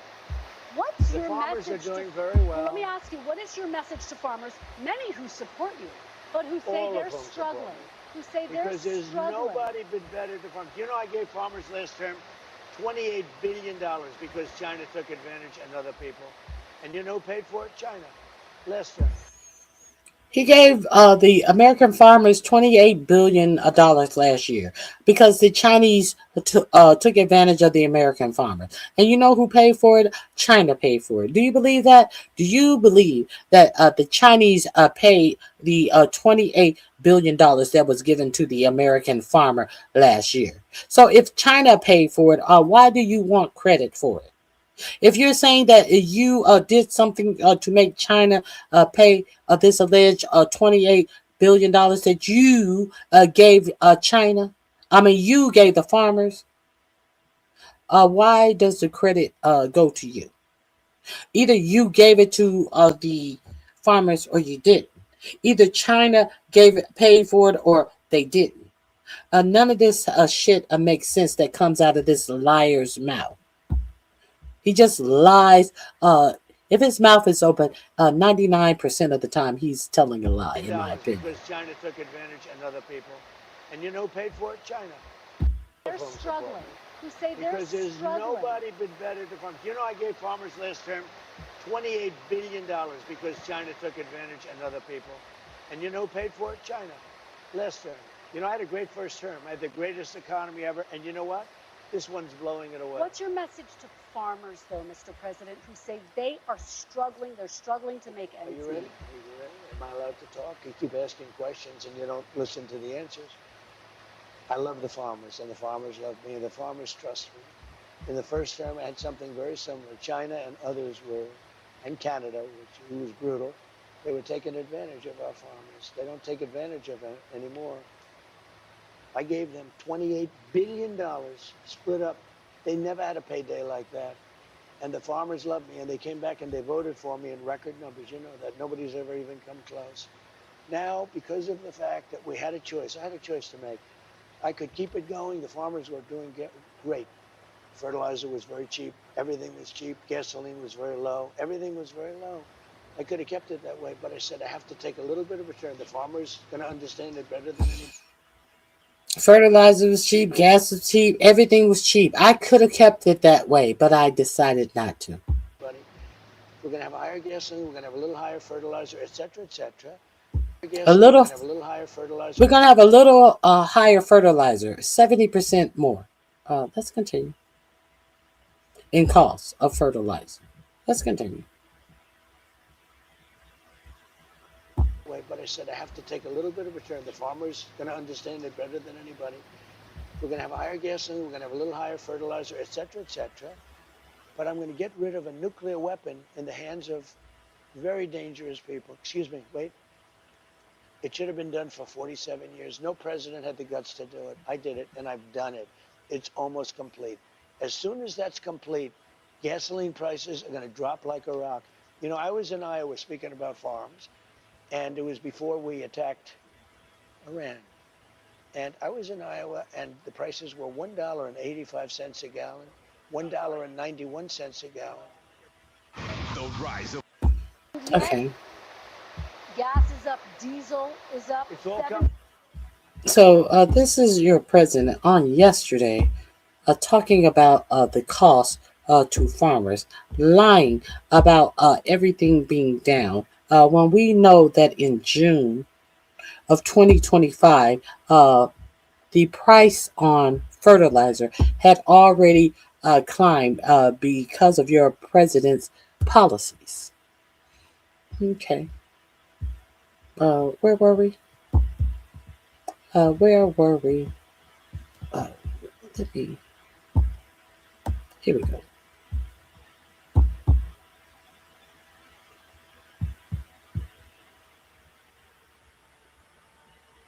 Is this the one that I was reading?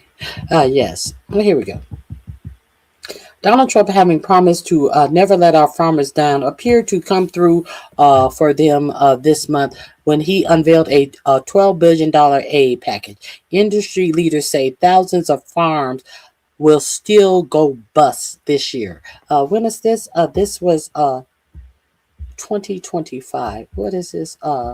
This article is more than 5 months old, right before the war. The war is not 5 months old, but he just gave $12 billion, and many farms will still go bust this year. What year was this? This was 2025. As your president sat there yesterday and told you that the farmers loved him. While the U.S. president has vowed to increase domestic farm production and even claimed that this formed a big part of his plan to lower grocery prices for Americans, many U.S. farmers are grappling with mounting financial issues compounded by Trump's agenda. Grain farmers in particular have been hit by trade disruptions caused by tariffs hikes, and $11 billion of U.S. Department of Agriculture bridge assistance program will go to row crop farms. Trump trade war with China has hit soybean farmers the hardest, as China bought 54% of U.S. soybeans exports last year, according to the American Soybean Association. The change in U.S. soybeans exports. Now, in 2024, China bought 4,319,000 tons. In 2025, they bought 4,319 tons. In 2025, they bought 2,506 tons, which is 42% less. Mexico bought 12% less. Japan, 12% less. Taiwan bought 54% more. But in total, how many tons did they buy? In 2024, they bought 245 tons. They added 54%, which brought them to 376 tons. It's not like they were buying 4,319 tons. No, they were buying 245 tons. Do you see how that impacted farm? Indonesia, they had a 63% increase. They went from 210 tons to 341 tons. Where does that help the impact of a country that was buying 4,319? No, it doesn't. No, it does not. Argentina wasn't buying anything from the United States in 2024. In 2025, they bought 137 tons. But now Argentina is selling all the soybeans to whom they're selling it to whom the U.S. has had the biggest losses under Donald Trump. They are now buying that's Algeria. I'm sorry. Now they're buying their soybeans from Argentina. I thought that said Argentina. I was just like, why are they buying our soybeans in 2025 anyway? But the one-time payments do little to assuage the financial stress that row crop farmers have faced for the past 3 years because of rising input costs and lower crop prices. This year alone, U.S. crop farmers have lost $34.6 billion before crop insurance and other government support, according to the American Farm Bureau. Neither row crops nor specialty producers who raise fruits and vegetables made money in 2025, and the 2026 outlooks are bleak. But your president sat there on Friday and told you that the farmers love them and they were doing great, but for this war in Iran that made it far much worse. And we see what he did to the beef farmers in my earlier video, how he crippled the beef industry when he started allowing beef to come into the American market from Brazil. When the American beef farmers thought that, hey, we finally may make it out of the black this year, what did your president do? He infused the market with Brazilian beef. And the farmers weren't happy. The farmers didn't love him. The farmers were pissed. If you didn't watch the earlier part of my video, I'm going to have to move on right now because we've gone over this. This is in my description box under farm loss. Okay. There's something else I want to tell you. What else do I want to go over?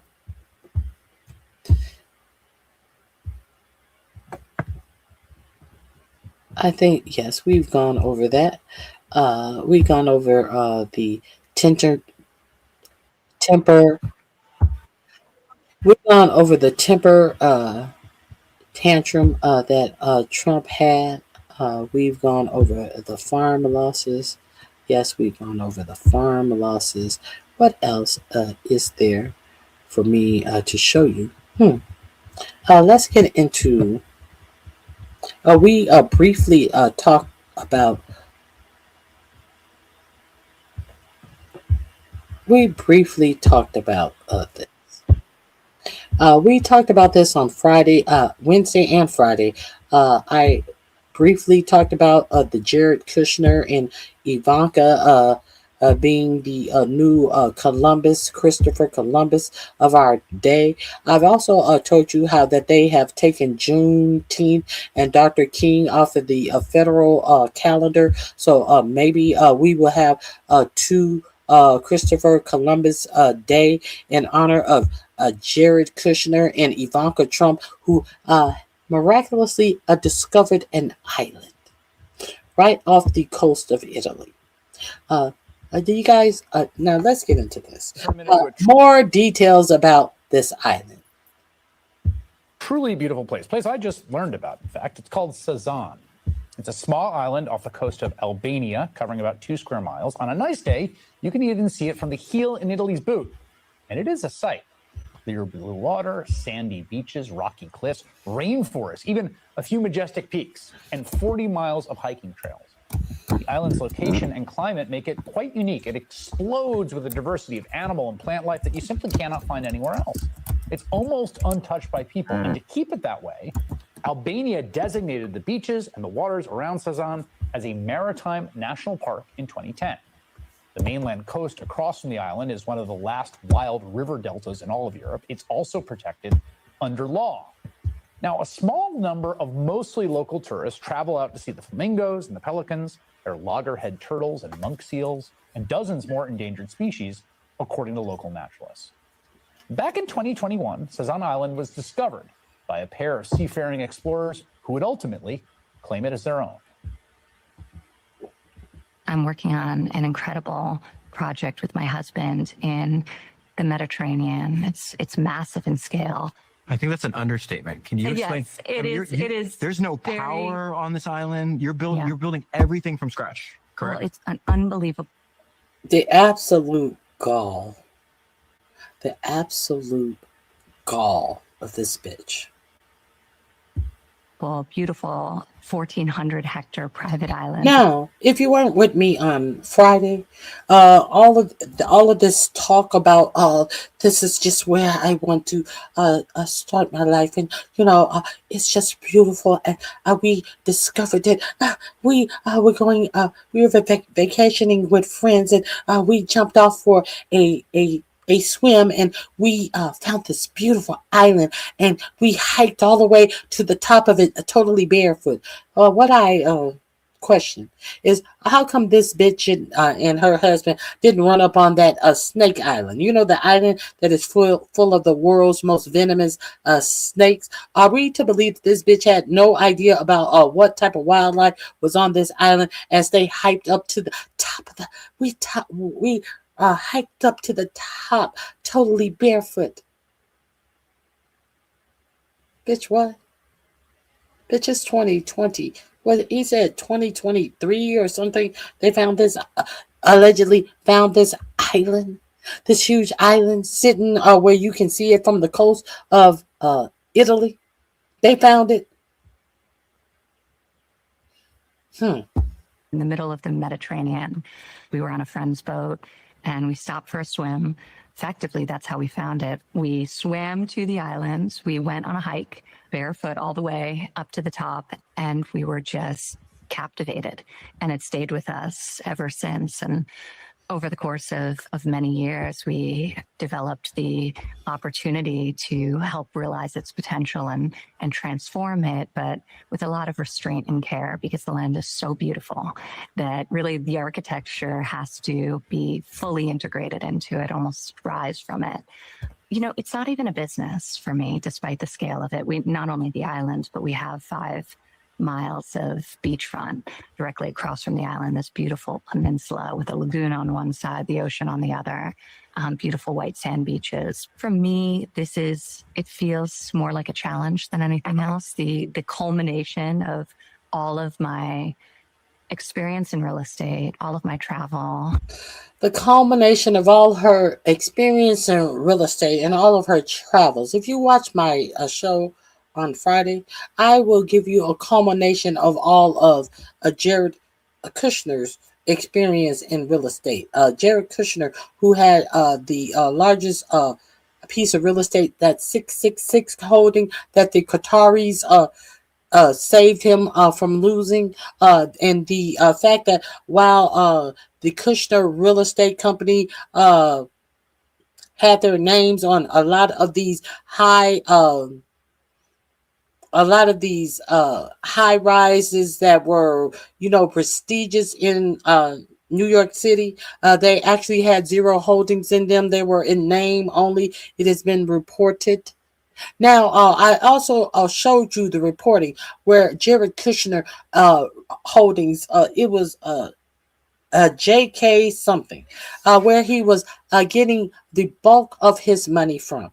And where was he getting the bulk of his money from? He was getting his bulk of his money from regular people who had apartment that they were overcharging them fees for, and having them pay court fees for evictions before they even went to court. All of these fees and charging people who had moved out for breaking their leases and all of this type of shit. Where at? In Baltimore. What type of apartment buildings? Low income and Section 8 apartments.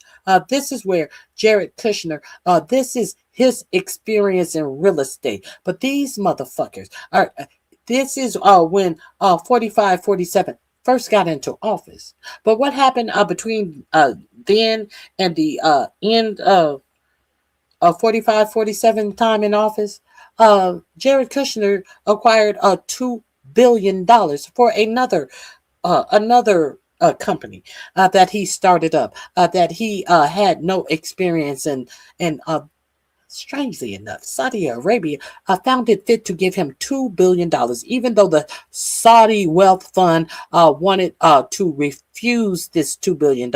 But the Crown Prince said no. He overrode the Saudi Wealth Fund and said, no, we're going to give Jared Kushner $2 billion for a brand new business that he has had no track record of being successful at. Are we clear? Are we clear? The Saudis, when he was about to lose that 666 building, not the Saudis, the Qataris, you know, the same people who gave Donald Trump that jet, they were the one who bailed Kushner out. Now, here this bitch comes talking like she's some big real estate magnate. Based on what? We do understand that most of these Trump buildings, Trump Tower, these are just advertising deals where he is the sponsor. These are just paying him to put a recognizable name on a building that is not owned by Trump. Are we clear? But here comes this bitch talking about a whole island and like, oh, my real estate experience and all my travels, and I am going to be able to put it to work. Now, how could it that no one knows about this island per her? It's hardly been used. Nobody ever has gone on this island. Nobody's ever even built. It doesn't even have electricity, but it has bunkers. It has bunkers on this island that are able to withhold a nuclear blast. It has areas under this bunker where the Soviets parked their submarines under this bunker. You mean to tell me nobody knew about this island? It is a protected piece of island. You mean to tell me nobody knew about this island when it has been protected by Albania? Now, something curiously happened. They were on a boat with a friend when they got out for a swim. What she didn't tell you is these friends' boat was a mega yacht of the Rothschilds that she was on, and that's just how we happened to find it. We just happened, what a coinky-dink. What a coincidence that we just happened to need a swim, and we just happened upon this island. The Christopher Columbus in me just happened upon this island. The Christopher Columbus in me. Okay. So what Jared Kushner told you is that 2 days later, the Prime Minister of Albania, which is the territory that this island is on, the Prime Minister happened to show up on this little dinghy that they were vacationing on, the mega yacht of the Rothschilds, just happened to be visited by the Prime Minister of Albania. And Jared Kushner was talking to him about the island, and he found it so interesting that the Prime Minister was an artist, and he was interested in what that Prime Minister could see being done with the island, because he was intrigued by his artistic prowess. This is what they want you to believe. But let's see, what should we believe? This link is in my description box under We Found an Island. Let me continue. If you didn't see my show Friday, check out my show Friday. And we went through all of the dirty details of what a real estate magnate Jared Kushner was. We went through, and I mean the details are filthy dirty, of what he did to everyday working class people, trying to throw them out of their apartment for fake late fees and fake fake what do you get rental violations and all of this shit, fake evictions. Wait until you find out and now they sit up here like they can barely separate their teeth when they speak. Because they are are trying to present to you as some well-heeled individuals. And during all that time where Jared Kushner was doing all that, that was the time when Ivanka Trump was selling those gaudy blouses and stuff in Nordstrom, and suddenly the Chinese gave her some type of deal or some shit. During that time when the bitch was walking around in these short ass dresses that looked like they belonged on a 12-year-old and Jessica Simpson shoes. And now she's so well healed, and I can barely separate my mouth. It seems like I have braces on. It seems like my jaw is wired ass bitch. So let's continue. It's so beautiful, isn't it? Donald Trump's daughter, Ivanka, discovered that island. She fell in love with it. She's not the only one. Her husband, Jared Kushner, told The Guardian last year that he too was left speechless when he first saw Cezanne. Quote, "I was just very surprised that some middle of the Mediterranean and hadn't been developed." So the billionaire members of Donald Trump's family thought, why shouldn't we develop it? Tastefully, of course. So these are actually just internal early renderings. So we're in the process of doing the master planning now, but this is beautiful. I mean, it's this is an early vision. Yeah, it's going to be extraordinary. Here is that extraordinary vision in action, according to videos posted by local activists. Bulldozers, dump trucks, and razor wire are already ripping up the mainline coastline. And it is government-protected land. Again, it is against the law to develop there, unless the Albanian government changed its mind for some reason.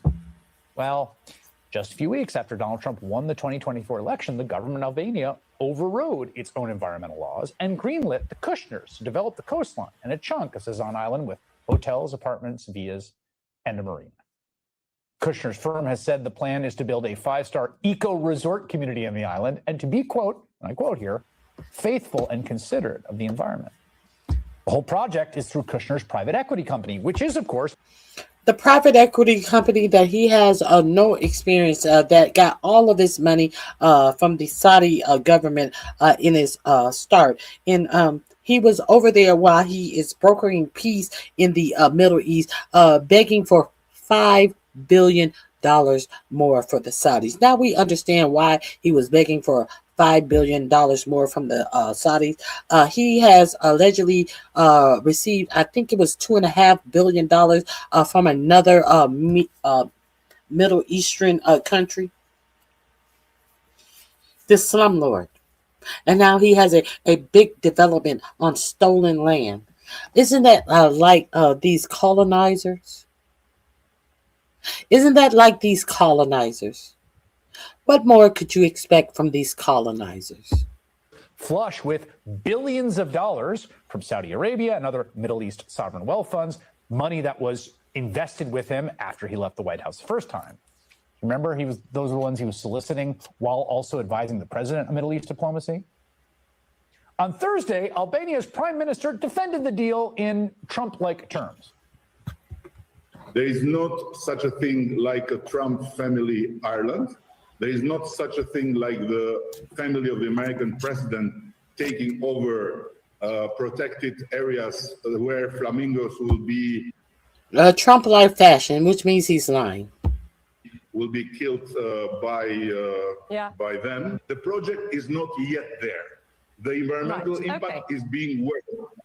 You understand? And let me finish. And why they have all of these renderings and stuff, there has been no environmental studies done on as they are doing renderings on this. What they want you to believe is going to be inclusive of the environment and of the inhabitants of the islands. Do you think that they give a fuck about any fucking animals and stuff on this island.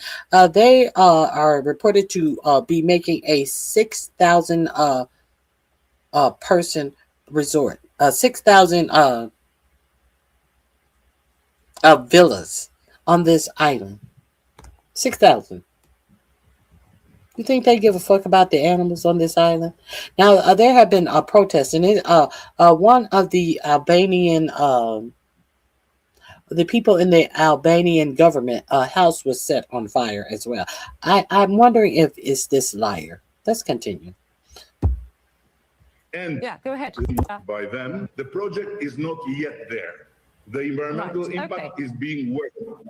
You understand? And let me finish. And yeah, go ahead. Let me finish. What is this? What's wrong with go you? ahead. Let me finish. There's no need to be disrespectful. I'm asking you, go ahead, Prime Minister. Finish your thought. You please let me finish, because you brought political and you said there is anti-corruption Go ahead. I'm letting you finish. It's fake news. Endemic corruption. He said it's fake news. An environmental study is being done, but there has already been other work done prior to an environmental study, because it has been reported that they have not even done an environmental study, and now he's getting on here all disgusting and disrespectful. Let me finish. When she tells him to go ahead, let me finish. What is it? She said, well, go ahead. Let me finish. A whole motherfucking ignorant ass motherfucker. A whole motherfucking stupid motherfucker. That will do anything for money and closeness to power and money. What do you think will become of this man? Is he gonna happen to run into a lot of wealth? Is this man gonna happen to run into a good job? Or what is gonna happen to this man? This prime minister is fake news in Albania, says the Albanian prime minister. His office has also said the country should be proud that such a renowned American entrepreneur shows his interest in investing in Albania.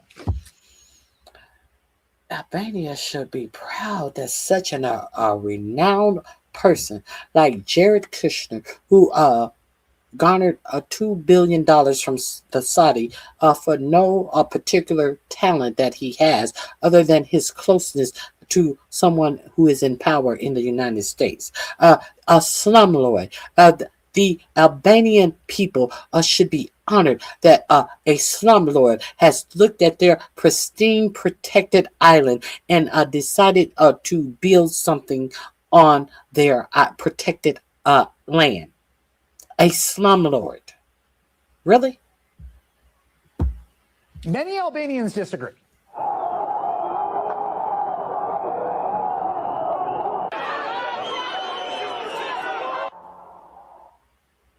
For almost a week now, thousands of people have been gathering in the streets across Albania, clashing with police to protest this giveaway to the Trumps, to Jared and Ivanka, by one of the poorest countries in Europe.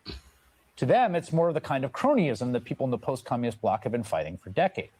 But now, instead of Moscow, the stench of that corruption is wafting in from the inner circle of a president that has already profited off his position to the tune of billions of dollars. And this isn't a mere crypto scam or an AI bubble investment. It is a land grab. It is a physical theft of a place that's so brazen and entitled it could only be done by colonial conquistadors or by the family of Donald Trump.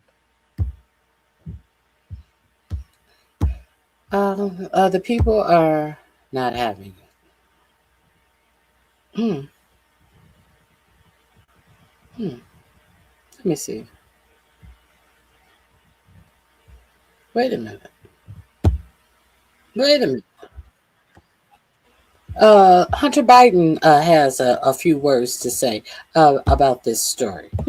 I have not heard this. Bear with me. Let me share what Hunter Biden has to say about this Ivanka story. It says Hunter Biden leaks the truth about Ivanka. I don't know what we're in store for, but it's Adam Mockler Of course, you know he does great reporting. Go over there and pay him a visit. The link will also be in my description box under We Found an Island. What does Hunter Biden have to say? I have been really enjoying Hunter Biden these past few months. Let's get into this. And not getting nearly enough attention from the mainstream media. Thousands of Albanians are taking to the streets to protest over the past week, not against their own government, but against Donald Trump's daughter, Ivanka Trump, and her husband, Jared Kushner. Ivanka and Jared Kushner are making a move to buy an Albanian island for a few $1 billion and then turn it into their own private resort or project. But this is protected coastal land in Albania. This is not some private playground. This is not some private island. This is public heritage that the Albanians have long treated as their own heritage. They love this island. So thousands and thousands of people are taking to the streets, refusing to surrender their land to Jared Kushner's elite private island wish. Ivanka Trump has been trying to frame this as if she discovered this private island while she was on her friend's yacht. But when we dig deeper into this, we realize that there is now an open corruption investigation in Albania into Jared Kushner. This island. An open investigation, corruption investigation is now underway in Albania. Is your for-profit media telling you that? Protests in Albania are exploding for a 7th straight day like nothing before. Thousands of Albanians are refusing to surrender their land to Jared Kushner elite private island wish. They are also demanding the immediate removal of their prime minister for colluding with Jared Kushner and Israel. Albania is not for sale. Did you know that? Was not long ago protected as coastal land, but just a year and a half ago, about 2 years ago, very conveniently, the Albanian government amended laws like the Strategic Investor Act and the Protected Areas Act, which then changed which lands were able to be bought. This very conveniently happened as Jared Kushner was getting closer and closer with the government. This is incredible amounts of corruption right in front of our eyes, and not enough people are talking about it. The Albanians are incredibly pissed, and they're walking around with signs of Jared Kushner. But come on. Jared was interested in the prime minister because he was an artist. I was interested in him because he was an artist. Did you not hear what Jared Kushner said about the prime minister being an artist? And that's what gave him interest in him as he visited the island while on a trip and needed to take a swim off of the Rothschilds mega yacht. It's only because the prime minister was an artist. I hope they investigate the fuck out of this dumb shit. And Ivanka, they're walking around with flamingo cutouts because flamingos are one of the protected species. Look at the dog. They have Jared and Ivanka and the prime minister walking the prime minister on a chain as a dog. This coastal island that Ivanka is trying to buy and destroy. I mean, just look at this. When you see protests in other countries, it's pretty normal to assume that people are protesting against their own government, right? Or people have a problem with their own country. But it's very rare that people are doing mass outrage protests against the daughter of a foreign president. This is such insane corruption that even Hunter Biden was the one calling this out before most other people. He said this 4 days ago. Just take the Albanian island deal. Jared and Ivanka secured a $1.4 billion resort on Sazan, a protected island on state land. By his own account, he was introduced to Albania's prime minister on the Rothschilds' yacht. Ivanka called the place a private island they discovered, but Albanian prosecutors have now opened a corruption inquiry into how that land lost its protected status. The corruption here is staggering, and it's just the tip of the iceberg. Jared and Ivanka are lying their asses off about what happened here, and this is a repeated pattern. This is a regional pattern across the globe. Just a few years back, the same Jared Kushner tried to pursue a luxury land development in Serbia, which was a very politically sensitive project, and it ended up collapsing because of, guess what? corruption charges against the officials in Serbia tied to the land transfers. So just think about this. The very people who were tied to the land transfers were then charged with corruption for trying to placate a foreign entity or a foreign government's son-in-law, if you get what I'm saying. So again, heritage protections were altered. Special laws were passed to just favor Jared Kushner, and prosecutors later said there was a bunch of misconduct in document forgery. That was in the case of Serbia. Now today, we're talking about Albania. The Serbia one didn't end up. I guess you guys didn't hear about that. I guess you guys didn't hear about the Trump. I covered the story. I think it was the Serbia one, where they had mostly built this hotel. It was touted to be some great Trump resort establishment, but it was way away from all of the rest of the nice hotels in the center, where you would want to be, something like 28 miles away in downtown, across from a big parking lot or something like that.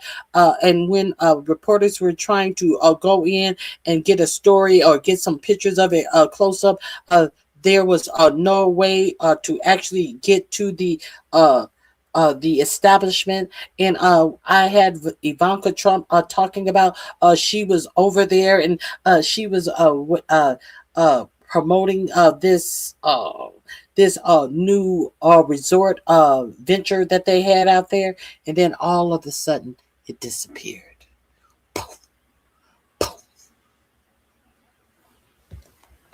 I did this story a long time ago. Did your for-profit media give you this story? I don't know. And thousands of people taking to the streets like we see today. This video on screen now is effing wild. They are protesting against the daughter of our president. How humiliating is this for us on the global stage? And we're supposed to be worried about, I don't know, Hunter Biden? Even Hunter Biden defended himself in a very, very clever manner. By the way, if you want to help boost this pro-democracy message and boost this specific story, make sure you drop a like. Make sure you subscribe to the Adam Mockler feed below. It genuinely means the world to me. Someone was talking shit to Hunter Biden on Twitter, and as always, he got the upper hand. So someone says, addiction or no addiction, you're a con artist who spent years bagging money from other nations. Hunter Biden then responds, I was never in my life paid by a foreign government. Never. Meanwhile, Jared Kushner is being paid tens and tens of millions of dollars directly from Saudi Arabia, UAE, and Qatar. He has taken in over $6 billion into his fund, all while he acts as the chief U.S. negotiator for the war in Iran with those very same countries. If you want to know who someone is working for, look who they are being paid by. I was never paid a cent from a foreign government, and when my dad was president, I did zero business outside painting. I never made more than $225,000 in a year from the sale of my paintings. Obviously, that is a lot of money to make in 1 year, but the scale between selling paintings and selling your art for like an upcharge versus multi-billion. At least he actually did the artwork. Jared Kushner, what has he done in this sovereign, not sovereign wealth? What has he done in this? What type of business is this? What has he done? Oh my God. What has Jared Kushner done? Managing money. What is it? Being a hedge fund manager. What is Jared Kushner's track record of a hedge fund manager? I'm very curious. The first time that he opened, he had no track record. Does he have a track record now? And he has begged away, according to Hunter Biden, $6 billion from the oil-rich Middle East. What is his track record? We know his track record in the business that he was born in, the real estate business. He was a slumlord. What is his track record in a business that he had no experience in, that he hired all of his college buddies who also had no experience in this hedge fund business? Oh, is it anybody in my chat? Where are all the MAGA people? Knock knock, knock knock. MAGA, wake up. $1 billion corruption scandals, including islands and crypto and massive enrichment. This is just worlds apart. If Hunter Biden were like a grain of sand on a beach, Donald Trump is a massive sandcastle next to him to the tunes of billions and billions of dollars, or billions of grains of sand, if that makes sense. But to continue right here, CNN had a rather brilliant summary of this, and I actually want to expand on it by playing this video of Ivanka Trump. But first, as CNN points out, in a slickly produced podcast interview published this week, Ivanka Trump talked about her latest real estate project, what she described as an unbelievable, beautiful 1,400-hectare private island in the middle of the Mediterranean, plus 5 beautiful miles of Albanian beachfront intended to become resorts and hotels. But the project, backed by the U.S. president's daughter and son-in-law, Jared Kushner, includes planned development of protected natural area along the coast across from the island, which conservation groups say has already damaged the beautiful area Trump was just praising. The luxury venture has sparked large street protests in the capital, Tirana, where demonstrators carried pink cardboard cutouts of the flamingos whose habitat they say is being threatened. A broader backlash from citizens in Albania, which has one of the lowest rates of GDP per capita in Europe.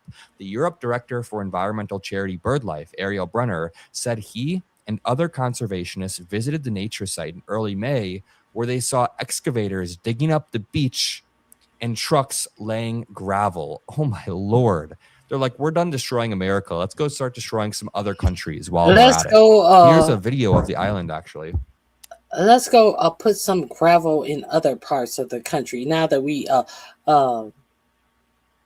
tore up the Rose Garden and put marble down, and the White House looked like a motherfucking looked like it has a big Ferris wheel in front of it. This masterpiece is being sold. Suzanne Island.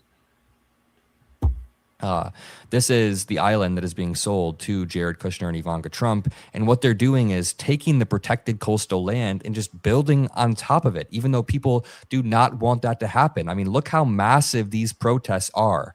Thousands of Albanians taking to the streets in order to protest against this.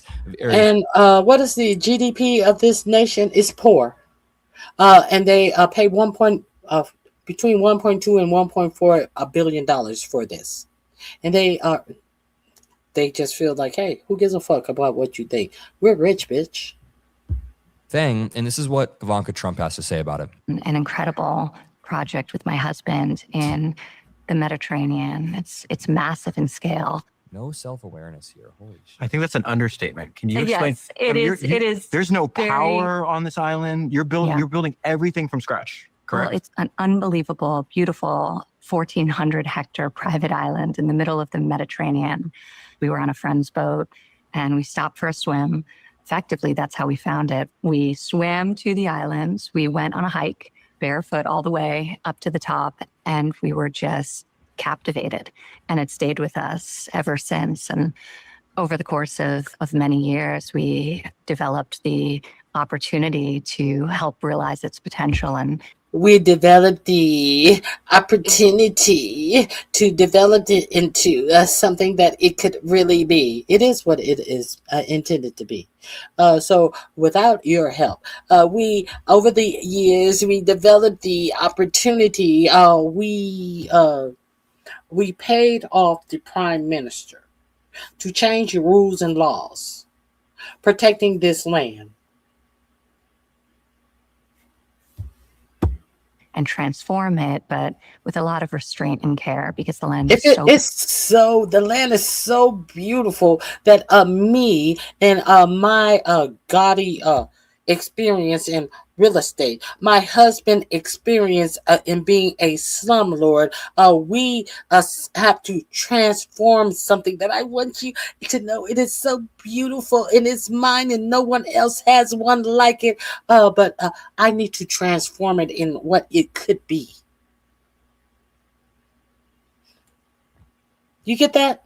Do you catch that? She wants you to believe that she has something no one else in the world has, that is the most beautiful thing. But her tacky ass and Jared Kushner ass are the ones, a slumlord, are the ones who are going to bring it to its full potential.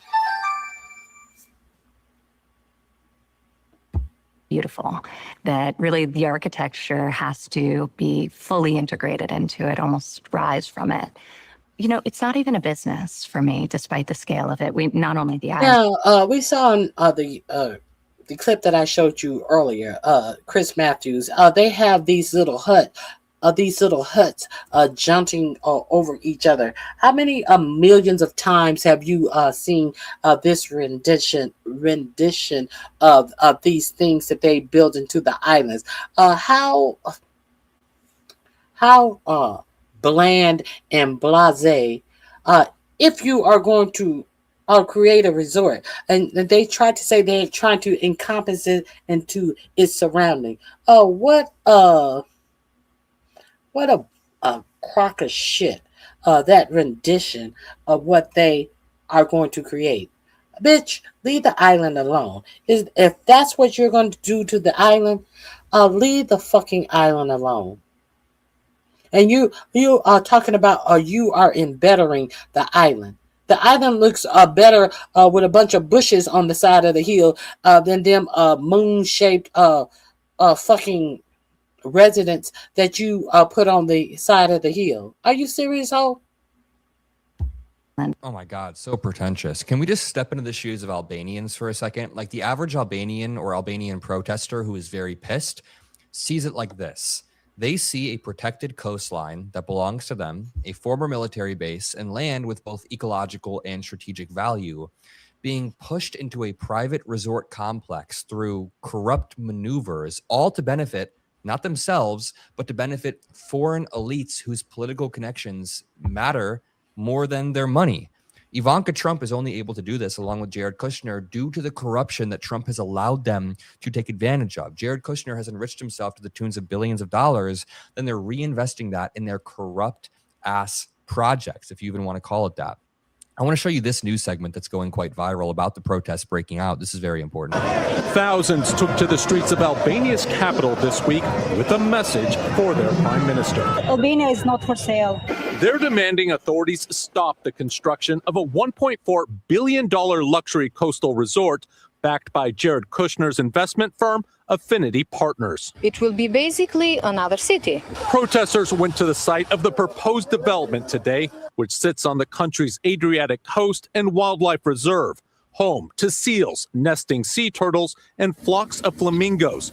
In a podcast earlier this week, Ivanka Trump discussed how she and her husband stumbled upon the area's untouched beauty while on a friend's boat. We swam to the islands. We went on a hike barefoot all the way up to the top. Okay, pause. As Hunter Biden points out, this story is absolute BS. Now that we know the context, let me reread. And now that we see they hiked uphill all the way barefoot. And now we heard the story. But what else did we see about this alleged hike that they did uphill all the way? Okay, so we hiked all the way uphill barefoot. This is the actual island. It seems like there are some things on the island, but I digress.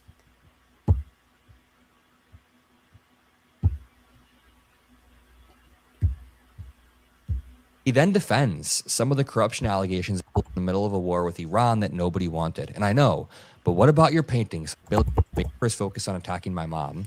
Jared and Ivanka are building a private island paradise on Albanian protected land. And a startup his fund backs just got a record $620 million Pentagon loan. Eric is taking an Israeli drone company public for $1.5 billion in the middle of a war with Iran that nobody wanted. And I know, but what about your paintings, Hunter? Please, Hunter says. And very, very well said. He then defends some of the corruption allegations against him and his own family. I mean, I found this rather interesting. There's been this rumor for a few years, like this conspiracy that Joe Biden was getting a cut from China due to this text that said 10% from the big guy. Let's read what Hunter has to say. 10% for the big guy never happened. Not something I ever sent. said, or pushed for. Start here. This was 2017. My dad was a private citizen, out of office. No matter how you read that line, there is nothing remotely illegal or unethical about it. The senders reveal the deeper story. That line was the musings of Tony Bobulinski and James Gilliar. Wishful thinking on their part, unbeknownst to me at the time, to bring my dad in and counter what they saw as competition for CEFC money. That competition, Steve Witkoff, who did over $1 billion with CEFC deals at the time, a Vegas casino, New York properties, a Miami hotel. Yes, the same Steve Witkoff now out there with Jared Kushner leading the Middle East peace and redevelopment deal. I, however, never went forward with Tony or James, the two people who proposed 10%. And my dad was never even remotely involved. Go read Rob Walker's testimony before House Oversight under oath, who said the 10% email sent to me was purely, quote, wishful thinking on Tony's part. Attached below is an email chain from Tony Bobulinski to James Gilliar explaining the entire origin of the email. It's kind of awesome. It's kind of very useful to have Hunter Biden out there telling his own side of the story. He made a video the other day explaining why he was silent for 4 to 10 years. You know, he said that he was obviously going through a rough time. He said that when his dad was in office, he didn't want to be a huge distraction more than he already was. So he wasn't going to go out there and say stuff. But he said now it's different. It's time for him to push his own affirmative message. He said, how about this then? And he's responding to some troll in this, but I don't even want to give the troll the time of day, so I cut it out. It says, Jared Kushner, $6 billion in golf money, roughly $90 million a year in fees, a protected island in Albania, all while negotiating a war for the United States. Me, I sold paintings, about $225,000 a year, the whole of my business while my father was president. Congress investigated it. If that set your hair on fire, where is all of your outrage now? That's before we mention World Liberty Financial, which has made them billions and billions of dollars, the Trump family as a whole, from foreign governments. That's before we talk about the Trump meme coin. That's before we talk about Trump purposefully passing legislation to make more lax crypto laws so his family could abuse those crypto laws. That's before we talk about the SEC dropping lawsuits and investigations into several major Trump donors and crypto firms. I'm glad Hunter Biden has found his voice again. I am loving this.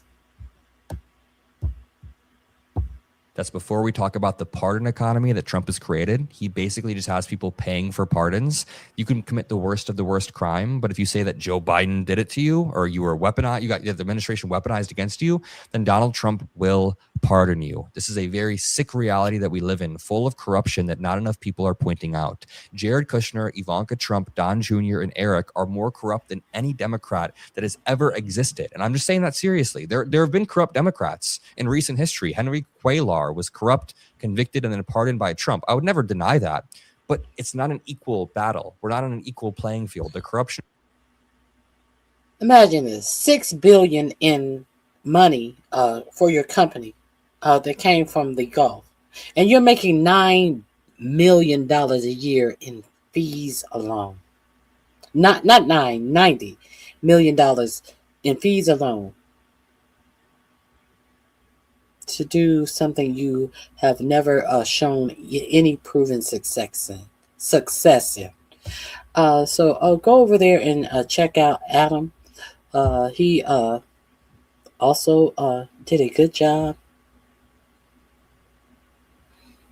Let me see what Israel is spying. Turning now to this discussion of Israeli spying in the U.S. I'm going to give credit to NBC News. They broke this story first. Let's put C1 up here on the screen. The Pentagon has raised the threat of Israel. Okay, I'll go over there to breaking points. The Pentagon has raised the threat of Israel spying on us. I don't think that the threat is to us individually. I think the threat is to Trump. And that causes a threat to us as American people because of what the Israelis are finding out about Trump. Put the United States citizen in a precarious situation because he will do what he is told because he has been compromised, in my opinion. Now,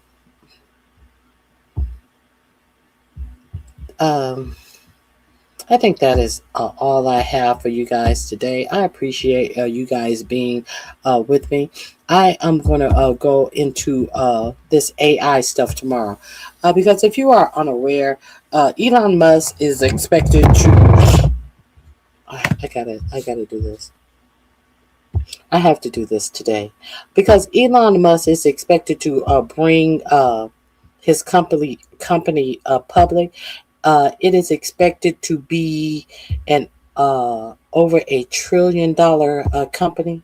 But I need you to understand how the fix is in on all of this AI bullshit that now Mark Andreessen is expected to bring his company public in an IPO and a Chat GPT.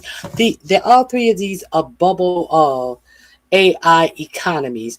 All of a sudden, they are expected to bring their companies public.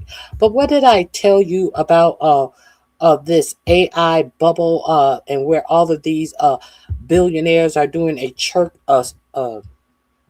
circle jerk, jerking each other off, talking about the investments? Well, I'm going to invest X amount of dollars, and they are circle jerking and saying they are going to invest in each other's companies.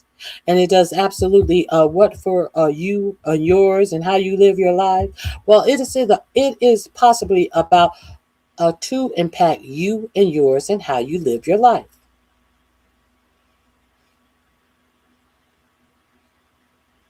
Hold on.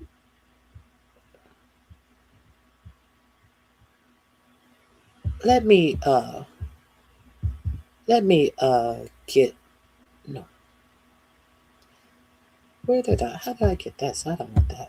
Hold on 1 second. Because I want to talk to you about what I told you Blackstone is preparing to do to your pension funds and your 401k funds. If you don't have one and you don't think this matters to you, okay, it doesn't matter to you. If you are in an economy where you have already submitted to not having anything when you retire, if you have supported this right-wing government that is okay with changing rules, now there was a rule that if you had a stock that was new to the stock market, you would have to wait 1 year until the public, the less experienced people would be able to invest in your stock. It was kind of like a cooling off period. But mysteriously, that has changed. That has changed right before Elon Musk has, and these tech bros are about to bring all of these AI stock public. It went from 1 year to 3 months, and now it's something like 13 to 14 days. Now, you, the unexperienced marketer, can gamble away your pension and your 401k. You yourself? No, not you yourself. BlackRock can do that. BlackRock, who holds almost all pensions and 401k interests. Not you yourself. No, BlackRock can do that for you. So we talked about that last week. Now let me give you a little more information. Where is it? Here we go. Because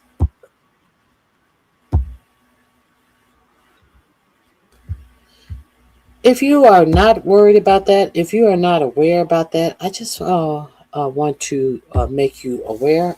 We talked about it in brief, and here we go. And we'll get into this deeply tomorrow. I have some more information I want to share with you about this. Here, what is the title of this? The title of this video is Your 401k is the Exit Strategy. SpaceX, Anthropic, and OpenAI. When was this created? 2 days ago. 2 days ago. If you guys come over here, you remember me letting you hear Larry Fink tell you that he people are going to have to be controlled, and people are going to have to do what they are told. Larry Fink over BlackRock. And that's because in the next few weeks, your retirement account and your 401k is going to be buying shares in some of the biggest IPOs in human history. So we're living in a time that might be remembered as one of the biggest bubbles in history. And that's because in the next few weeks, your retirement account and your 401k is going to be buying shares in some of the biggest IPOs in human history, even though you might not want to. Okay, how's that going to happen? It's going to happen because the rules of the financial system were just rewritten to make sure that your money is going to be buying it automatically. Now, this is actually more than just a theory. Larry Fink from BlackRock, which is the biggest asset management company in the world, said that your retirement funds and pension funds will be used to build out this AI infrastructure. And so much of this money, not just the project, is going to be coming from the private sector, from savings accounts, from pension accounts, from insurance companies, on and on and on. So let me explain how this is going to happen. You notice how he says from savings accounts and pension accounts and on and on and on. He tries to act like he's bored with it, like he's trying to act like this is nothing new, and on and on and on. And on and on and on. He's presenting it that way to try to present like, oh well, we know all how it works, and on and on and on. A savings account and pensions account. This is the thing that is new. All and on and on and on. These are ways that they had always done it. But what he's doing is actually introducing you to the new thing that they will be using to invest into all of these bullshit ass AI projects to save their own ass, as they have been circle jerking and lying to each other about how many billions of dollars they are investing in each other's companies.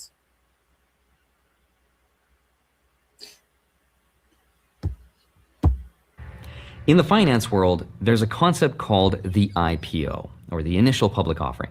That's when a private company goes public, right? It's when investors all around the world are finally able to buy shares and invest in a company. And one of those companies that's going public soon is SpaceX. And the value of that company is going to be $1.75 trillion. Now, to put that number in perspective, it would make SpaceX on day one more valuable than every American defense contractor combined. It would also be the biggest IPO in human history, even bigger than Saudi Aramco, which held that record since 2019. The difference, though, is that Saudi Aramco was the most profitable company on the planet when it listed, but SpaceX lost $5 billion last year. Now, the craziest part about all of this, though, is that the financial rules that are supposed to protect us from buying these overpriced investments at the wrong time. So, a successful firm, you can see why they were so much. But SpaceX lost $5 billion last year. So why are they projected to sell for more than a successful company? Because they're using your money. They have nothing to lose. These are billionaires. They're using your money.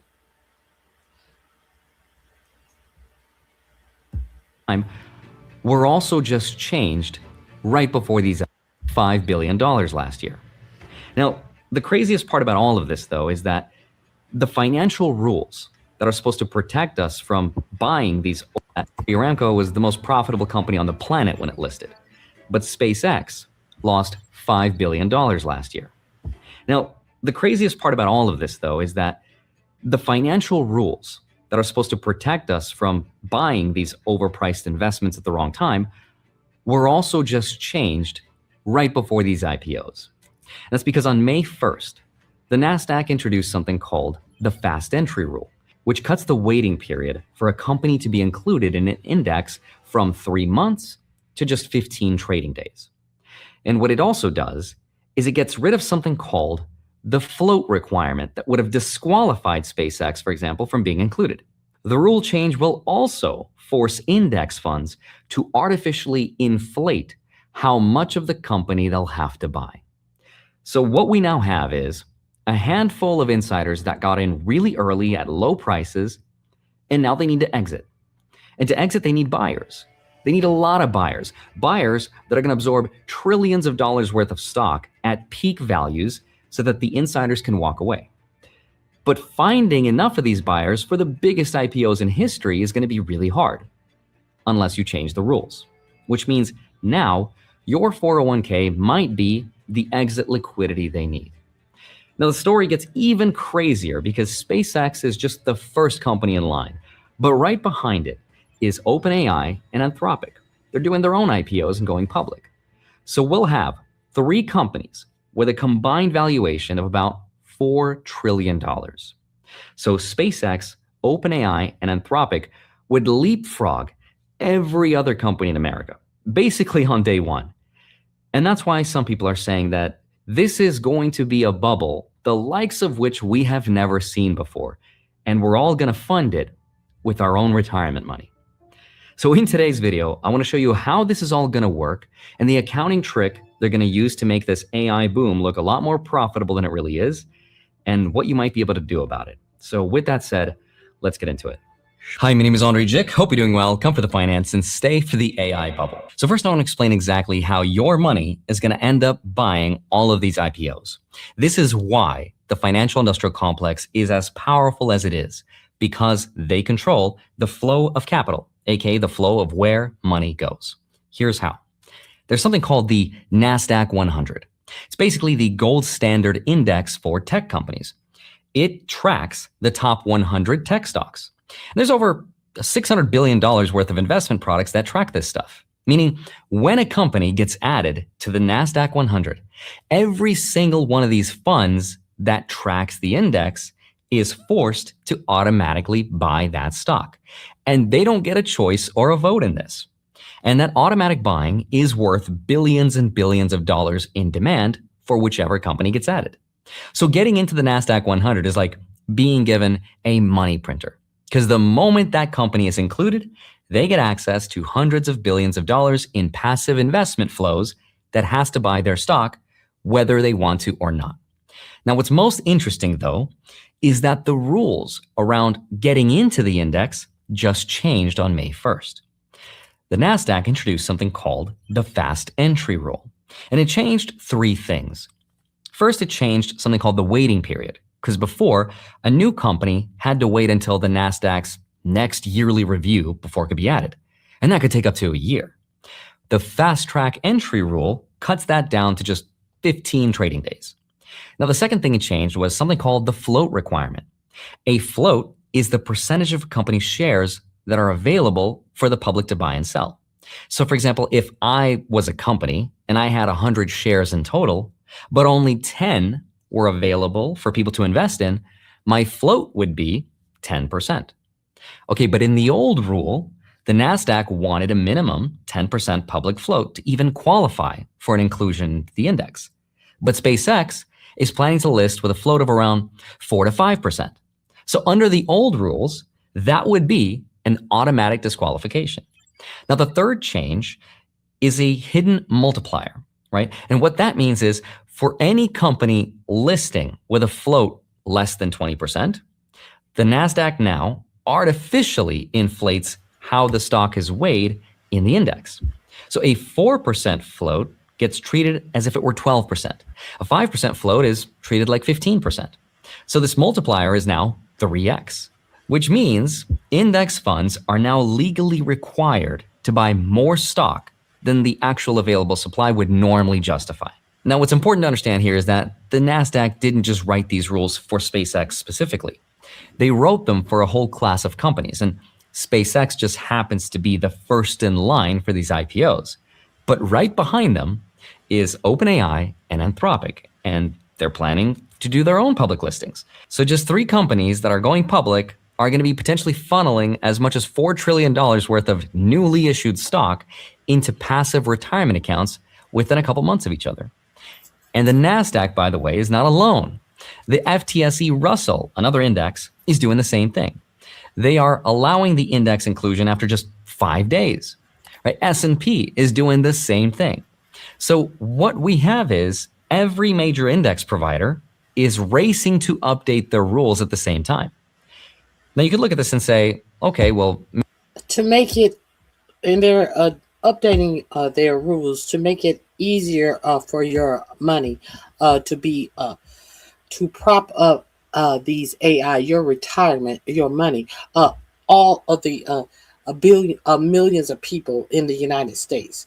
They're making it easier for your money to prop up AI, and at the billionaires who propped it up before, they will be able to get their money out. But what was another notorious thing? Fink was fond of doing, limiting the amount of money that you could take out of BlackRock, your investment, your 401k, if they were going through a financial bloop, as it were. Remember BlackRock twice, I think it was this year, they limited the money that you could take out of your holdings. Okay, so I wanted to share that with you. The link is in my description box. Please avail yourself to it. This link is in the description box under 401k theft. Because in my opinion, I think that this is exactly what they are trying to do. Now, you heard him say that the rule was 3 months. There is other, where is the other reporting? That 3 months that a stock had to be online. Now, there is also, I think it's David Sachs. No, it's not David Sachs. Who is it?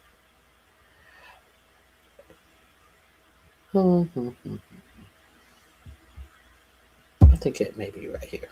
Resources on Earth when you can chase down an asteroid in the hope that you'll find useful minerals on it. Here we go. Ever committed to paper.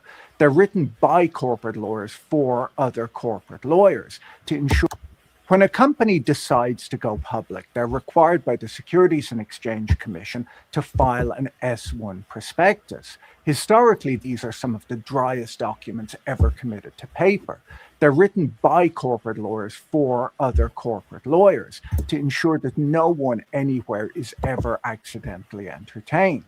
But 2 days ago, SpaceX filed its paperwork to go public. And reading through it, it became immediately clear that this was not going to be your typical legal disclosure. For a start, it opened with 14 pages of photographs of rockets and satellites, which reminded me of Adam Newman's ill-fated WeWork prospectus, which famously opened with the line, "We dedicate this to the energy of we, greater than any one of us, but inside each of us." That document was later described as one of the worst IPO filings in Wall Street history. The SpaceX prospectus is similarly unconventional, though I will say the rockets are more photogenic than the WeWork community photographs were. The document is also filled with phrases that I'm fairly confident have never appeared in an SEC filing before. Under the business strategy section, right alongside standard disclosures about lease agreements and accounting standards, management explains that their primary objective is to extend the light of consciousness to the stars, a phrase that appears 10. Extend the light of consciousness to the stars. Imagine that. Who was high when they wrote this several times in this IPO filing? I don't know. Separate times in the filing, which suggests that it wasn't a typo. Investors are also warned that we do not want humans to have the same fate as dinosaurs, which is a fair point, I suppose. It's the kind of sentence that gets you excited about what the risk disclosure section will look. We do not want the humans to go extinct. We want you to go on forever. And therefore, we're talking about traveling to Mars and I guess the moon and Mars. It's a lot of travel, space travel involved in this IP. Are you interested yet? Are you interested in where your money will be automatically be going to invest this transhumanism bullshit that these tech billionaires believe in? Let's continue. Look like. The document then goes on to outline a string of future business lines that read like science fiction. They include long-haul point-to-point terrestrial travel, which I think means travel. Long-haul point-to-point terrestrial travel. They're going to have the Greyhound bus to Mars. This is what they tell you that they're interested in doing. And do you want to invest in that? Or do you want to invest in something that is more tangible to you and how you live your life and how you keep your jobs? But unbeknownst to you, your retirement funds and your 401k funds are about to go into propping up this bullshit. This is why I said, no, I got to talk about this today. I have to talk about this today. This is what these billionaires are trying to do as they want to talk to you about the stock market so much, many of which whom of you are not even in the stock market.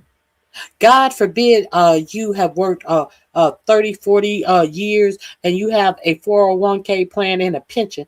They want to drain it. For all of this good stuff that they said they have going on in the stock market, they want to take all their money out and they want you to finance any failures. And it's all a failure because they have been doing a circle jerk and bullshitting the public around about this AI shit. Traveling around the Earth in rockets rather than in airplanes, in-orbit manufacturing, yes, in orbit, passenger and cargo transportation to the moon and Mars, manufacturing and energy production on the moon and Mars, and asteroid mining. Because why mine for so now we're going to be mining asteroids. Do you want your 401k plan to be blown on this? And who was high when they wrote this IPO fucking paperwork? Who was high? Resources on Earth when you can chase down an asteroid in the hope that you'll find useful minerals on it. The acronym AI appears over 200 times in the document. The word consciousness appears 10 times. The word profit appears somewhat less frequently than either of those. What we're looking at, so expect no profit on your return, is quite possibly the most extraordinary document in the history of American securities regulation. And today we're going to go through it because every single thing I'm about to tell you, no matter how absurd it sounds, comes directly from the filing. If you've been following SpaceX for the last 2 decades, you probably think of it as a rocket company.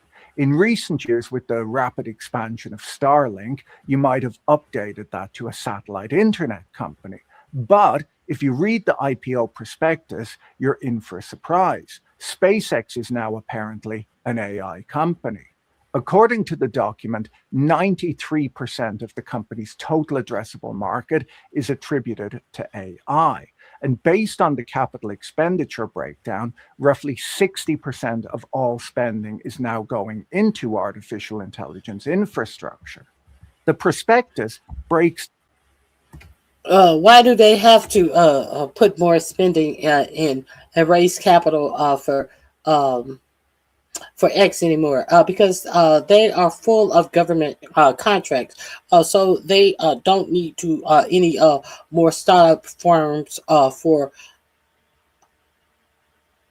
these rockets because they're getting government welfare for that. So what they're not getting government welfare in the AI division, they're going to steal from your pensions and your retirement funds. Down the business into 3 segments: space, connectivity, and AI. In the first quarter of 2026, the space division, the part that actually builds and launches rockets, lost $662 million. The connectivity division, which is Starlink, turned a $1.1 billion profit. The AI division lost $2.5 billion in just the last 3 months.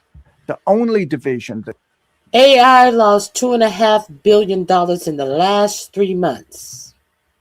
And who's going to make that up for them? You think it's going to be Elon Musk, the richest man in the world, is going to pay for his own business? You know, you think that a billionaire is expected to pay for his own company, and if you can't afford to do business, you need to go out of business? Do you think that applies to Elon Musk and AI in this AI race to be the best in AI? What do you think Elon Musk is going to do? Put his own coin in his own business? Or is he going to try to figure out a way to take your money that is for your retirement and do it for free?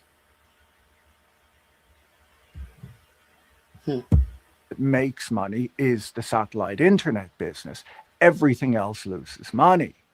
When Musk says that this is an AI company, what he means is that the one business that actually works is subsidizing a money-losing AI venture, while he tries to convince public market investors that the money-losing AI venture is the entire reason the company's worth $1.75 trillion. If we look past the talk of extending consciousness to the stars and focus purely on the income statement, the financial reality of SpaceX is bracing. Before we dig into that, let me tell you about this week's video sponsor, Saily. If you travel at all, you'll know We're the gonna thrill of go landing somewhere new beyond that. and watching your phone bill explode with roaming point. Unlike Kellogg's, SpaceX is not profitable. Space exploration is in the index by market cap. But if you rank $1.75 trillion, SpaceX is asking investors to value it. Download Saily app and use the code BOIL, a lot of money. But at a proposed valuation of $1.75 trillion, SpaceX is asking investors to value it at almost 100 times its revenue. If SpaceX were dropped into the S&P 500 today, it would be the 7th largest company in the index by market cap. But if you ranked it by actual revenue, it wouldn't even meet 200. It would be down near Kellogg's, the maker of Fruit Loops breakfast cereal. You get the point. Unlike Kellogg's, SpaceX is not profitable. Space exploration is just a tougher business than breakfast. Last year, SpaceX posted a net loss of $4.94 billion. What makes this number remarkable is that Starlink actually generated $4.4 billion in operating profit. That means the rest of the business ate up more than $9 billion in a single year. Since its founding, SpaceX has accumulated over $37 billion in losses, more than any other company that has ever gone public in history. And there are no signs of the cash burn slowing down. Capital expenditure reached $20.7 billion last year, quintupling from 2023, driven by Starlink expansion, Starship development, and AI infrastructure spending. To fund all of this, the company is carrying $29 billion in debt, including a $20 billion bridge loan taken out in March 2026, 8 weeks ago. But you wonder why Elon Musk went to his shareholders and said that he wanted a $1 trillion package for himself, for his own personal wealth. Do you wonder why Elon Musk, Grok, and SpaceX was recently combined? Do you wonder why Tesla and SpaceX were combined to field off the debt of these companies, to try to make it look as if Elon Musk is some master genius? And all Elon Musk is doing is borrowing from Peter to pay Paul. And now that Peter, Paul, and Mary are SpaceX, Tesla, and AI, Grok are combined, he's about to borrow from Peter, Paul, and Mary to rob you. Because there's only so much borrowing from himself that he can do. So this is where you come into play. And your pension and your 401ks. Go. So when investors hand over $75 billion in this IPO, a meaningful portion of it may not be going to orbital data centers or a Mars colony. It goes straight back to the banks who lent SpaceX money. So your investment into AI, your unwilling investment into Elon Musk AI, since they have changed the requirement for the cooling off period to be able to then use your holdings in your 401k and your pension plan. They have changed this so you can immediately go in after 15 days and invest in this company where all of the money is going to go back to pay loans that he had to get to keep these companies running. Who's going to win? He gets to pay back his money on your pension plans. If he owes 80-something billion dollars in loan, is this a successful company? You already saw that X was not successful by all the money that it lost. You already saw all of the losses that this company had, and it kept combining itself to try to appear like this was a successful company that was making money. This is why I just had to do this story today, because this is insane that this is going on. This is why they're talking about all of this dumb shit, all of this bullshit. Do you hear your for-profit media talking about the intimate details of what it means that X is about to become an IPO? They're talking to you like you gonna win something from this. They're talking to you like they want you to put a few shekels together, and hey, you may want to put together $135 and buy you 1 or 2 shares of this IPO. This is what's being presented to you as an American citizen. But where are all the finance shows? We got Maria Bartiromo on there talking to Trump every other day and hearing his lies. She cannot give you any financial information because she is so busy carrying the water for Donald Trump. Where are all the financial programs? The ones that are not licking up to these millionaires and billionaires. Oh. They are on small media. So if you get a chance, go over and check out this show. The link is in my description box. This is Patrick Boyle. Let me make sure I give him a thumbs up. He has 68,000 people watch this. Millions of people need this information. Millions of people need this information, but no one's getting it. That's why I wanted to share it with you. 8 weeks ago. Now, to be fair, the company to orbital data centers or a Mars colony, it goes straight back to the banks who lent SpaceX money 8 weeks ago. Now, to be fair, the company is growing. Revenue is up somewhere between 33 and 43% annually, which is genuinely impressive. But that growth is coming entirely from Starlink, not the AI business. And even that growth comes with a caveat. Starlink's average revenue per user has fallen by around 18% since 2023, as the company is discounting aggressively to juice its subscriber numbers before the IPO. Back in April 2018, Gwynne Shotwell, the president of SpaceX, stood on a TED stage and made the promise within a decade, she told the audience, people would be taking 30-minute rocket trips from New York to Shanghai. These rockets would compete with long-haul airlines, making up to 10 flights per day.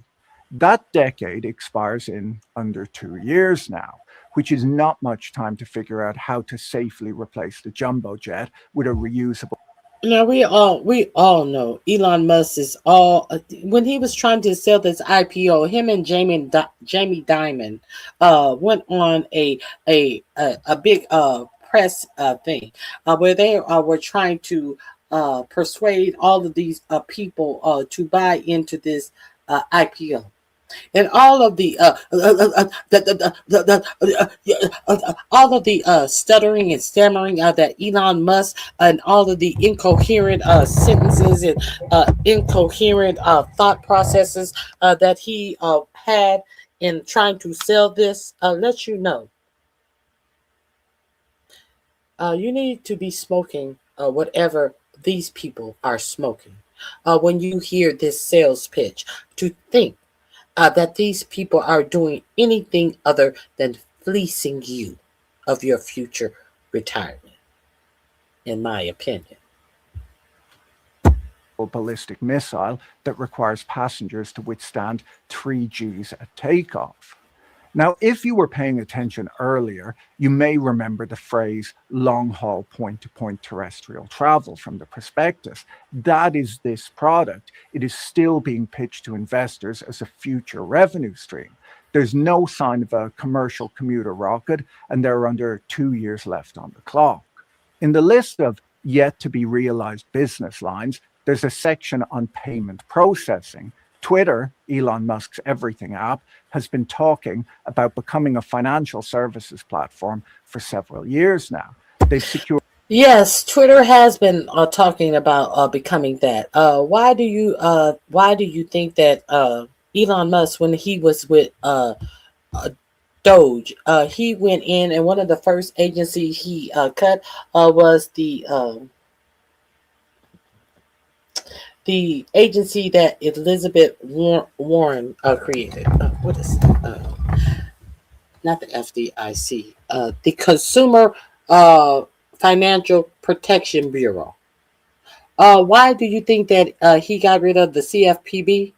Because the CFPB is would have been the bureau that monitored all of those financial transactions that Elon Musk wanted to go into business to create some type of financial scheme.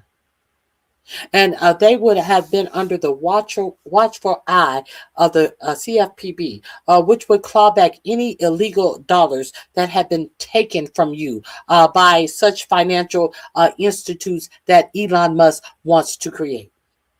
So if you are unaware why the CFPB that use a little money to operate and claw back billions of dollars for consumers, why they try to poo-poo the CFPB? Did anybody really tell you what the CFPB does? If me and Nappy Chow, we just happen to bank at the same bank. And I sued the bank because I see an area where they have been overcharging me. Let's say for fraud protection. And I complain about it. The CFPB looks into it, and they say, "Oh, you know what? You have in fact have been overcharged for fraud protection. As a matter of fact, there has not even been any fraud protection done on your account, even though your bank sold you fraud protection. So they are going to reimburse me all of the money that I was charged for what I thought I was paying for in fraud protection from my bank. But you know who else is going to get repaid, even though they didn't bring the claim? Anybody else at that bank who has been overcharged for fraud protection that they did not receive. All of these people, they're not going to have to add on to the suit. They're not going to have to do anything. This is what the the CBFB was doing, saving the consumer and protecting the consumer from being robbed of their money by corporations and financial institutions. So if you didn't know that, we talked about that during Doge. We definitely talked about that during Doge. And it was clear back then that Elon Musk wanted to have some type of financial tier associated with Twitter, where he could process payments and things like that. And when you process payments, you can make mistakes. Everybody makes mistakes. Nobody's perfect.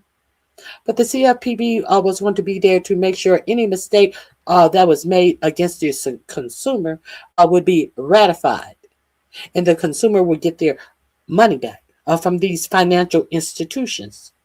Okay.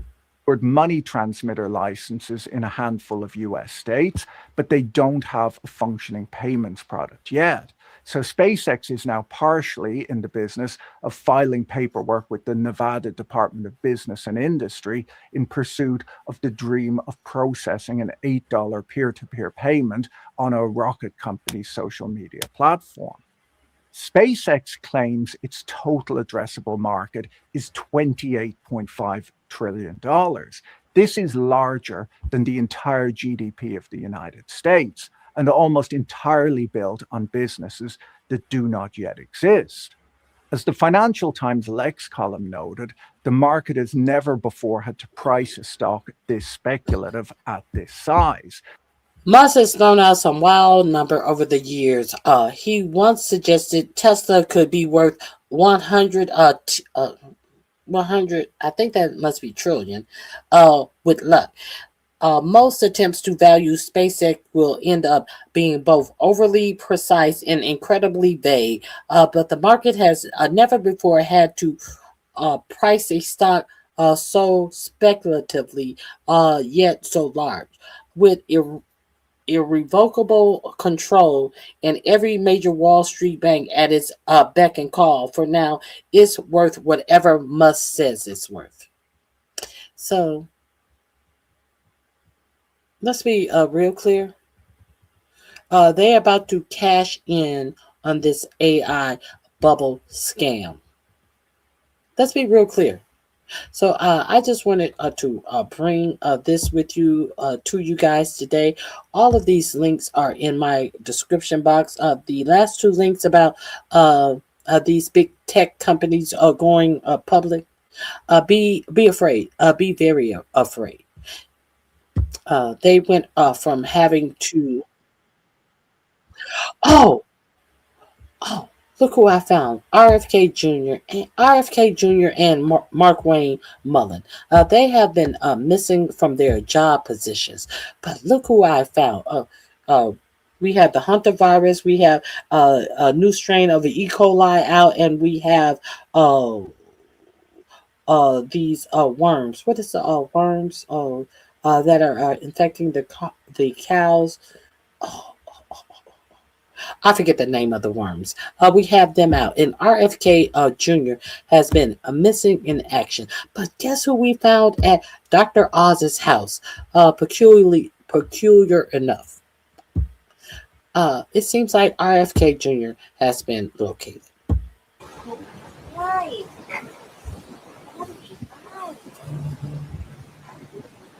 So, what are they?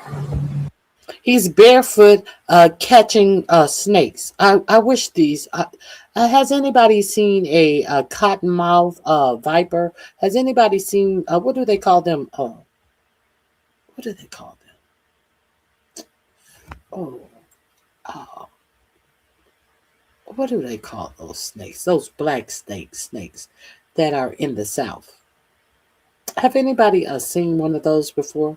I remember when we used to go down to the pond.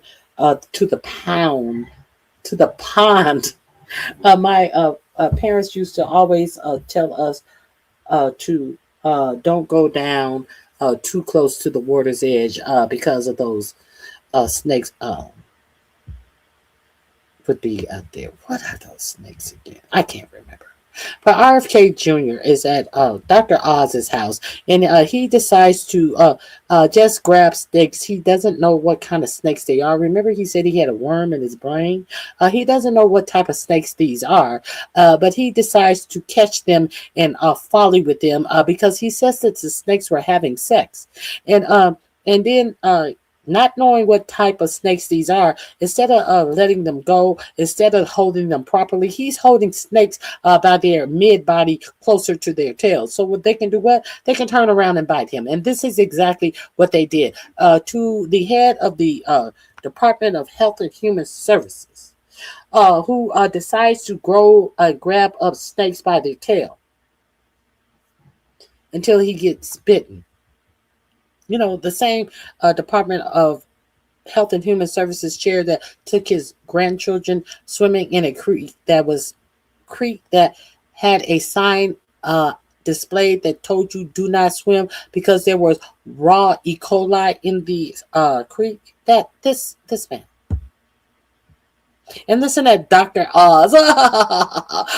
I'm pretty sure when Dr. Oz go to bed at night, when he's done playing dumb and kissing ass, I wonder if Dr. Oz can even look himself in a mirror.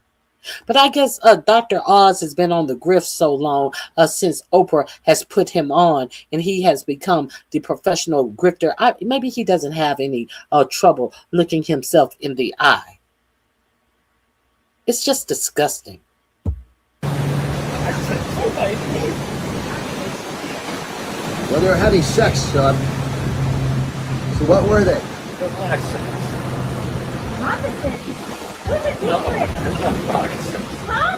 They're not moccasins.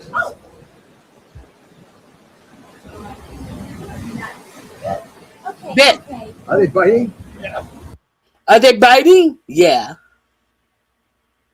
Bit. Honey, let it go. Oh my God. Jesus, the mouths are huge. Yeah. Their mouths are huge.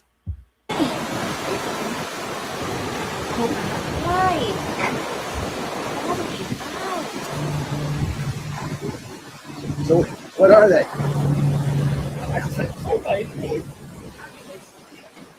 Well, they were having sex, son.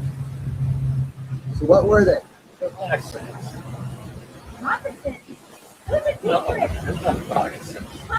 Yeah, moccasins, water moccasins. Stay away from that. Stay away from that pond. It'd be water moccasins out there. I think they just didn't want us to drown. I do not think that there were water moccasins in our pond. We never ran across snakes in. My grandparents had hundreds of acres of land. We never ran across any snakes, but I think they didn't want us to go too close to the pond and happen to end up falling in and drowning or something like that. Water moccasins. That's what I was trying to think of.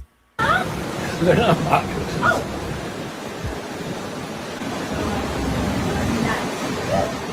Okay. Are they biting? Yeah. Honey, let it go. Okay, honey, let him go. Okay, let me make sure there's no breaking news. Okay, we saw Trump's mic rips off his mic and storms out at the interview.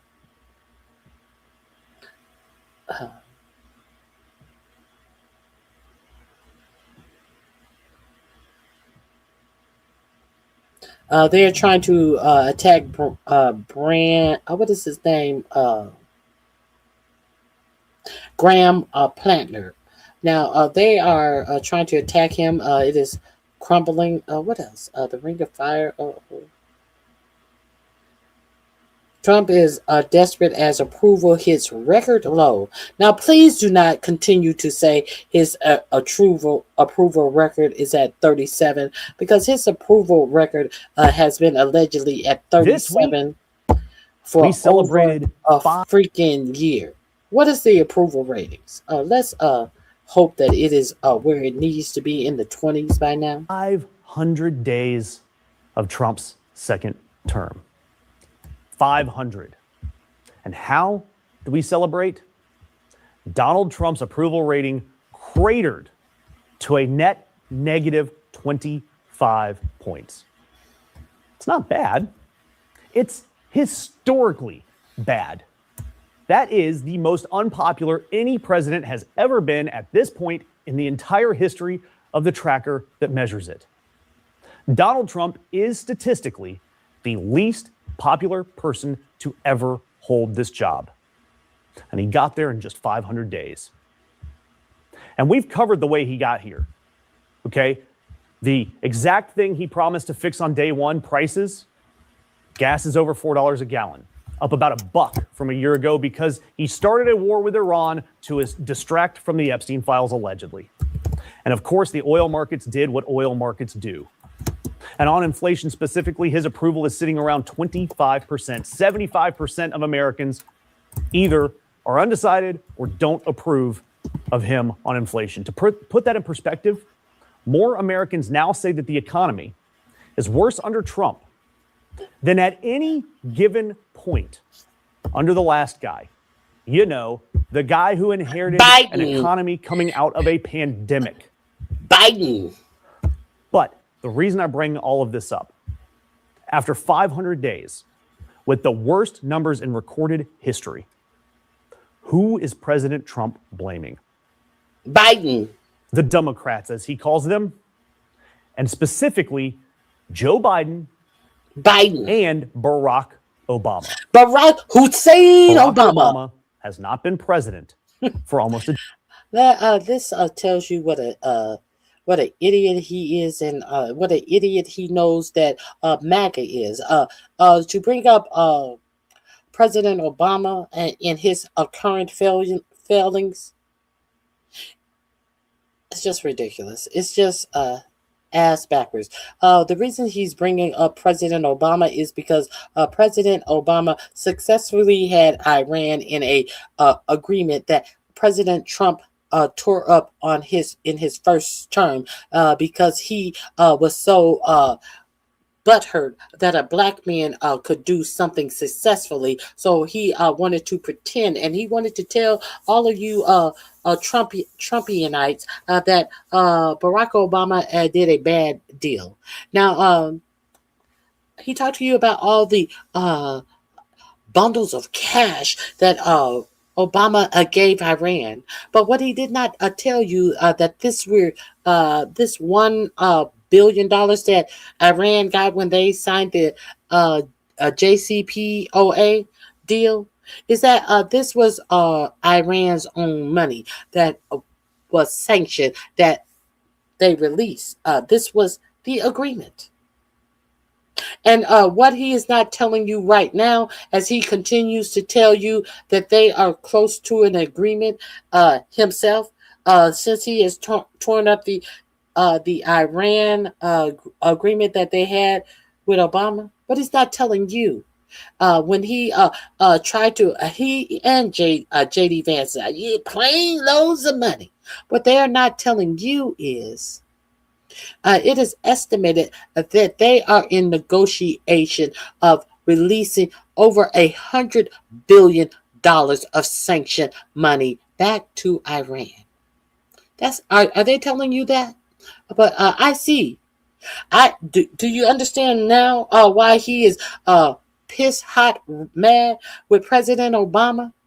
Because whatever deal he pins with Iran is going to be far worse than this black man who he hates because of the color of his skin, and tries to pretend like, now this is a man sitting up with a cabinet full of DEI ignorant, unqualified appointees who have zero merit. But he's mad at Obama now. He wants all of you Trump dummies to believe that black people have no intelligence, no merit to do their jobs. As he shows you, he and his administration are the ones who actually have zero merit. Let that sink in. Decade. Donald Trump controls the White House. His party controls the Senate. His puppet Mike Johnson controls the House. He personally appointed 1/3 of the Supreme Court. Republicans, specifically MAGA Republicans, run the entire federal government top to bottom, every branch, every lever. No one else has their hand on the wheel except Donald Trump 500 days in. So why do you think this man who controls everything refuses to take credit for any of it? Why do you think that the most powerful person on earth insists that he's the victim of people who have zero power? Because he cannot admit that all of this is on him. He can't admit that the prices are his fault. He can't admit that the war he... Yes, he swam in a creek with a sign that said it had a raw E. coli in the creek. That's called sewage. And they definitely list the disease E. coli because they had raw sewage running into the creek. What is it about raw E. coli you don't understand? Do you not understand that E. coli comes from feces? Yes. Raw E. coli, raw sewage. He started is his fault. He can't admit that the numbers are his. He would rather gaslight the 300 plus million people in this country than say the truth about himself. And man, I'm telling you, the president who used to have all the energy, remember they tell you he's the hardest working man in Washington, he's gotten lazy. So lazy that he won't even sell it. It's the same line every time. Biden did it. But now it's just delivered with all of the energy of a man that falls asleep in his meetings. And remember, this is the important part, action item for you guys. There are Republicans that are staring down the midterms, looking at these numbers. And some of the GOPers, they are saying in their own internal numbers, there is a 9 in 10 shot that if it was a free and fair election, Democrats would take the House back. And there is a decent chance we take the Senate. So do me a favor. Let's make that prediction come true. This man has had 500 days. Total control. Yeah, but this man has said he has put Bill Pulte in the position to temporarily watch over the elections. You know, the unqualified Bill Pulte. Do I need to get to that real quick? This is the reason why he put why Bill is Trump Pulte orange? Although I'm over. Where is it? Let's be real clear why Bill Pulte was assigned. Where is it?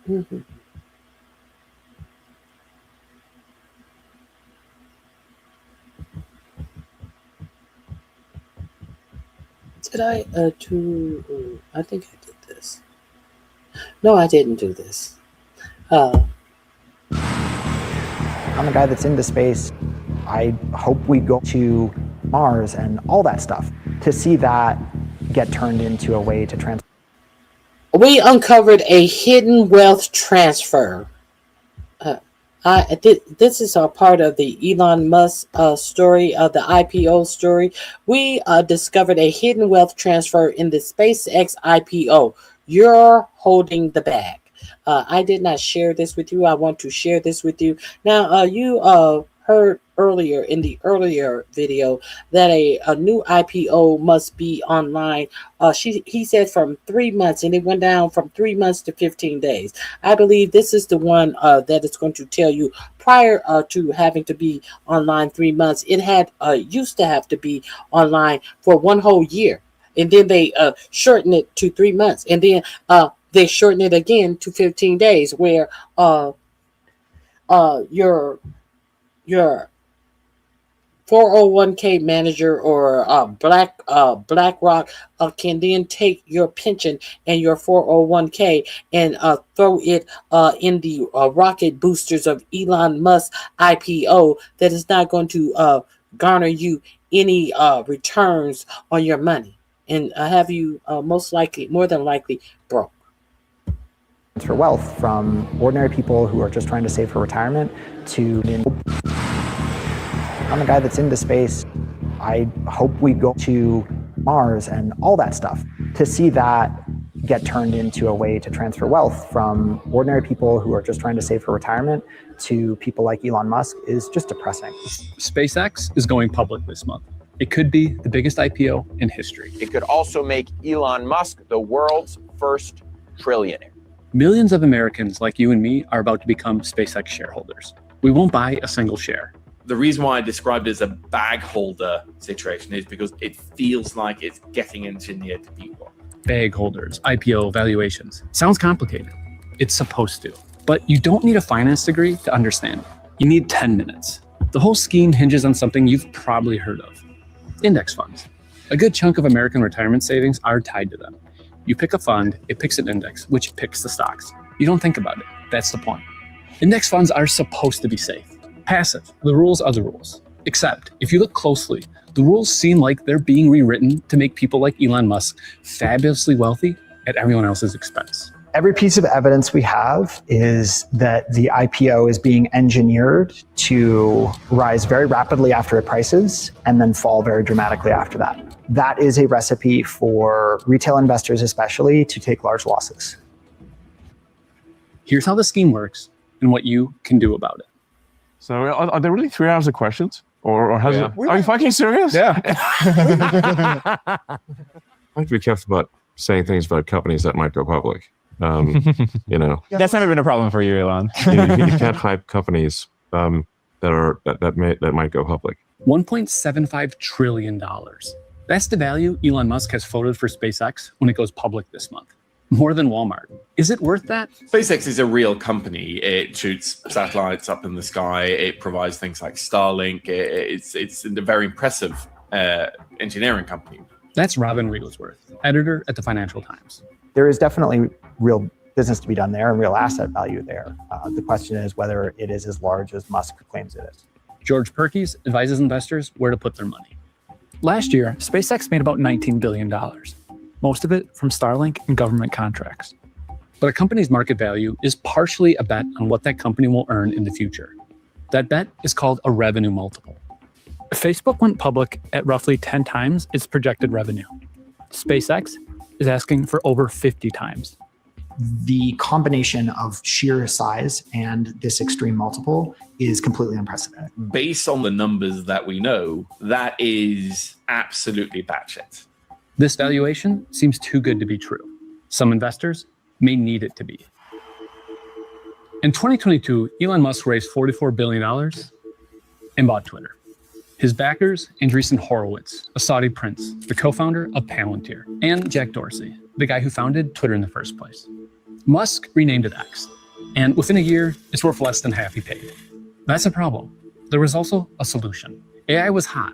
Musk owned an AI company, so he merged X into XAI. No cash changed hands. X investors received XAI stock. But that solution raised another problem. XAI is essentially a money furnace. The solution? Musk has a rocket ship company. He uses it to buy XAI. Again, no cash exchanged. 3 companies, 2 mergers, $0 actually paid. Everyone who helped take Twitter private now holds SpaceX shares. Now, SpaceX isn't just a rocket company that sells internet. According to Musk, it's the future. Data centers in space. If some of my predictions come true, SpaceX will launch more AI than the cumulative amount on Earth of everything else combined. I see no evidence that it's viable. When has any of his predictions have come true, though?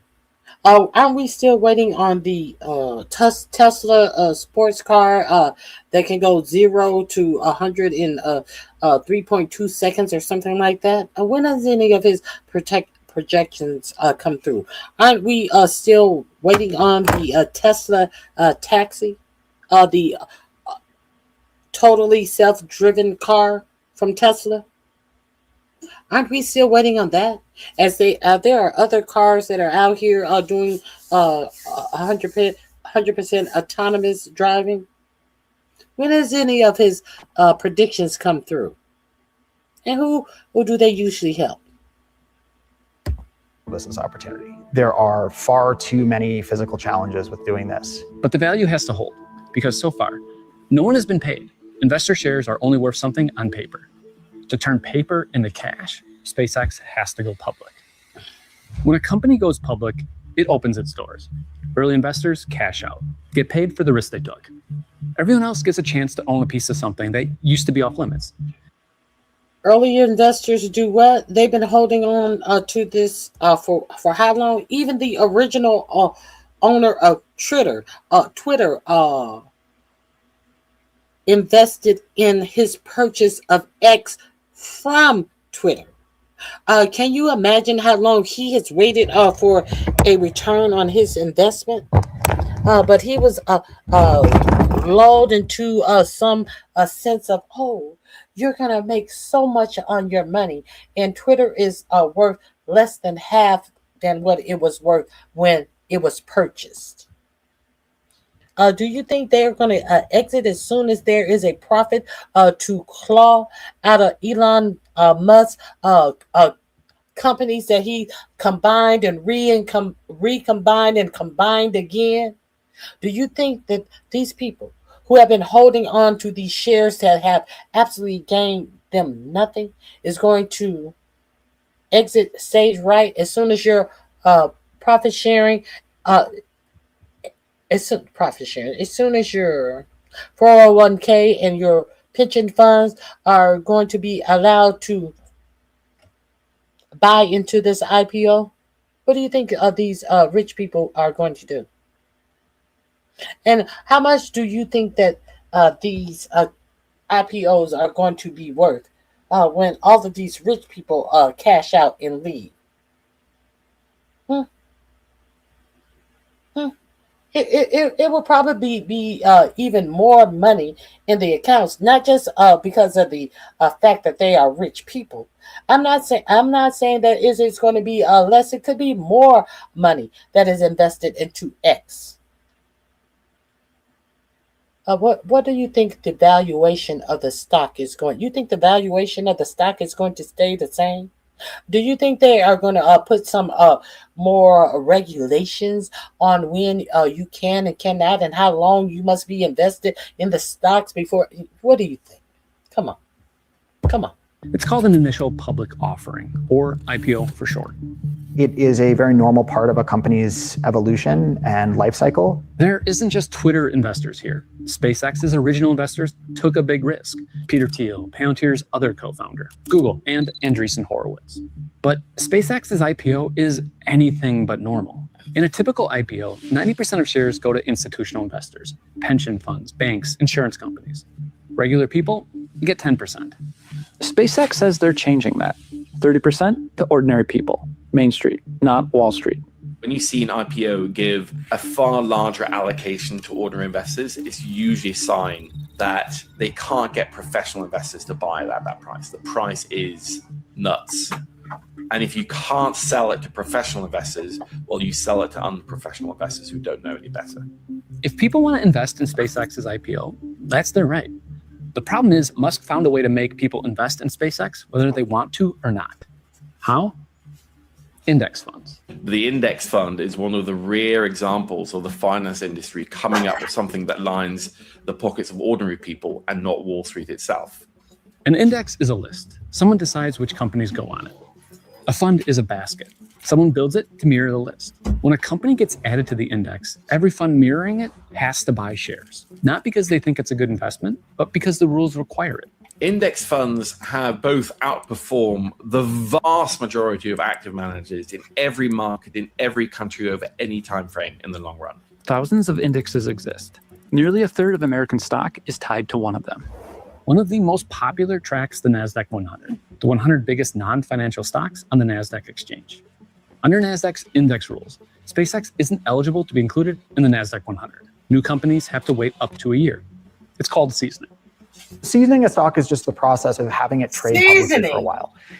Public markets tend to be unsure of how to handle certain kinds of investments, novel sorts of companies really quickly. Like a rocket company that makes most of its money providing satellite internet and wants to build AI infrastructure in space. If Musk could change that rule, They usually have to wait how long? Not 3 months, up to in a year. They got it down to 3 months, and lo and behold, the closer they get to the opening day of this IPO, it has gotten down to 15 days. Ain't no seasoning on that meat. There is no more seasoning to be had in this IPO offering. he could trigger mandatory buying of SpaceX stock by every fund that tracks the index.